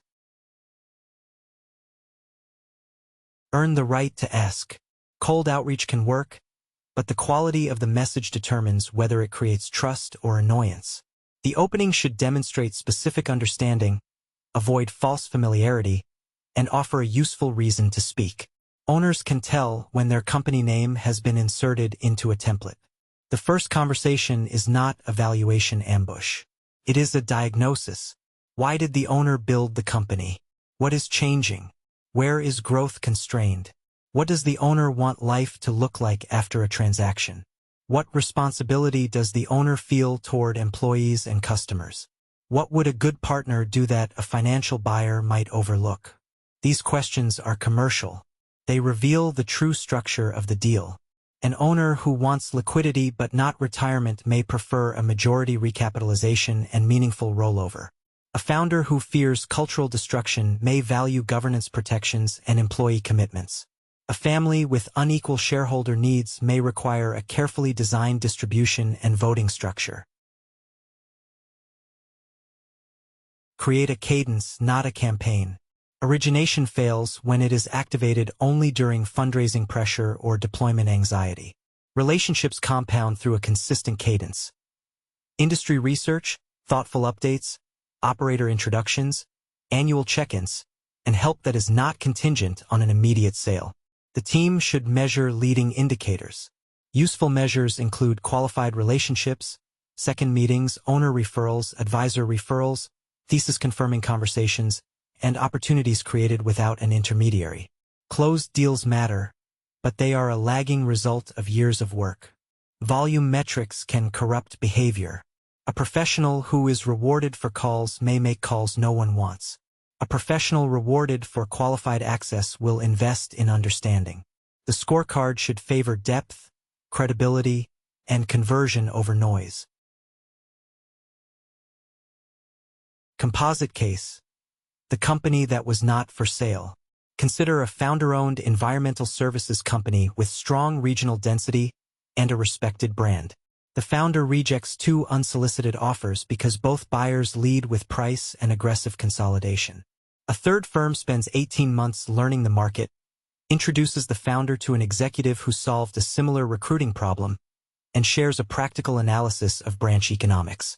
When the founder later needs capital for expansion and wants to diversify family wealth, the third firm does not propose a conventional exit. It structures a majority investment, leaves meaningful equity with the founder, creates an employee incentive pool, and agrees on a board calendar and reinvestment budget. The firm wins without being the highest headline bidder because it solved the complete problem. The lesson is not that relationships overcome economics. The lesson is that better relationships reveal better economics and better structures. Protect trust at the finish line. A proprietary deal can still become predatory if the buyer uses informational advantage to retrade unfairly, compress the timeline, or discourage advice. Builders do the opposite. They make diligence expectations clear, explain how valuation may change, encourage qualified counsel, and avoid manufacturing crises. Reputation is built most visibly when the buyer has leverage. An owner who feels respected after a difficult negotiation becomes a reference. An owner who feels trapped becomes a warning. Origination is therefore more than sourcing. It is the first expression of the firm's ownership philosophy. The way a firm approaches people before the deal predicts how it will treat them after the close. The builder's test. Which conclusion in this chapter would change the transaction if it proved false? What evidence can the team collect before close, and what must be monitored after close? How does this discipline protect both return and the operating capacity of the company? Chapter 42. Quality of earnings and the truth about cash. EBITDA is a useful language, but cash is the reality that services debt and funds growth. The income statement can make a company look stronger than the bank account feels. Revenue may be recognized before cash arrives. Expenses may be deferred, capitalized, or described as exceptional. Working capital may consume every dollar of apparent profit. Maintenance investment may be hidden beneath the convenient assumption that all capital expenditure is discretionary. Quality of earnings work exists to reconcile the story told by adjusted EBITDA with the economic cash the buyer can actually own. Begin with revenue, not adjustments. A serious analysis starts with the revenue engine. How is a sale created, recorded, invoiced, collected, renewed, and lost? Which revenue is recurring by contract, recurring by habit, project-based, usage-based, seasonal, or dependent on a single event? $1 of revenue with a 95% renewal rate and annual prepayment has different value from $1 earned through a one-time project with disputed acceptance terms. Revenue quality also depends on concentration and bargaining power. A growing customer can improve reported results while quietly increasing risk. The buyer should examine customer-level sales, gross margin, tenure, contract terms, payment behavior, service burden, and the portion of growth generated by price, volume, acquisition, or accounting classification. Cutoff testing matters. Transactions recorded near period end deserve attention because small timing decisions can move EBITDA materially. The question is not merely whether accounting standards were followed. It is whether the reported period represents the economics the buyer believes it is purchasing.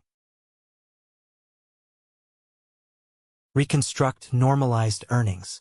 Sellers commonly present adjustments for owner compensation, personal expenses, litigation, restructuring, consulting projects, failed initiatives, facility moves, and other non-recurring items. Some adjustments are legitimate. Others convert ordinary business volatility into imaginary permanence. The buyer should test each adjustment with 4 questions. Did the expense actually occur? Is it truly non-recurring? Will a new owner incur a replacement cost? Is the amount supported by evidence? An owner's salary above market may be adjusted downward, but only after adding the cost of the management capacity the business will require. A one-time software implementation may be non-recurring, but recurring licenses, support, and internal administration remain. Synergies should not be included in historical earnings. They belong in the value creation case and require investment, timing, and execution risk. A good quality of earnings report does not produce one magical number. It produces a bridge from reported results to several defensible views of earnings and explains the judgment behind each. Working capital is part of the price. Many acquisition disappointments begin with a weak understanding of working capital. The purchase agreement may require the seller to deliver a normalized level of receivables, inventory, payables, and other operating accounts. If the target is wrong, the buyer can fund a cash deficit immediately after closing. Normalization should reflect seasonality, growth, customer terms, supplier terms, inventory strategy, and unusual pre-close actions. A fast-growing company may require more working capital than its historical average. A seller can temporarily accelerate collections, delay payments, or reduce inventory to create a flattering closing position that is not operationally sustainable. The team should model the cash conversion cycle by component. Days sales outstanding can conceal aging problems. Inventory days can conceal obsolescence. Payable days can conceal strained suppliers. Aggregate metrics are useful, but transaction-level evidence reveals the cause. Capital expenditure cannot be wished away. EBITDA excludes capital expenditure, yet many businesses require continuous investment merely to preserve revenue. Vehicles age. Machines wear. Facilities need repair. Software must be upgraded. Customer expectations rise. The buyer should separate maintenance capital expenditure from growth capital expenditure, while admitting that the boundary is not always precise. Maintenance is the investment needed to sustain current capability and competitive position. Growth capital is intended to create additional capacity or revenue. Underinvestment can make historical cash flow look strong while transferring a liability to the buyer. A practical test compares the fixed asset register, repair expense, utilization, downtime, safety incidents, and replacement schedule with management's capital plan. If a fleet is older than policy suggests and maintenance expense is rising, the future capital need is not optional simply because the seller postponed it. Taxes, leases, and other claims on cash. Cash available for debt service must also account for taxes, lease obligations, earnouts, deferred compensation, pension contributions, environmental remediation, and other contractual claims. Modern accounting may place some obligations on the balance sheet, but the model should focus on timing and liquidity, not presentation. The buyer should distinguish cash that belongs to the business from cash temporarily held for others. Customer deposits, sales taxes, payroll withholdings, insurance reserves, and restricted balances can create false comfort if they are included in liquidity. Composite case. Profitable and starving.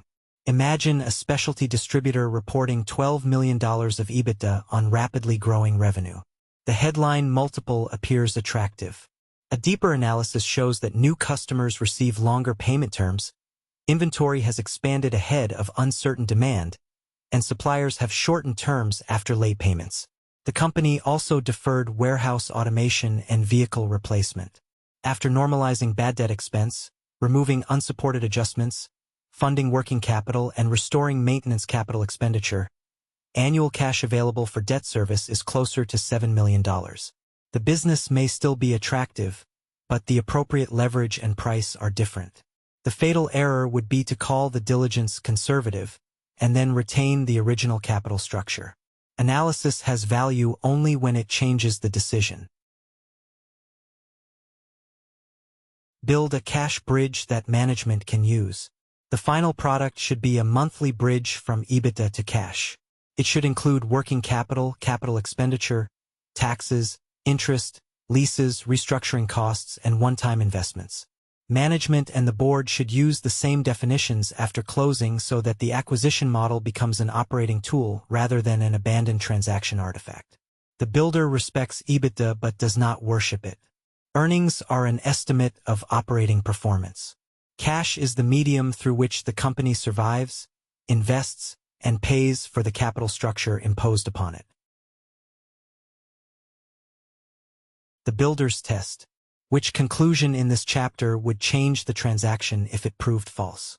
What evidence can the team collect before close, and what must be monitored after close?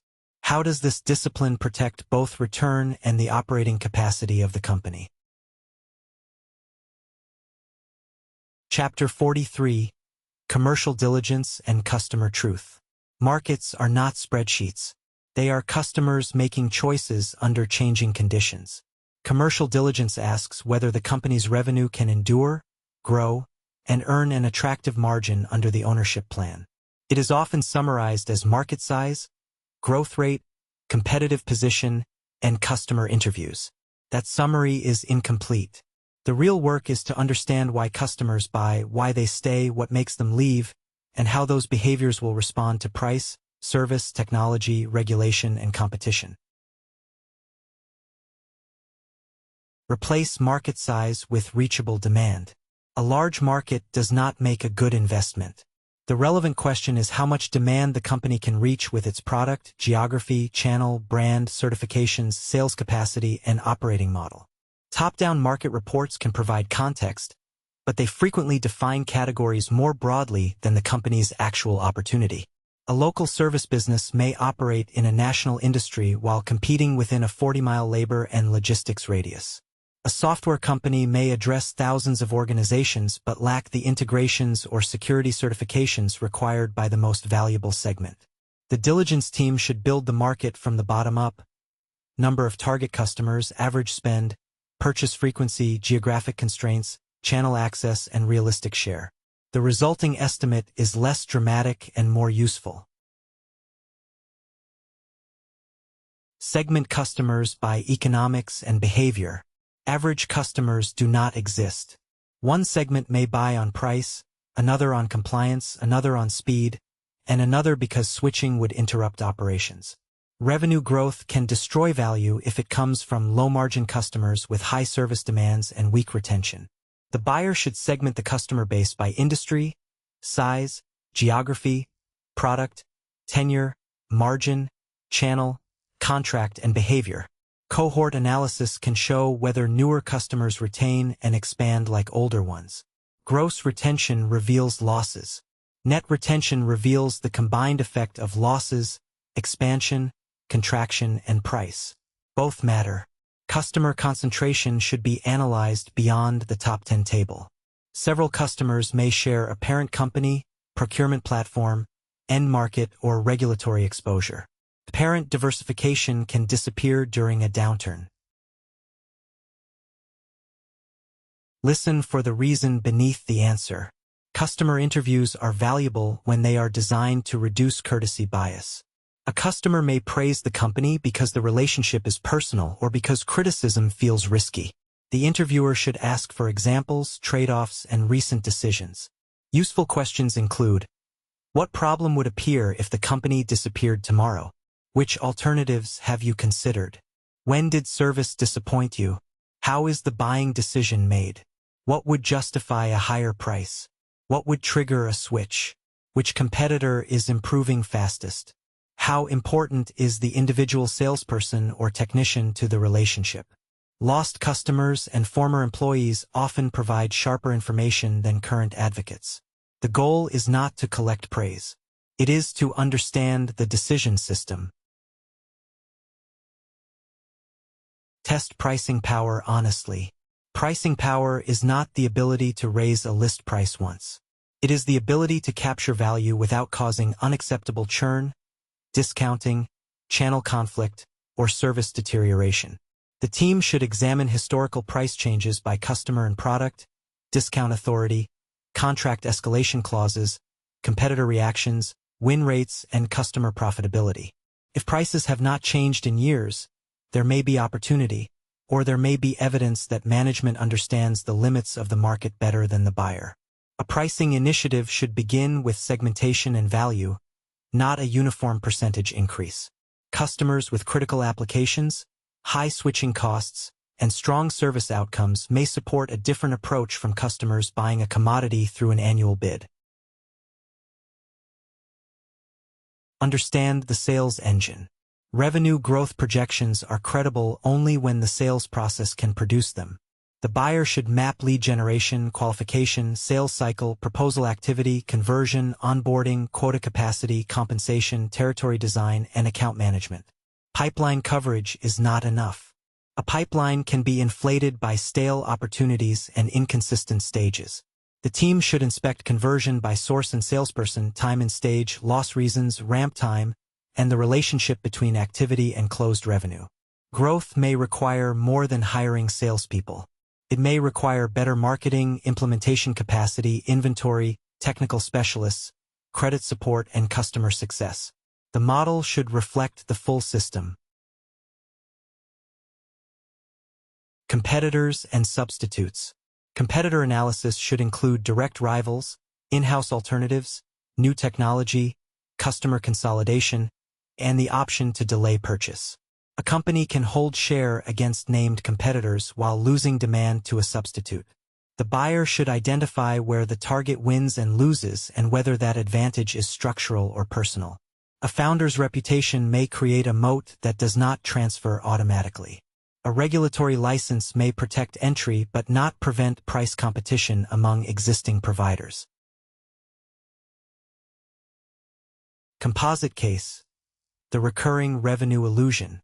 Consider a compliance services company described as 90% recurring.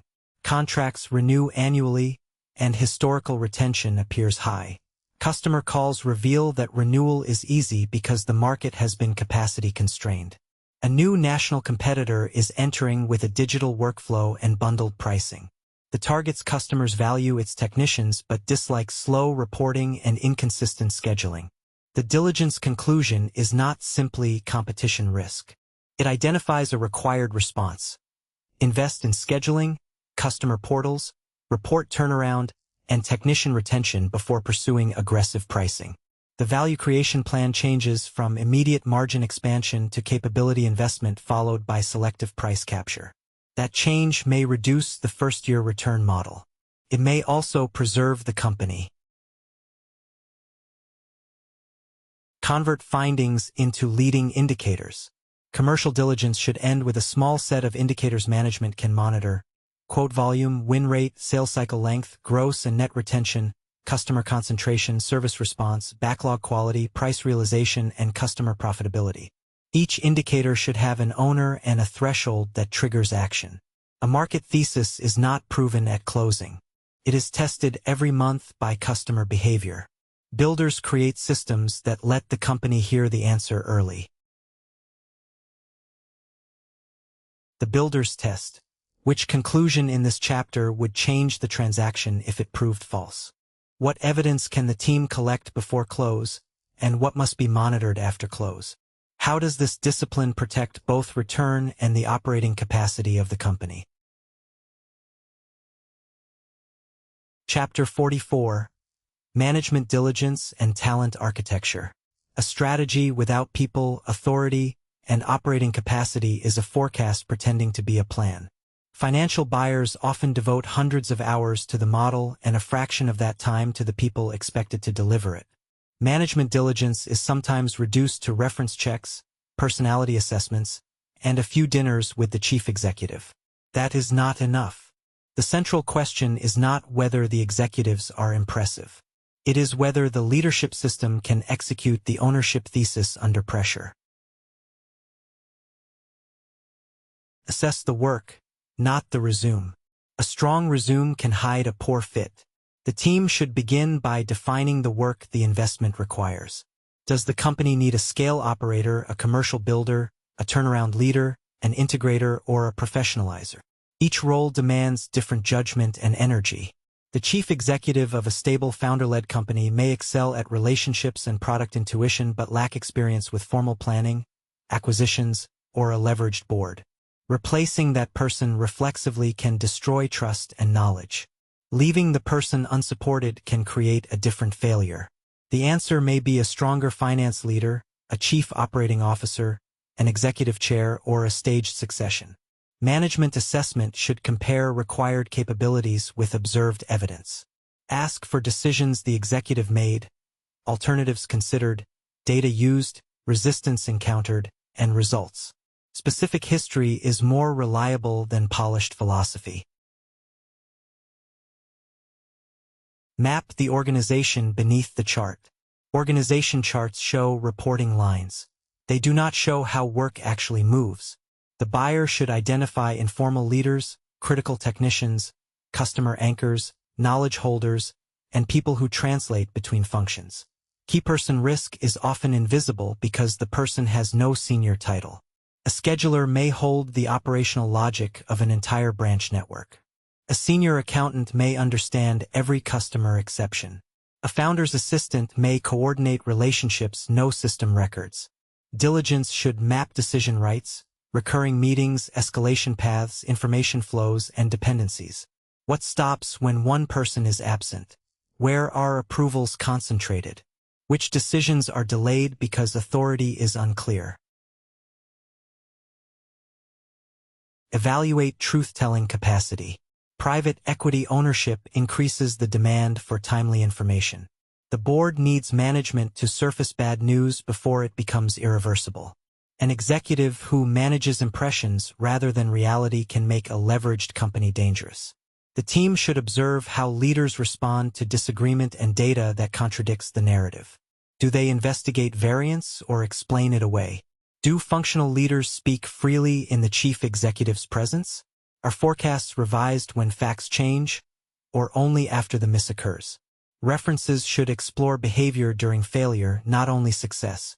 How did the person handle a missed plan, a key departure, a customer loss, or a liquidity problem? Pressure reveals operating character. Design incentives that support the system. Management equity can align interests, but only if the plan is understandable, achievable, and connected to value employees can influence. A complex waterfall explained once at closing does not create daily alignment. The plan should balance enterprise value with operating health. If executives are rewarded only for EBITDA, they may underinvest, delay expenses, or sacrifice working capital. Measures such as cash conversion, customer retention, safety, quality, and strategic milestones may be necessary depending on the business. Vesting, good leaver and bad leaver rules, dilution, rollover, and exit treatment should be explained plainly. Perceived unfairness can destroy the motivational value of equity even when the legal documents are technically generous. Build the second layer. A common investment thesis assumes the company will scale while management remains concentrated in a few people.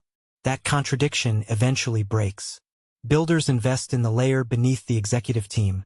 Branch leaders, functional directors, controllers, sales managers, plant managers, and future general managers. The first 100 days should identify succession candidates and capability gaps. Development plans should include real responsibility, not only training. A leader becomes ready by making consequential decisions with support and feedback. Talent architecture also includes recruiting capacity, compensation philosophy, performance management, and workforce planning. Growth targets that ignore the supply of skilled labor are not targets. They are wishes. Decide what changes when. Leadership changes near closing can create speed or destabilization. The board should distinguish urgent integrity or capability problems from preferences that can be tested over time. A useful framework divides decisions into 3 categories. Act immediately when trust, safety, liquidity, or legal compliance is at risk. Set a short evidence period when capability is uncertain but recoverable. Invest and support when the leader has the potential to succeed with clearer goals, resources, or complementary talent. Every transition needs a communication plan, interim authority, retention strategy, and protection for customers and employees. Removing a leader is not a complete decision. The work continues the next morning. Composite case, the founder who was the system. A sponsor acquires a specialized manufacturer whose founder controls pricing, product design, key accounts, and hiring. The model assumes rapid expansion. Management interviews initially suggest a capable team, but process mapping shows that every important decision returns to the founder. Rather than force an immediate exit, the sponsor negotiates a 2-year transition, recruits a commercial leader and controller, documents product and pricing logic, creates account teams, and transfers customer relationships deliberately. The founder's role narrows as the organization earns independence. The company becomes more valuable not because the founder was removed, but because the founder's judgment was converted into institutional capability. The board's responsibility for talent. Boards often discuss talent only when a position is vacant. A stronger board reviews the leadership system regularly: performance, succession, retention risk, organizational health, and capacity against the value creation plan. The ultimate measure of talent architecture is not how many executives were replaced. It is whether the company can make high-quality decisions at increasing scale without depending on heroics. The builder's test.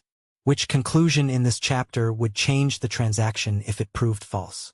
What evidence can the team collect before close, and what must be monitored after close? How does this discipline protect both return and the operating capacity of the company? Chapter 45. Capital Structure and Covenant Design. Debt should finance the plan, not become the plan. Leverage is one of private equity's defining tools because it can increase equity returns and impose financial discipline. It is also the mechanism through which a modest operating disappointment can become a loss of control. The central task is not to maximize debt capacity. It is to design a capital structure that allows the company to execute, absorb volatility, and preserve options. Start with the business risk. Debt capacity begins with the stability and convertibility of cash flow. Contracted recurring revenue, low capital intensity, modest working capital swings, and diversified customers can support more leverage than cyclical projects, volatile commodities, concentrated accounts, or heavy maintenance investment. Historical volatility should be studied across seasons and cycles. A company that has never experienced a downturn may appear stable simply because the observation window is favorable. The model should consider customer loss, margin pressure, delayed collections, inventory growth, wage inflation, interest rates, and execution delays. A lender may offer an amount the business should not accept. Availability is not suitability. Understand every layer. A capital structure may include a revolver, term loan, delayed draw facility, asset-based line, unitranche debt, mezzanine debt, seller note, preferred equity, rollover equity, and earnout. Each layer has a purpose, cost, priority, maturity, covenant package, and control consequence. The cheapest instrument is not always the best. A slightly more expensive facility with flexible amortization, acquisition capacity, and workable covenants may create more value than a low-rate loan that constrains the operating plan. Seller financing can align interests and bridge valuation, but it can also create conflict if subordination, payment conditions, and information rights are unclear. Earnouts reduce upfront risk while introducing measurement disputes. Every instrument moves risk. None makes it disappear. Covenants are an operating issue. Covenants define the boundary between borrower control and lender intervention. Maintenance covenants may test leverage, fixed charge coverage, liquidity, or other measures periodically. Incurrence covenants restrict actions such as acquisitions, distributions, additional debt, or asset sales. The model should calculate headroom under realistic adverse scenarios and account for definitions in the credit agreement. Covenant EBITDA may differ from management EBITDA. Add-backs may be capped or time-limited. Synergies may require evidence. Cash netting may be restricted. A company can be solvent and still breach a covenant. The resulting amendment can consume fees, management attention, and negotiating leverage precisely when the business is weakest. Match amortization to cash generation. Mandatory amortization can create discipline, but it should fit the timing of cash flow and investment. A seasonal company may need a revolver that expands and contracts. A buy-and-build strategy may need delayed draw capacity. A transformation requiring upfront systems and facilities may need lower early amortization. The debt schedule should integrate interest, base rate sensitivity, hedging, principal, excess cash flow sweeps, and maturity. Refinancing should not be assumed as a certainty. A deal that works only if debt markets remain generous contains a hidden exit dependency. Preserve liquidity and optionality. Minimum cash is not idle by default. It protects payroll, customer service, and decision time. Revolver availability can be reduced by borrowing-based mechanics, letters of credit, or lender discretion. The board should understand practical liquidity, not merely committed capacity. The structure should preserve options for acquisitions, capital expenditure, restructuring, and temporary underperformance. These options have value even if the base case model never uses them. Composite case, the cheaper loan that cost more. A services platform receives two financing proposals. The first has a lower rate but tight quarterly leverage tests, aggressive amortization, and limited acquisition flexibility. The second costs more but includes a delayed draw facility, wider covenant headroom, and a structure aligned with seasonal cash flow. The sponsor initially favors the cheaper loan because the base case return improves. The downside case shows that one delayed customer payment combined with acquisition costs would leave minimal covenant headroom under the first proposal. The firm selects the second facility. 2 years later, a temporary customer disruption occurs. The company remains compliant, continues investing, and acquires a smaller competitor while others retreat. The higher spread purchased strategic freedom. Governance around leverage. The board should review liquidity, covenant headroom, debt maturity, interest exposure, and capital allocation at every meeting. Distributions and dividend recapitalizations should be evaluated against reinvestment needs and downside resilience, not solely the fund's desire for realized proceeds. Debt is most powerful when it remains subordinate to the operating thesis. When management begins running the company primarily to satisfy the capital structure, leverage has stopped serving ownership and started controlling it. The builder's test. Which conclusion in this chapter would change the transaction if it proved false? What evidence can the team collect before close, and what must be monitored after close? How does this discipline protect both return and the operating capacity of the company? Chapter 46. Buy and build without integration collapse. Acquisitions create value only when the combined company becomes more capable than the collection of deals. Buy and build strategies are attractive because fragmented industries offer repeated acquisition opportunities, cost synergies, cross-selling, geographic expansion, and the possibility of a higher valuation for a scaled platform. The danger is that a spreadsheet can combine companies instantly while operations cannot. A platform can grow reported revenue and EBITDA while accumulating incompatible systems, confused customers, duplicated roles, cultural resentment, and management overload. Builders treat integration as a core operating discipline before the first add-on closes. Prove the platform first. The platform should possess enough leadership, systems, process discipline, and financial control to absorb an acquisition. A weak platform does not become strong by acquiring another weak company. It becomes larger and harder to fix. Before launching a program, the board should assess integration capacity, management bandwidth, finance close, data quality, human resources, information technology, customer onboarding, procurement, legal support, and project management. If the platform cannot produce reliable monthly results, it is not ready to ingest 5 sets of unreliable results. The investment case should specify why ownership together creates value beyond multiple arbitrage. The answer may be route density, purchasing power, shared technology, broader products, national accounts, talent development, or centralized support. If the thesis depends only on buying smaller companies at lower multiples and selling the group at a higher multiple, The strategy is exposed when markets stop rewarding scale without quality. Classify what must integrate. Not every function should be centralized immediately. The integration blueprint should divide decisions into 4 categories: standardize, centralize, connect, and preserve. Standardize where consistency protects quality, safety, compliance, reporting, or customer experience. Centralize where scale creates a clear economic benefit, such as treasury, insurance, certain procurement, or specialized expertise.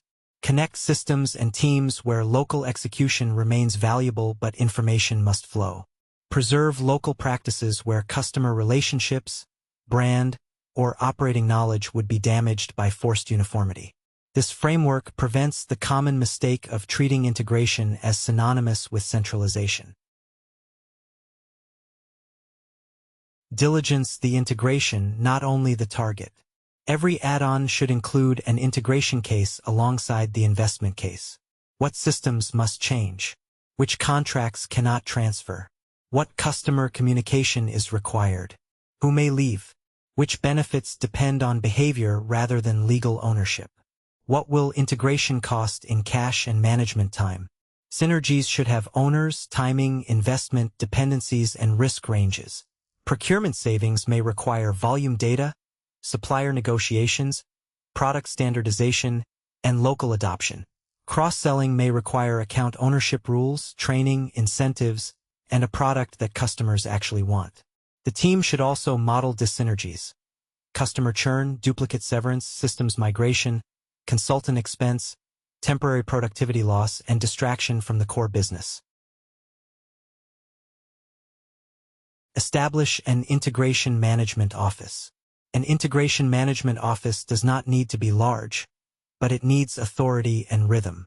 It maintains the plan, dependencies, decisions, risks, and benefits. Functional leaders remain responsible for outcomes. The integration office ensures that work across functions does not disappear between meetings. The plan should distinguish day one readiness from longer-term transformation. Payroll, customer service, cash control, authority, cybersecurity, and legal compliance cannot wait. Branding, system convergence, facility optimization, and organizational redesign may require sequencing. A weekly integration dashboard should focus on decisions and exceptions, not ceremonial status reporting. Red issues should be genuinely red. Protect customers and employees. The buyer experiences the acquisition as strategic progress. Employees may experience it as uncertainty. Customers may fear service disruption, price changes, or the loss of relationships. Communication should explain what is changing, what is not changing, when decisions will be made, and where questions go. Leaders should avoid promises they may later break. Silence creates rumors, and rumors are usually more damaging than an honest, incomplete answer. Retention decisions should identify critical people before close. Retention bonuses can help, but respect, clarity, authority, and credible career paths matter more over time. Measure integration as capability. Integration success is not the percentage of tasks marked complete. It is the degree to which the combined business can serve customers, close the books, make decisions, retain talent, and realize the economic thesis. Useful measures include customer retention, employee turnover, service levels, close timing, system adoption, purchasing realization, cross-sell conversion, working capital, and leadership capacity. The board should compare actual benefits and costs with the acquisition case. Composite case: scale without a company. A home services platform acquires 9 businesses in 2 years. Revenue doubles, but each branch uses different pricing, payroll, scheduling, and customer systems. Central leadership cannot see branch profitability reliably.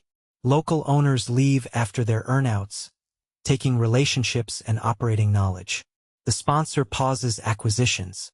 It creates a common operating model, retains local brands where they matter, standardizes finance and safety, implements shared scheduling in phases, and develops regional leaders. Growth slows for a year, but customer retention, technician utilization, and cash conversion improve. The pause is initially described as a failure of pace. In reality, it is the moment the collection becomes a company. Know when to stop. Deployment pressure can make the next add-on feel compulsory. A disciplined board sets capacity limits and objective gates. If integration milestones, reporting quality, leadership positions, or customer metrics fall below thresholds, the program pauses. Buy and build creates extraordinary value when each acquisition strengthens the operating system. It destroys value when transactions outrun the organization's ability to become one enterprise. The builder's test. Which conclusion in this chapter would change the transaction if it proved false? What evidence can the team collect before close, and what must be monitored after close? How does this discipline protect both return and the operating capacity of the company? Chapter 47. Portfolio Governance and the KPI Tree. A board should create clarity, accountability, and options, not a monthly theater of numbers. After closing, the sponsor's influence is expressed through governance. The board approves strategy, selects and supports leadership, allocates capital, monitors risk, and determines when intervention is necessary. Done well, governance improves decision quality without taking management's job. Done poorly, it produces reporting burden, confused authority, and short-term behavior. Define the governing contract. The legal documents establish formal rights, but the board and management also need an operating contract. Which decisions belong to management? Which require board approval? What information arrives when? How are disagreements resolved? What constitutes an emergency? How will the sponsor provide resources without bypassing the chief executive? Ambiguity creates two predictable failures. Management waits for permission on routine decisions, slowing the company. Or the sponsor intervenes informally through multiple channels, undermining authority. Clear decision rights protect speed and accountability. Build the KPI tree from value creation. A dashboard should not begin with every metric the company can produce. It should begin with the economic logic of the investment. The KPI tree connects enterprise value to the operational drivers management can influence. For example, revenue may depend on active customers, retention, price, volume, and new wins. Gross margin may depend on mix, labor productivity, material cost, rework, and utilization. Cash may depend on EBITDA, receivables, inventory, payables, capital expenditure, taxes, and interest. Each branch should identify leading and lagging indicators. EBITDA is lagging. Quote activity, schedule fill, service response, churn risk, and labor availability may provide earlier signals. The board needs both. Definitions must be stable. If recurring revenue, organic growth, or adjusted EBITDA changes whenever performance is weak, the metric has become advocacy rather than information. Separate reporting from conversation. The board package should arrive early enough to be read. Routine information belongs in written materials. Meeting time should focus on decisions, variance, risk, talent, and strategic questions. A strong package includes financial statements, cash bridge, forecast, KPI trends, value creation initiatives, customer and employee indicators, debt and covenant headroom, capital requests, major risks, and decisions required. It should explain what changed, why it changed, and what management is doing. The chief executive should not spend the meeting reading slides aloud. Directors should not use the meeting to discover basic facts they could have reviewed in advance. Forecasting as a management discipline. Forecast accuracy matters, but the objective is not to punish every miss. It is to improve understanding. The board should examine whether variance came from external change, weak assumptions, poor execution, or delayed recognition. Rolling forecasts are often more useful than a static annual budget. Scenario ranges can expose the consequences of uncertainty.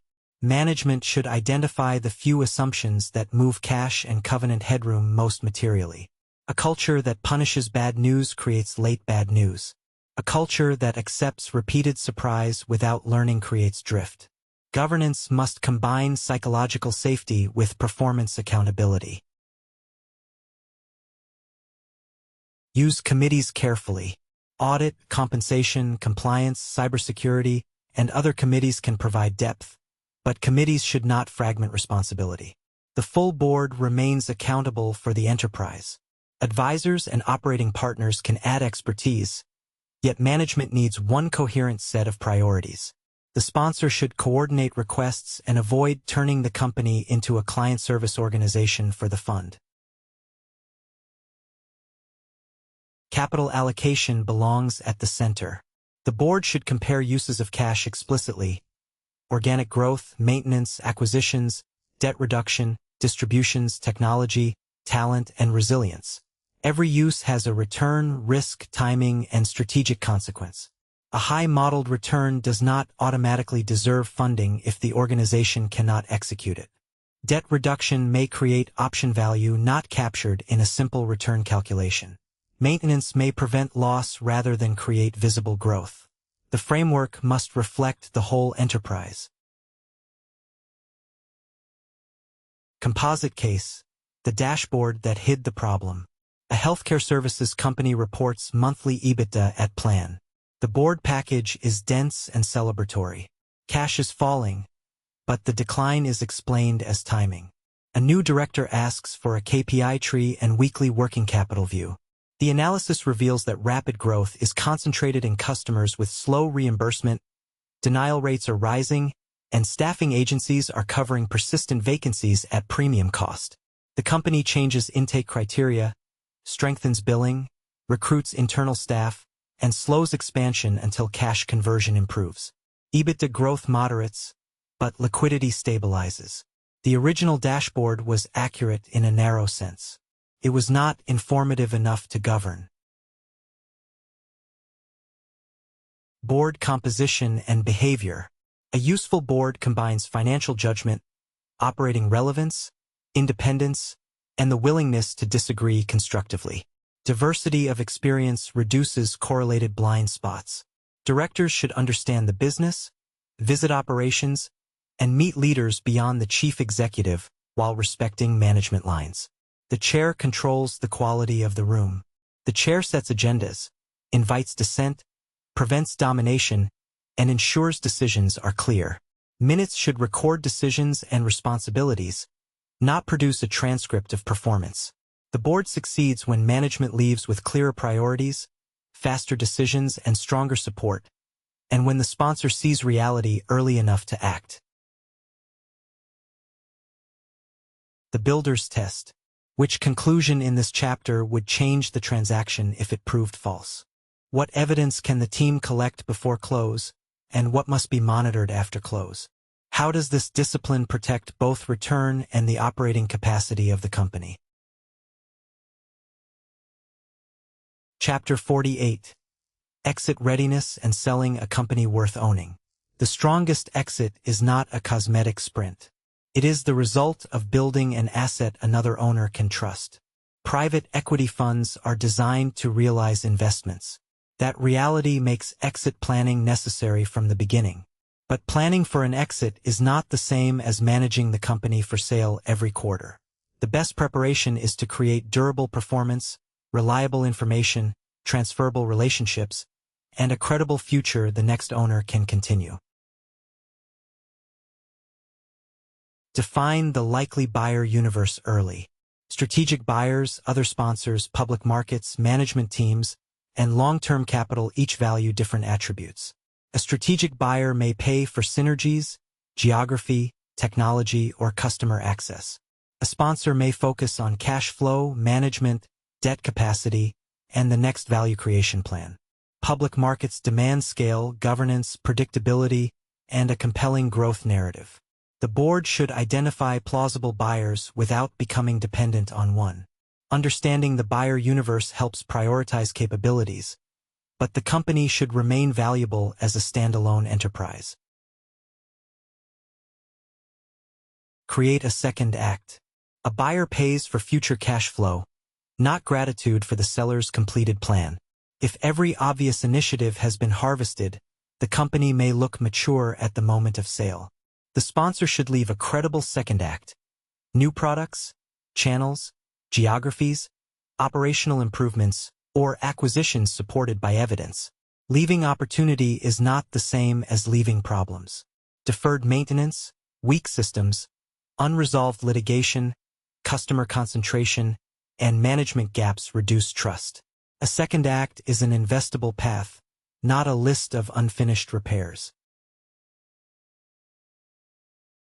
Institutionalize the story. The exit narrative should emerge from operating reality. The company needs consistent definitions, clean monthly financials, documented revenue bridges, customer cohorts, quality of earnings support, capital expenditure history, and a forecast management can defend. Data should be organized before the process begins. A rushed data room signals weak control and creates opportunities for retrading. Contracts, legal entities, intellectual property, employment matters, tax records, compliance, cybersecurity, insurance, and environmental documents should be complete and searchable. Management must own the story. Buyers become skeptical when the sponsor answers every operating question or when the chief executive appears unfamiliar with the model. Preparation should include rigorous practice, but not scripted evasion. Reduce transfer risk. A company is more valuable when its performance can transfer to a new owner. Customer relationships should be institutional, not dependent on one founder or salesperson. Key processes should be documented. The management team should be capable and motivated to remain. Supplier terms, licenses, permits, and contracts should be assignable or addressed early. Management equity and retention arrangements can support continuity, but buyers will assess whether leaders are staying because they believe in the future or merely waiting for a payment. Choose timing with discipline. Market conditions matter. Debt availability, valuation, buyer appetite, industry cycles, and regulatory conditions can affect price. Company conditions matter more: performance trajectory, forecast credibility, management readiness, customer stability, and the maturity of the value creation plan. Waiting can create value if the next milestone is achievable and meaningful. Waiting can destroy value if growth is slowing, concentration is rising, or the exit depends on a favorable market that may close. The board should compare the expected value of delay with execution and market risk. The decision should not be governed solely by fund age or the desire to announce a result, though those constraints are real and should be acknowledged honestly. Run a process that protects the company. A sale process consumes management attention and can create uncertainty among employees, customers, and suppliers. The sponsor should define confidentiality, communication, decision rights, and operating protections. Management needs enough capacity to continue running the business. The company should maintain investment and customer service rather than freezing every decision to make near-term cash appear stronger. A process that damages the asset to improve the sale presentation defeats itself. Bid evaluation should consider price, certainty, financing, regulatory risk, diligence scope, employee and customer implications, rollover terms, and the buyer's capacity to close. The highest preliminary indication is not always the highest realized value. Composite case. The failed first process. A software-enabled services company enters the market after 2 strong years. The sponsor expects a premium multiple. Diligence reveals inconsistent revenue definitions, founder-dependent sales, undocumented product ownership, and a management team that cannot explain customer-level profitability. Buyers reduce bids or withdraw. The sponsor pauses the process. Over 18 months, the company cleans data, strengthens finance, transfers accounts to teams, documents intellectual property, recruits a commercial leader, and builds a cohort-based forecast. Growth is modestly lower, but the business is more understandable and transferable. The second process produces stronger certainty and a better outcome. The value was not created by the second marketing book. It was created by becoming a company the buyer could underwrite. Measure the exit beyond the multiple. A successful exit includes financial return, but the analysis should attribute the result. How much came from revenue growth, margin, cash generation, debt paydown, acquisitions, and multiple change? Which initiatives worked? Which risks were merely avoided by favorable timing? The firm should also examine the condition of the company at transfer. Is the balance sheet sustainable? Can management execute the next plan? Were obligations disclosed? Did the sponsor leave a credible institution or a temporarily polished asset? The final act of ownership is not the wire transfer. It is the handoff. Builders sell companies that remain worth owning. The builder's test. Which conclusion in this chapter would change the transaction if it proved false? What evidence can the team collect before close, and what must be monitored after close? How does this discipline protect both return and the operating capacity of the company? Epilogue. What survives the deal? Every private equity transaction eventually becomes history. The models are archived. The debt is repaid, refinanced, restructured, or written down. The sponsor exits. The executives move on. The press release disappears beneath newer headlines. The company remains or it does not. That is the final measure behind the title of this book. The private equity of death is not merely a failed investment. It is ownership that consumes the future to improve the present report. It is leverage without resilience, efficiency without capability, control without humility, and profit without stewardship. The private equity of life is different. It leaves behind a company with stronger systems, better leaders, more loyal customers, a healthier balance sheet, and a clearer reason to exist. It treats capital as a tool for enlarging possibility rather than narrowing it. Builders are not gentle by definition. They negotiate hard, replace leaders, close facilities, eliminate waste, and sell companies. The distinction is not the absence of difficult decisions. It is whether those decisions create a more capable enterprise or merely transfer value away from the people who cannot protect themselves. The discipline begins with language. Stop saying a deal is safe. Stop saying returns are guaranteed. Stop calling every cost reduction value creation. Stop using control as a synonym for certainty. Replace those claims with questions, evidence, and accountability.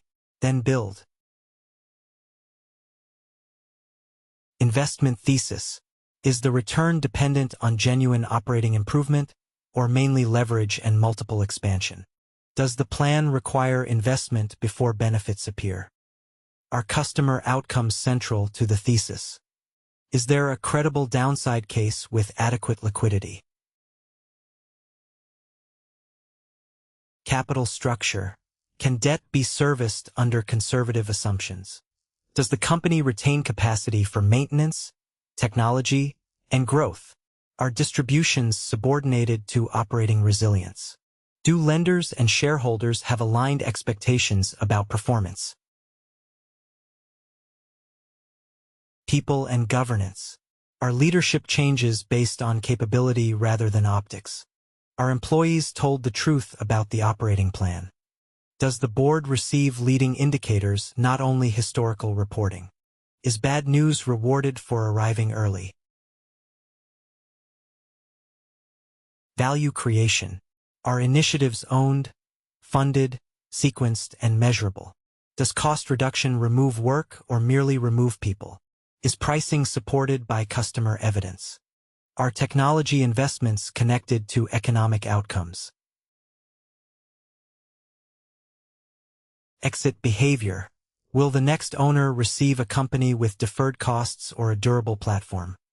Are adjustments to earnings transparent and repeatable? Is the exit timed around readiness as well as market opportunity?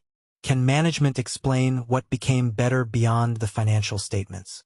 A low score does not automatically kill a deal. It identifies where governance, structure, or price must change before capital is committed. Commercial.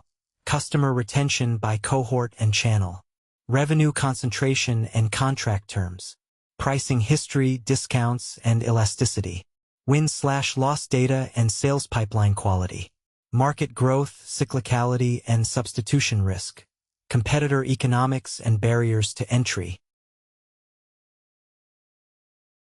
Financial, quality of earnings and revenue recognition, working capital normalization, maintenance versus growth capital expenditure, cash taxes and tax exposures, debt-like items and off-balance sheet obligations, forecast accuracy and budget discipline.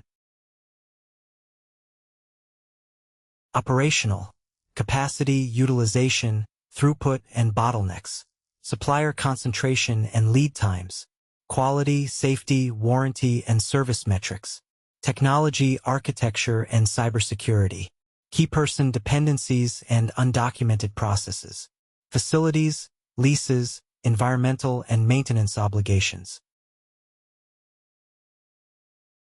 Legal and regulatory, material contracts and change of control provisions, litigation, claims, permits, and compliance history, intellectual property ownership, employment classification and benefits liabilities, data privacy and sector-specific regulation.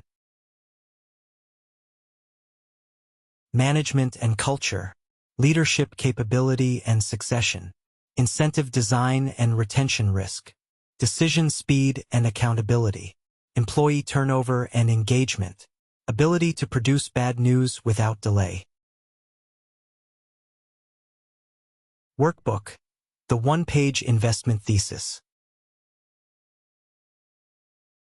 What does the company sell, to whom, and why do customers choose it? Notes. What must be true for the investment to meet its objective? Notes. What can go wrong without permanently impairing value? Notes. What would make us walk away before signing? Notes. What evidence would disprove the thesis after closing? Notes.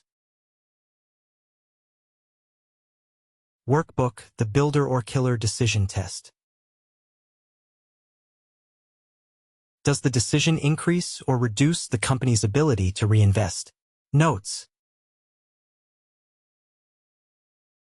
Who receives the benefit now? Notes. Who bears the risk later? Notes. Which capability is strengthened? Notes. Which obligation is being transferred or deferred? Notes.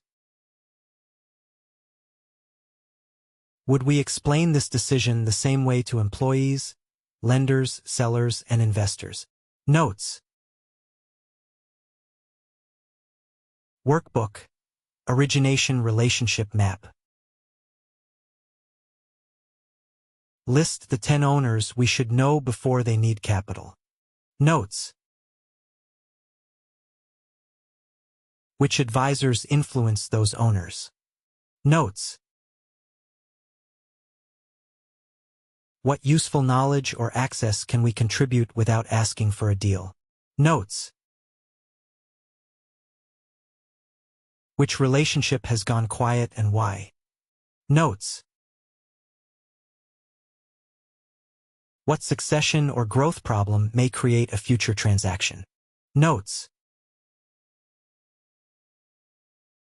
What is the next trust-building action and who owns it? Notes. Workbook, industry thesis builder. Define the precise customer and use case. Notes.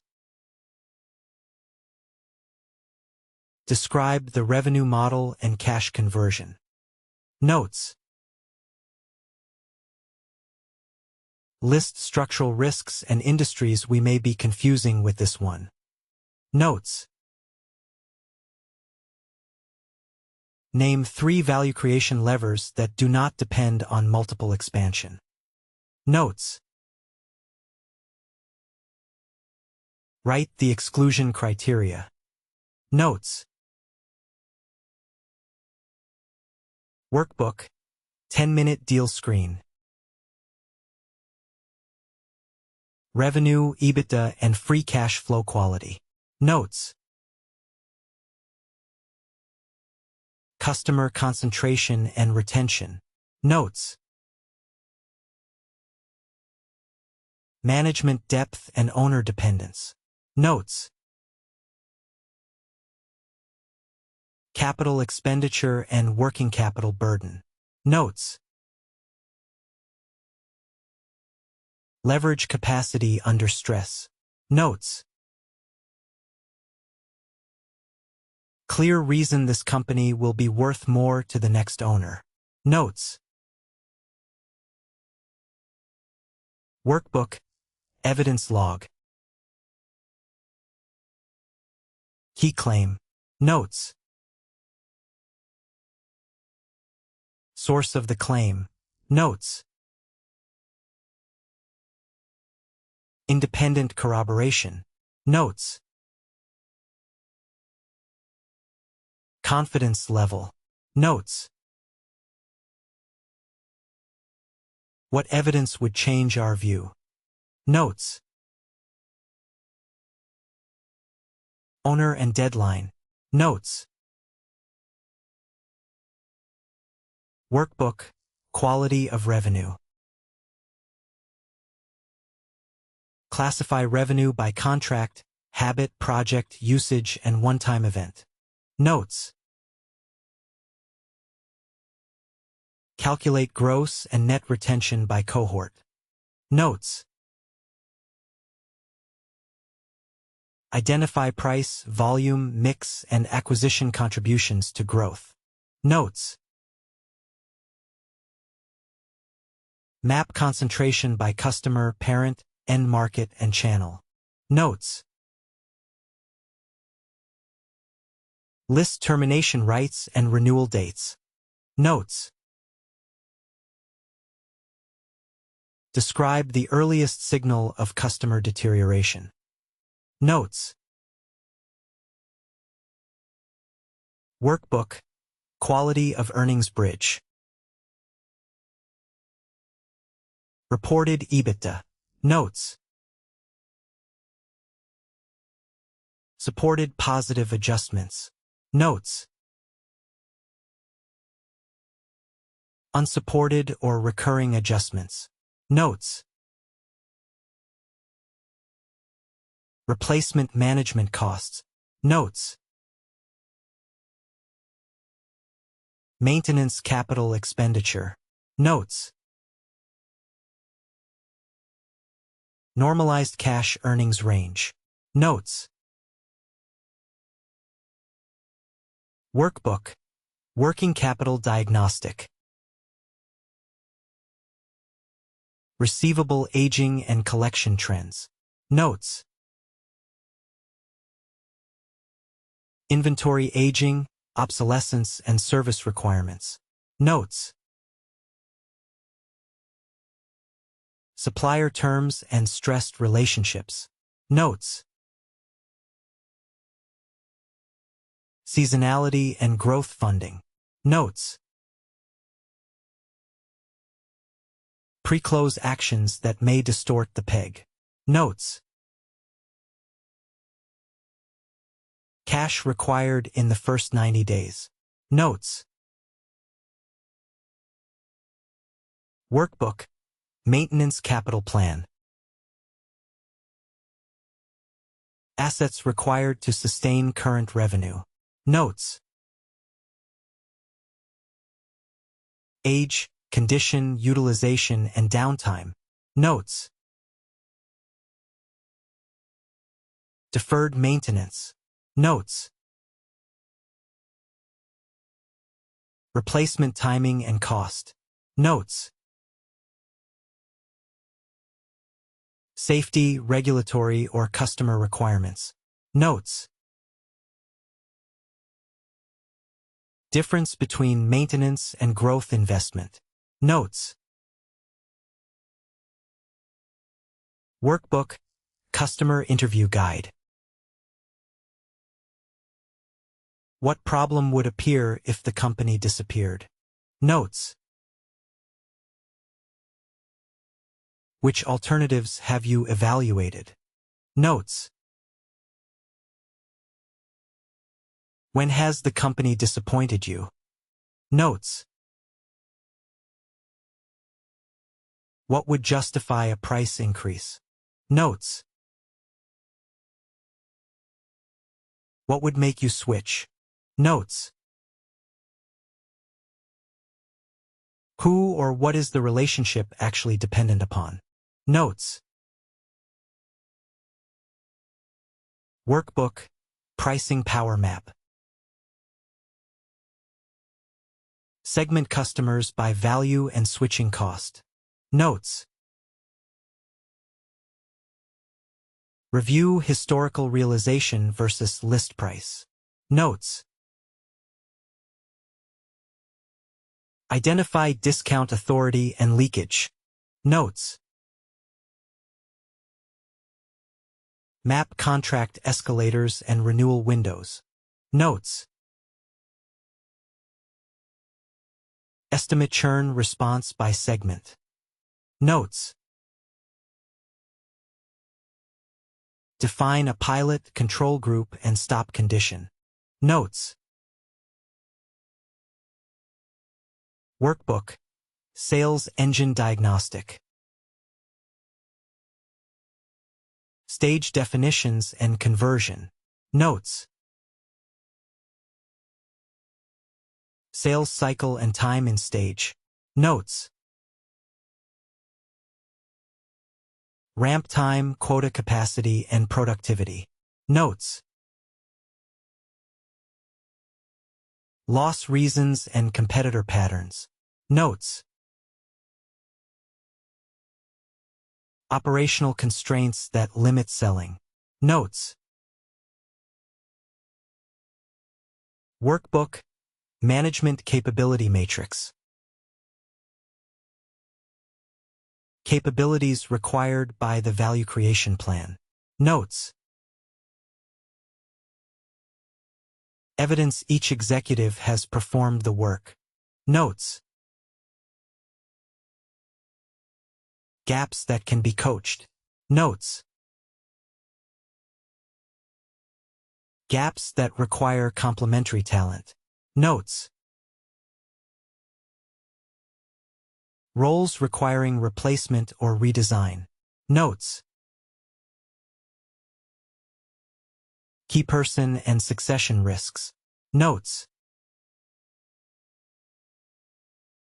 Workbook, Informal Organization Map.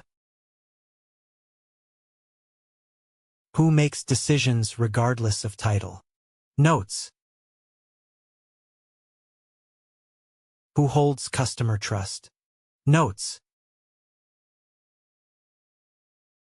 Who knows the systems and exceptions?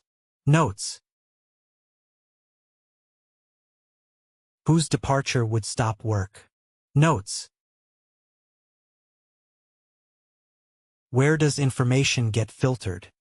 Notes. Which informal leader should be involved in change? Notes. Workbook, Management Incentive Design.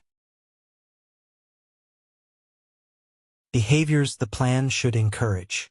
Notes. Measures leaders can influence. Notes. Balance of EBITDA, cash, growth, quality, and safety. Notes. Vesting and lever treatment. Notes. Clarity of the equity waterfall. Notes. Possible unintended incentives. Notes. Workbook, Leadership Transition Plan. Reason for the change. Notes. Decision authority during transition. Notes. Customer and employee communication. Notes. Retention of critical knowledge. Notes. Interim and permanent successor. Notes. 30-, 60-, and 90-day success measures. Notes. Workbook.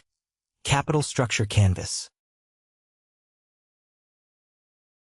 Base and downside cash flow. Notes. Revolver and seasonal needs. Notes. Term debt and amortization. Notes. Seller paper, preferred equity, and rollover. Notes. Minimum liquidity and covenant headroom. Notes. Maturity and refinancing risk. Notes. Workbook. Covenant headroom test. Relevant covenant definitions. Notes. Base case headroom by quarter. Notes. Downside headroom by quarter. Notes. Add-back limits and expiry. Notes.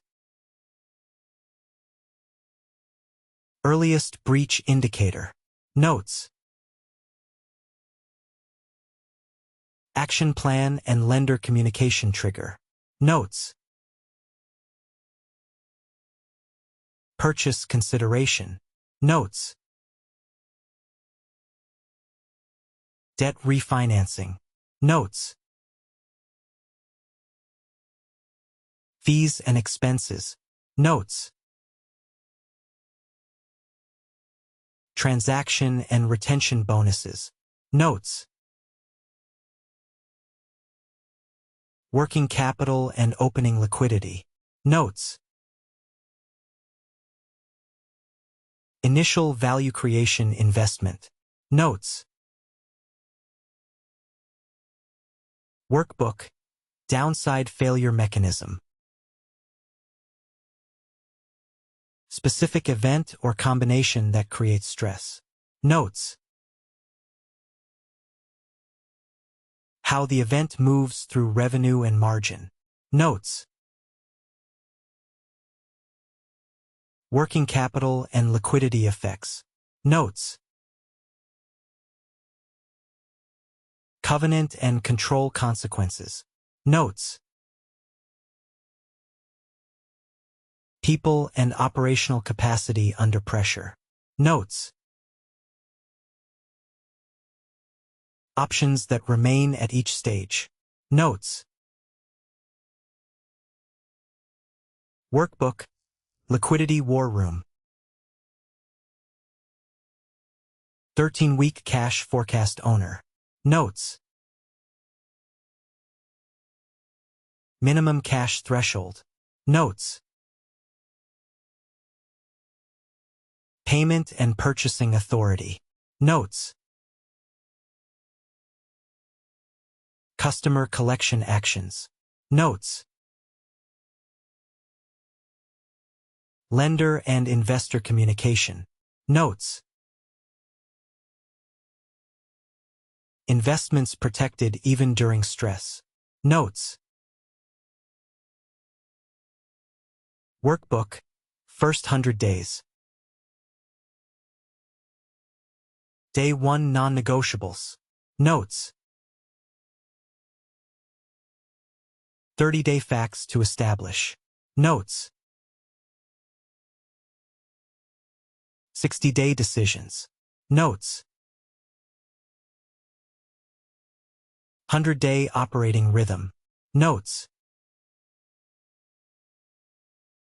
Initiatives intentionally delayed. Notes. How employees and customers will experience credible ownership. Notes. Workbook. Value Creation Initiative Card.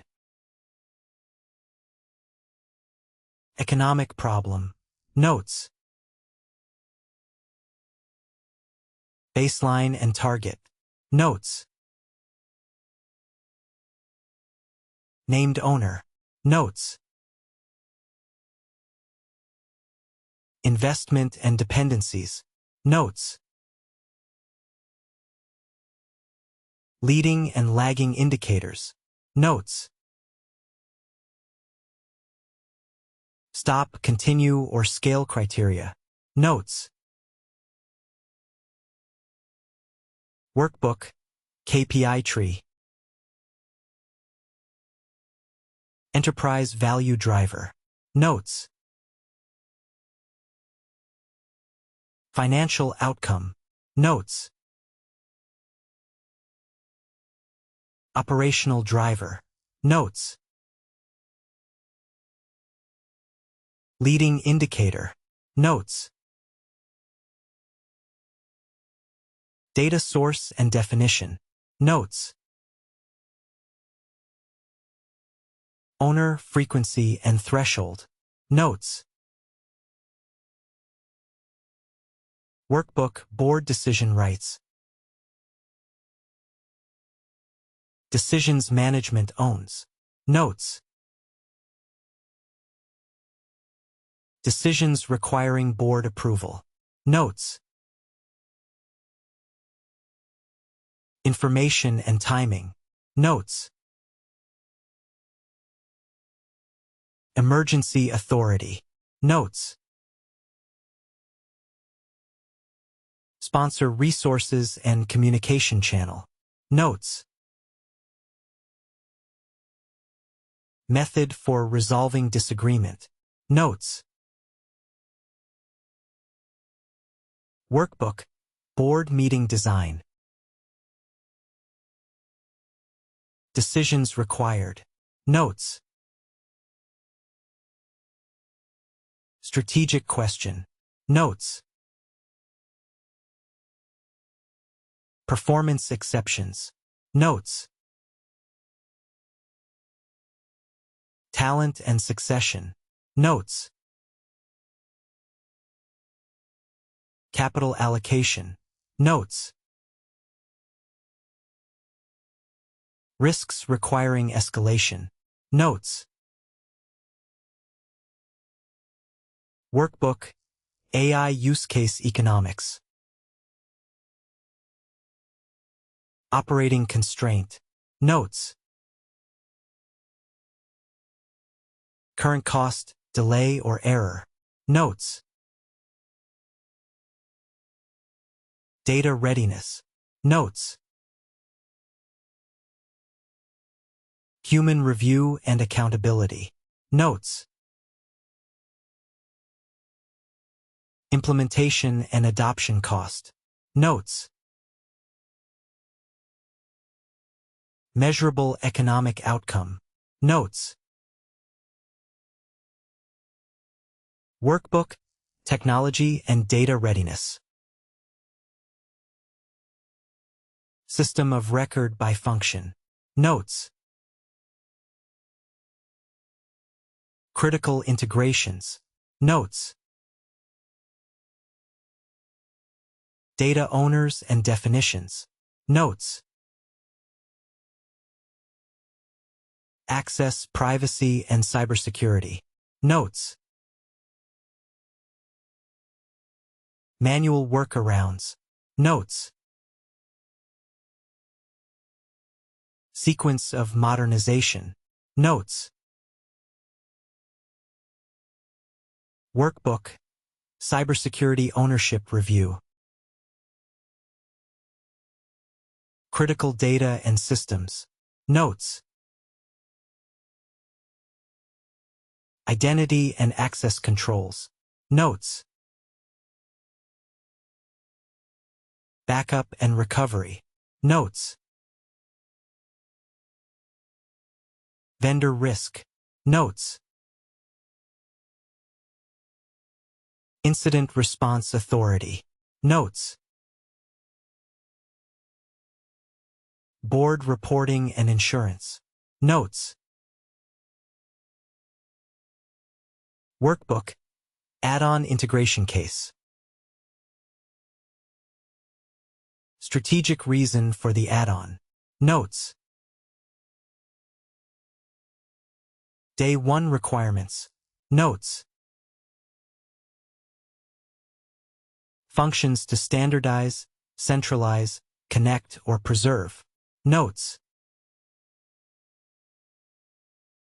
Synergy owners, timing, and cost. Notes. Dyssynergies and customer risks. Notes. Capacity gate before the next acquisition. Notes. Workbook. Integration decision log. Decision. Notes. Options considered. Notes. Owner. Notes. Deadline. Notes. Dependencies. Notes. Communication required. Notes. Workbook. Culture risk map. Behaviors rewarded today. Notes. Behaviors required by the strategy. Notes. Informal norms that create value. Notes. Norms that create risk. Notes. Leadership actions that prove the new standard. Notes. Workbook. Talent bench and succession. Critical role. Notes. Emergency successor. Notes.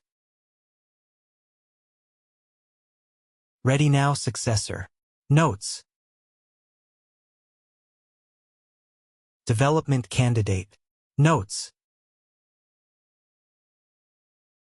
Retention risk. Notes.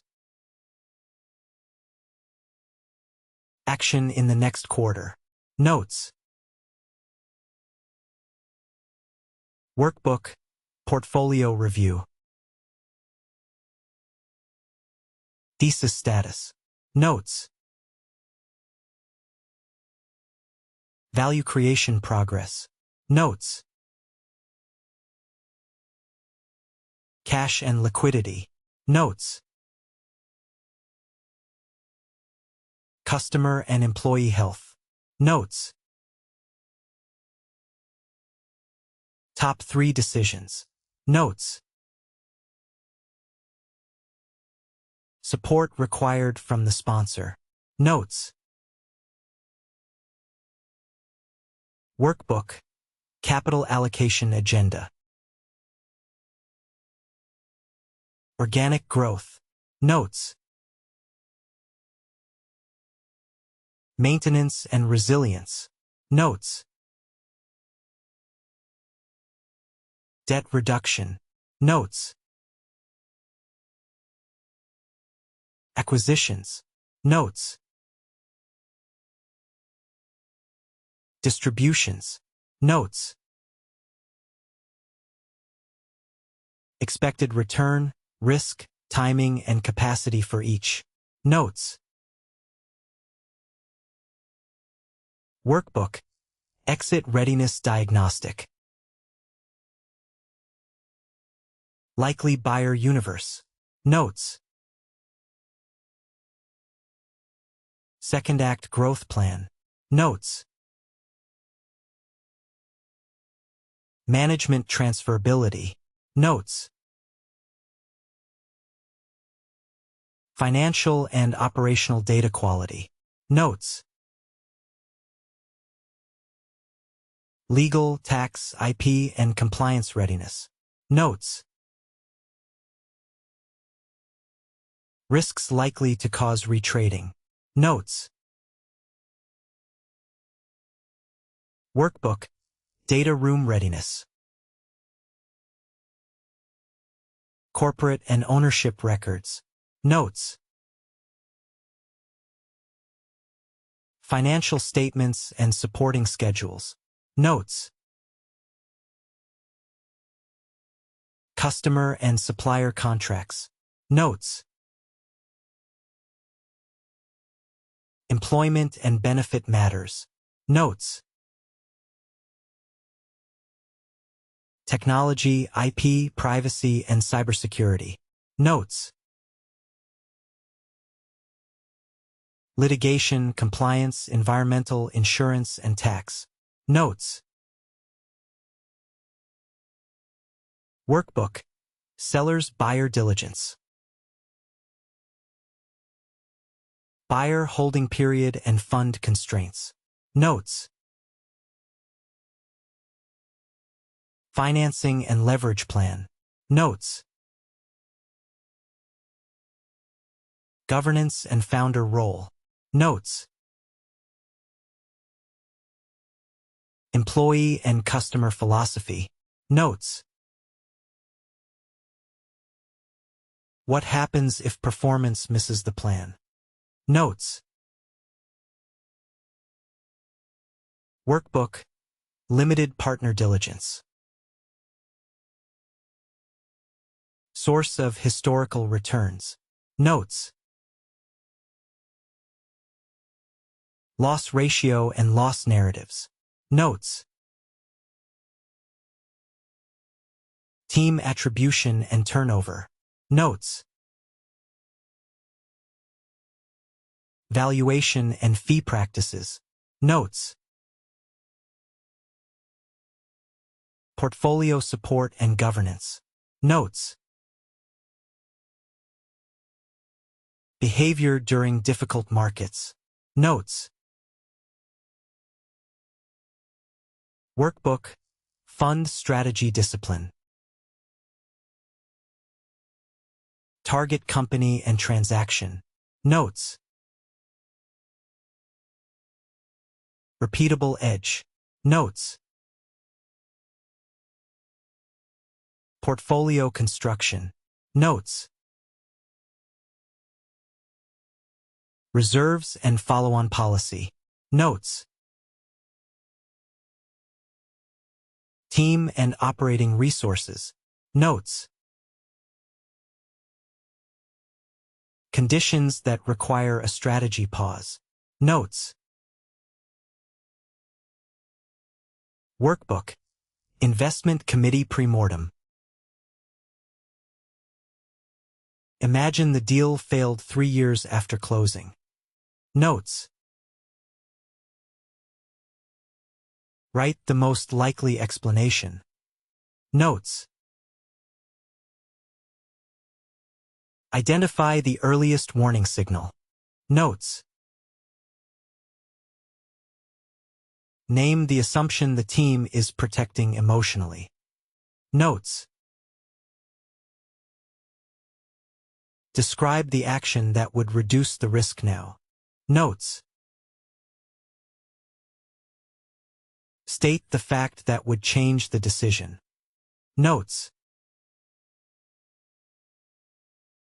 Workbook. Red Team Challenge. Attack the market thesis. Notes.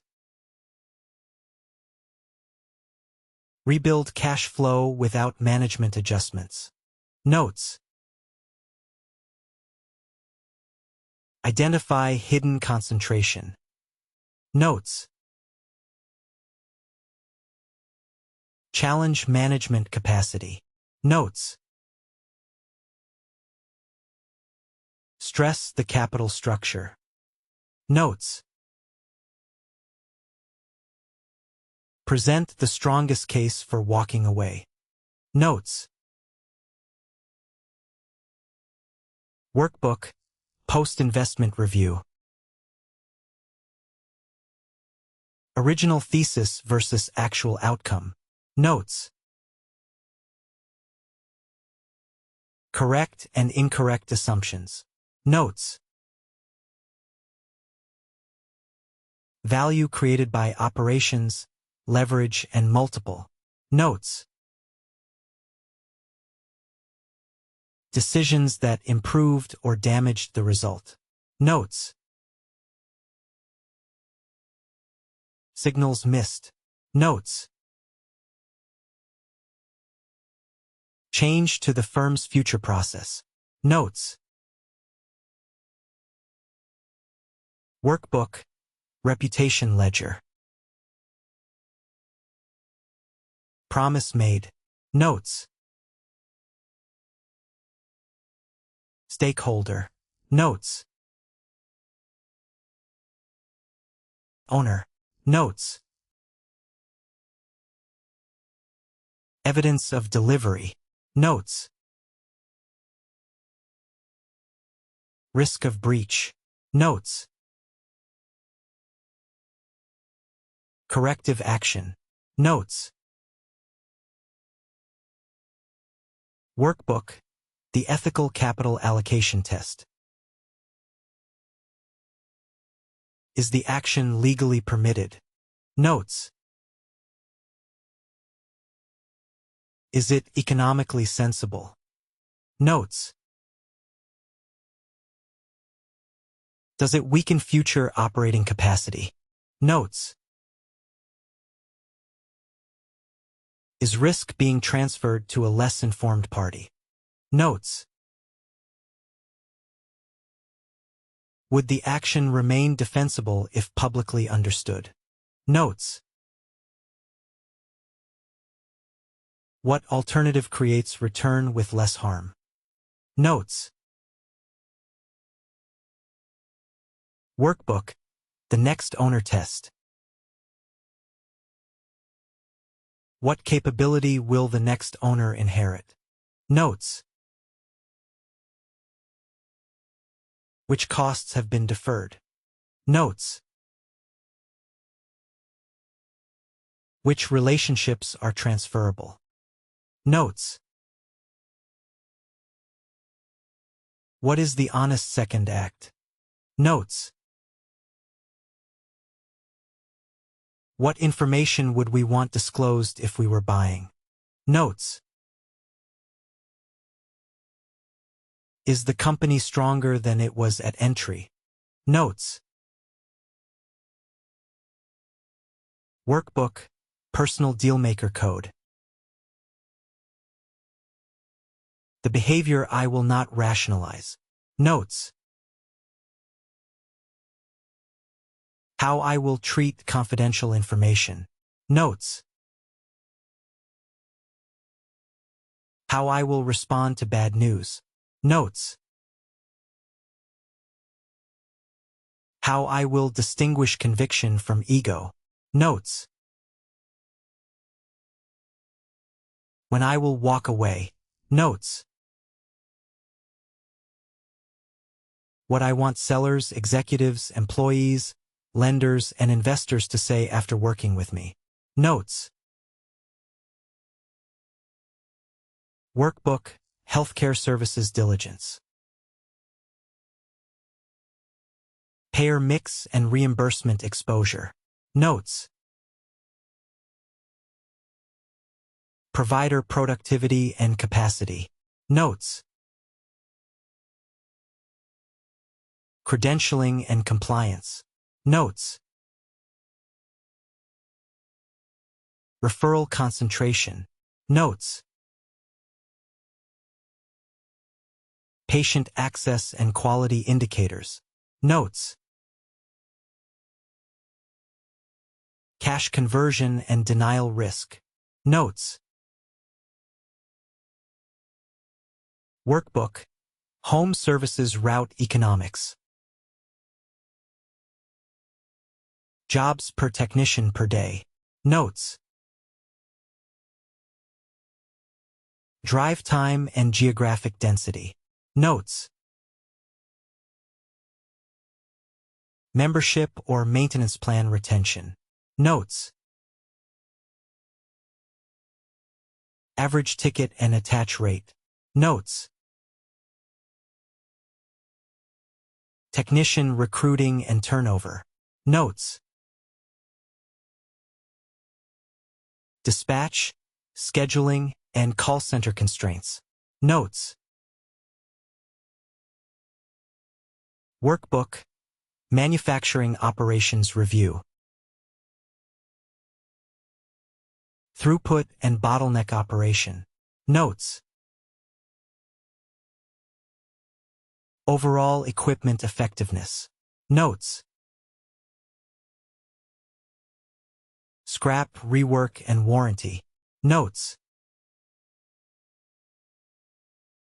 Maintenance backlog. Notes. Labor skill and shift coverage. Notes. Capacity investment required by the growth plan. Notes. Workbook, software revenue quality. ARR definition and reconciliation. Notes.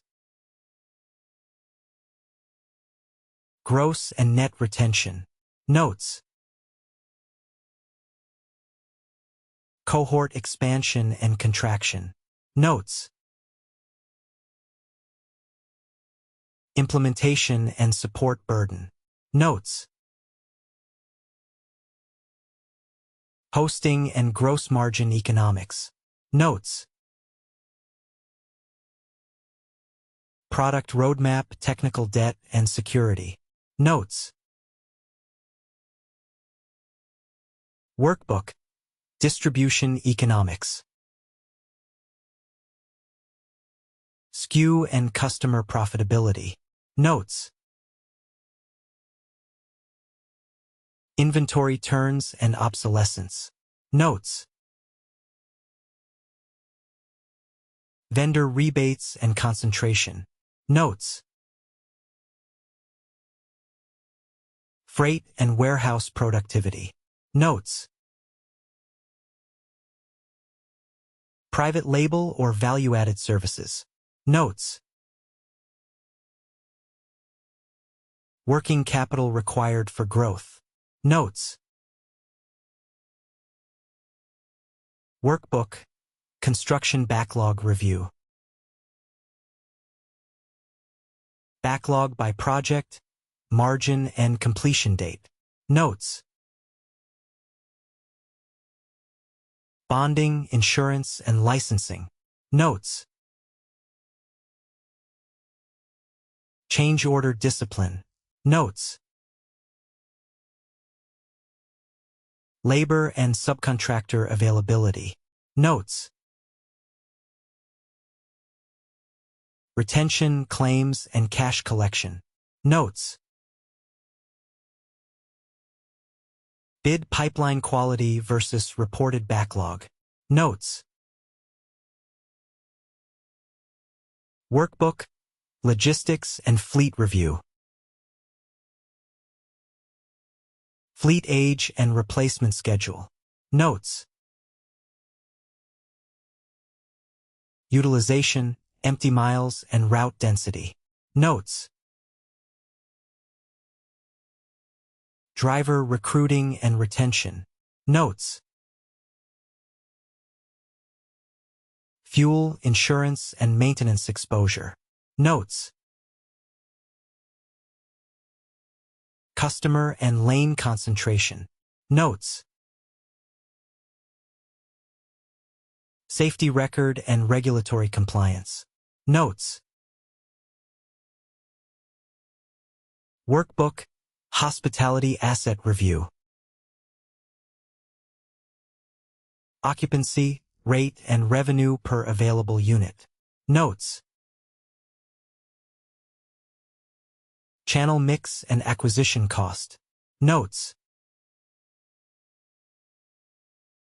Labor model and service standards. Notes. Property improvement plan. Notes. Brand, franchise, and management agreements. Notes. Seasonality and local demand drivers. Notes. Workbook, multi-site consumer review. Four-wall economics by location. Notes. Mature versus new store cohorts. Notes. Cannibalization and white space analysis. Notes. Labor scheduling and manager quality. Notes. Lease terms and occupancy cost. Notes. Unit opening cost, ramp and payback. Notes. Workbook, professional services review. Revenue by partner, client and service line. Notes. Billable utilization and realization. Notes. Backlog and pipeline. Notes. Talent leverage and succession. Notes. Contract and liability exposure. Notes. Transferability of client relationships. Notes. Workbook, regulatory diligence. Licenses and permits required. Notes. Current examinations or notices. Notes. History of violations and remediation. Notes. Upcoming regulatory change. Notes. Compliance ownership and testing. Notes. Worst credible enforcement consequence. Notes. Workbook, insurance and claims review. Coverage by risk category. Notes. Deductibles and self-insured exposure. Notes. Open claims and development history.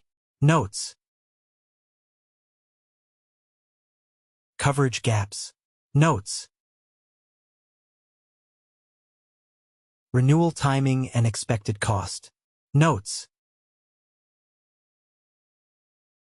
Operational actions that reduce loss frequency. Notes. Workbook, environmental risk review. Sites and activities with exposure.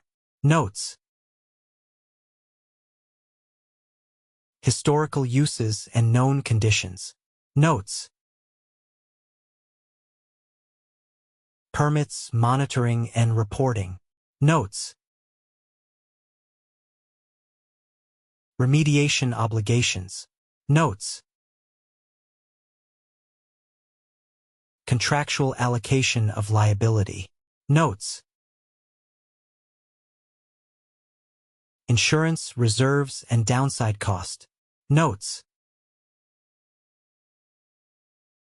Workbook, lease and facility exposure. Locations, terms, escalators, and options. Notes.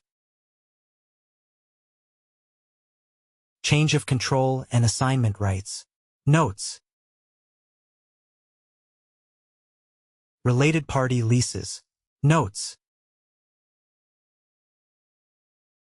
Deferred maintenance. Notes. Capacity and consolidation opportunity. Notes. Exit cost and restoration obligations. Notes. Workbook, labor and workforce review. Workforce by role and location. Notes. Wage inflation and market availability. Notes. Union or Works Council obligations. Notes. Overtime, contractor, and agency dependence. Notes. Turnover, absenteeism, and safety. Notes. Critical skill gaps under the growth plan. Notes. Workbook, safety operating system. Leading and lagging safety indicators. Notes. Incident investigation quality. Notes.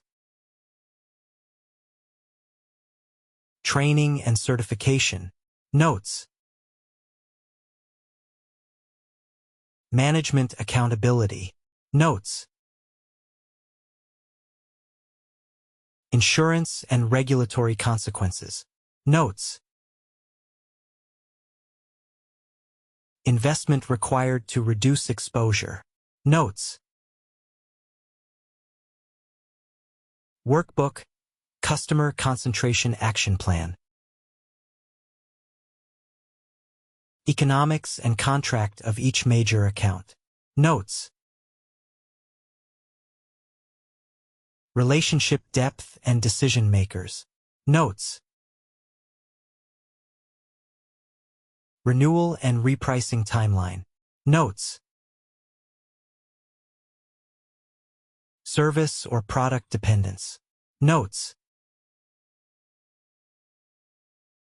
Diversification initiatives. Notes. Liquidity impact of losing the account. Notes. Workbook, Vendor Concentration Review. Spend and dependency by vendor. Notes. Sole source components or services. Notes. Contract terms and pricing mechanisms. Notes. Financial health and geographic risk. Notes. Qualified alternatives. Notes.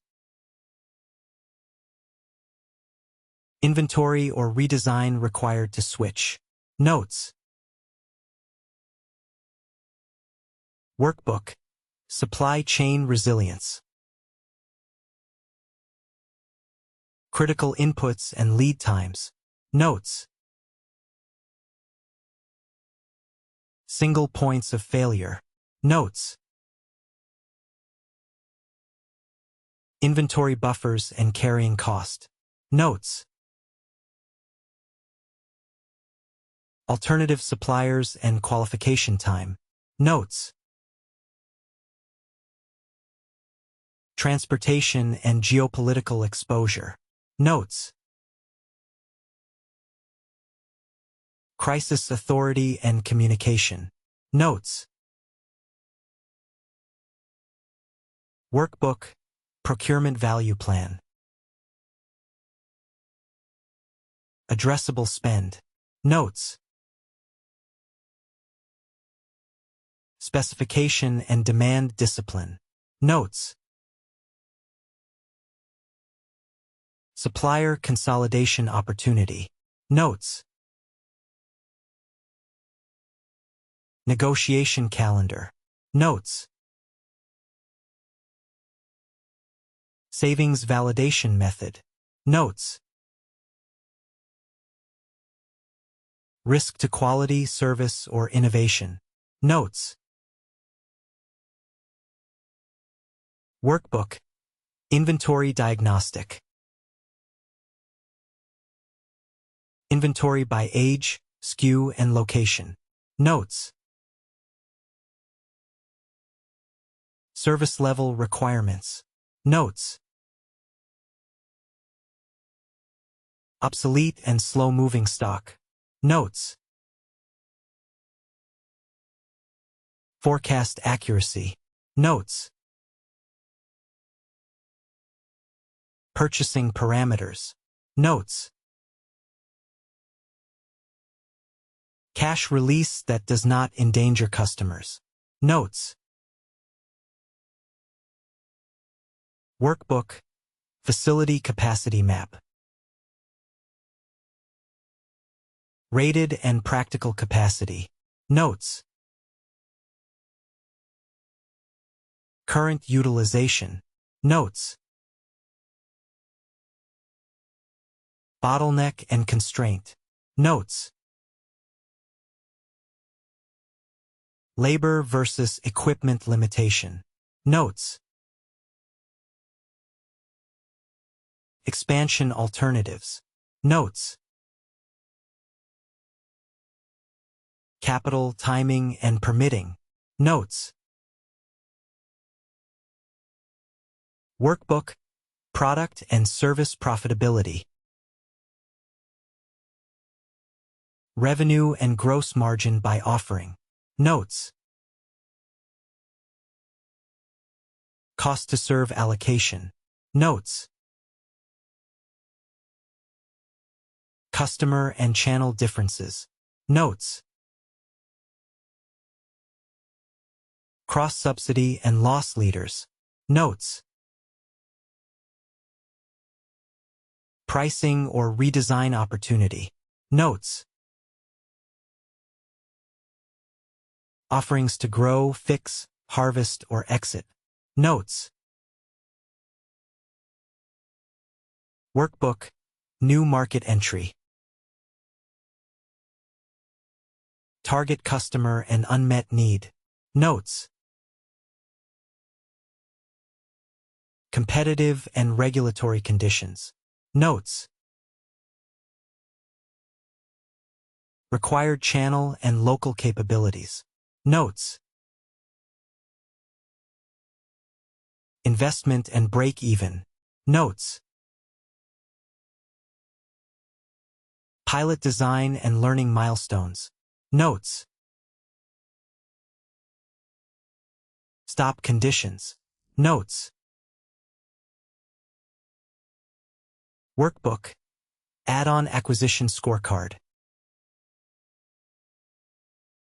Strategic fit. Notes. Standalone quality. Notes. Integration complexity. Notes. Management and culture. Notes. Synergy credibility. Notes. Price, structure, and downside. Notes. Workbook. Synergy realization tracker. Synergy description. Notes. Baseline and target. Notes. Gross benefit and implementation cost. Notes.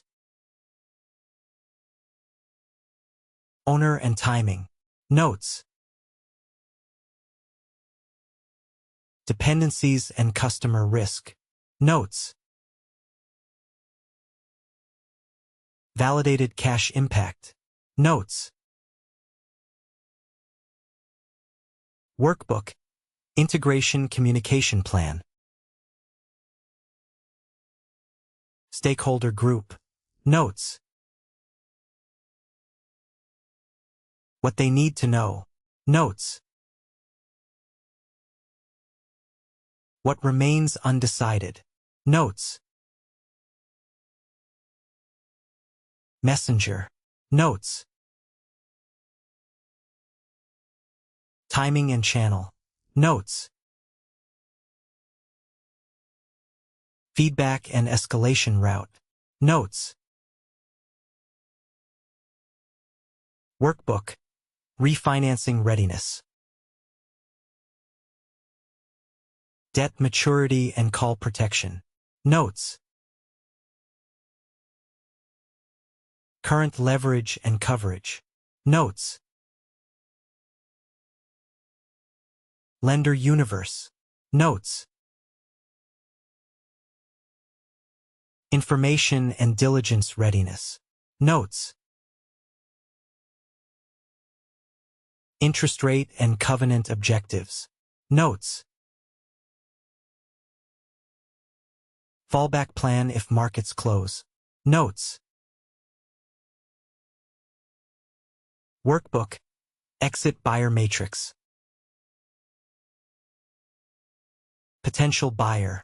Notes. Strategic rationale. Notes. Likely valuation lens. Notes. Financing and regulatory risk. Notes. Management and employee implications. Notes. Actions that increase fit before launch. Notes.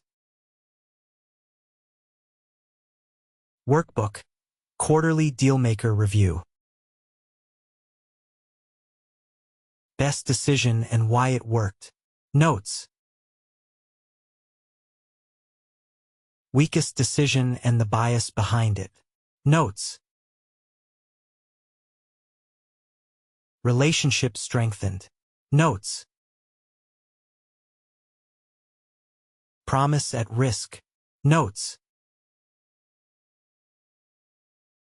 Skill or knowledge gap. Notes. One behavior to change next quarter. Notes.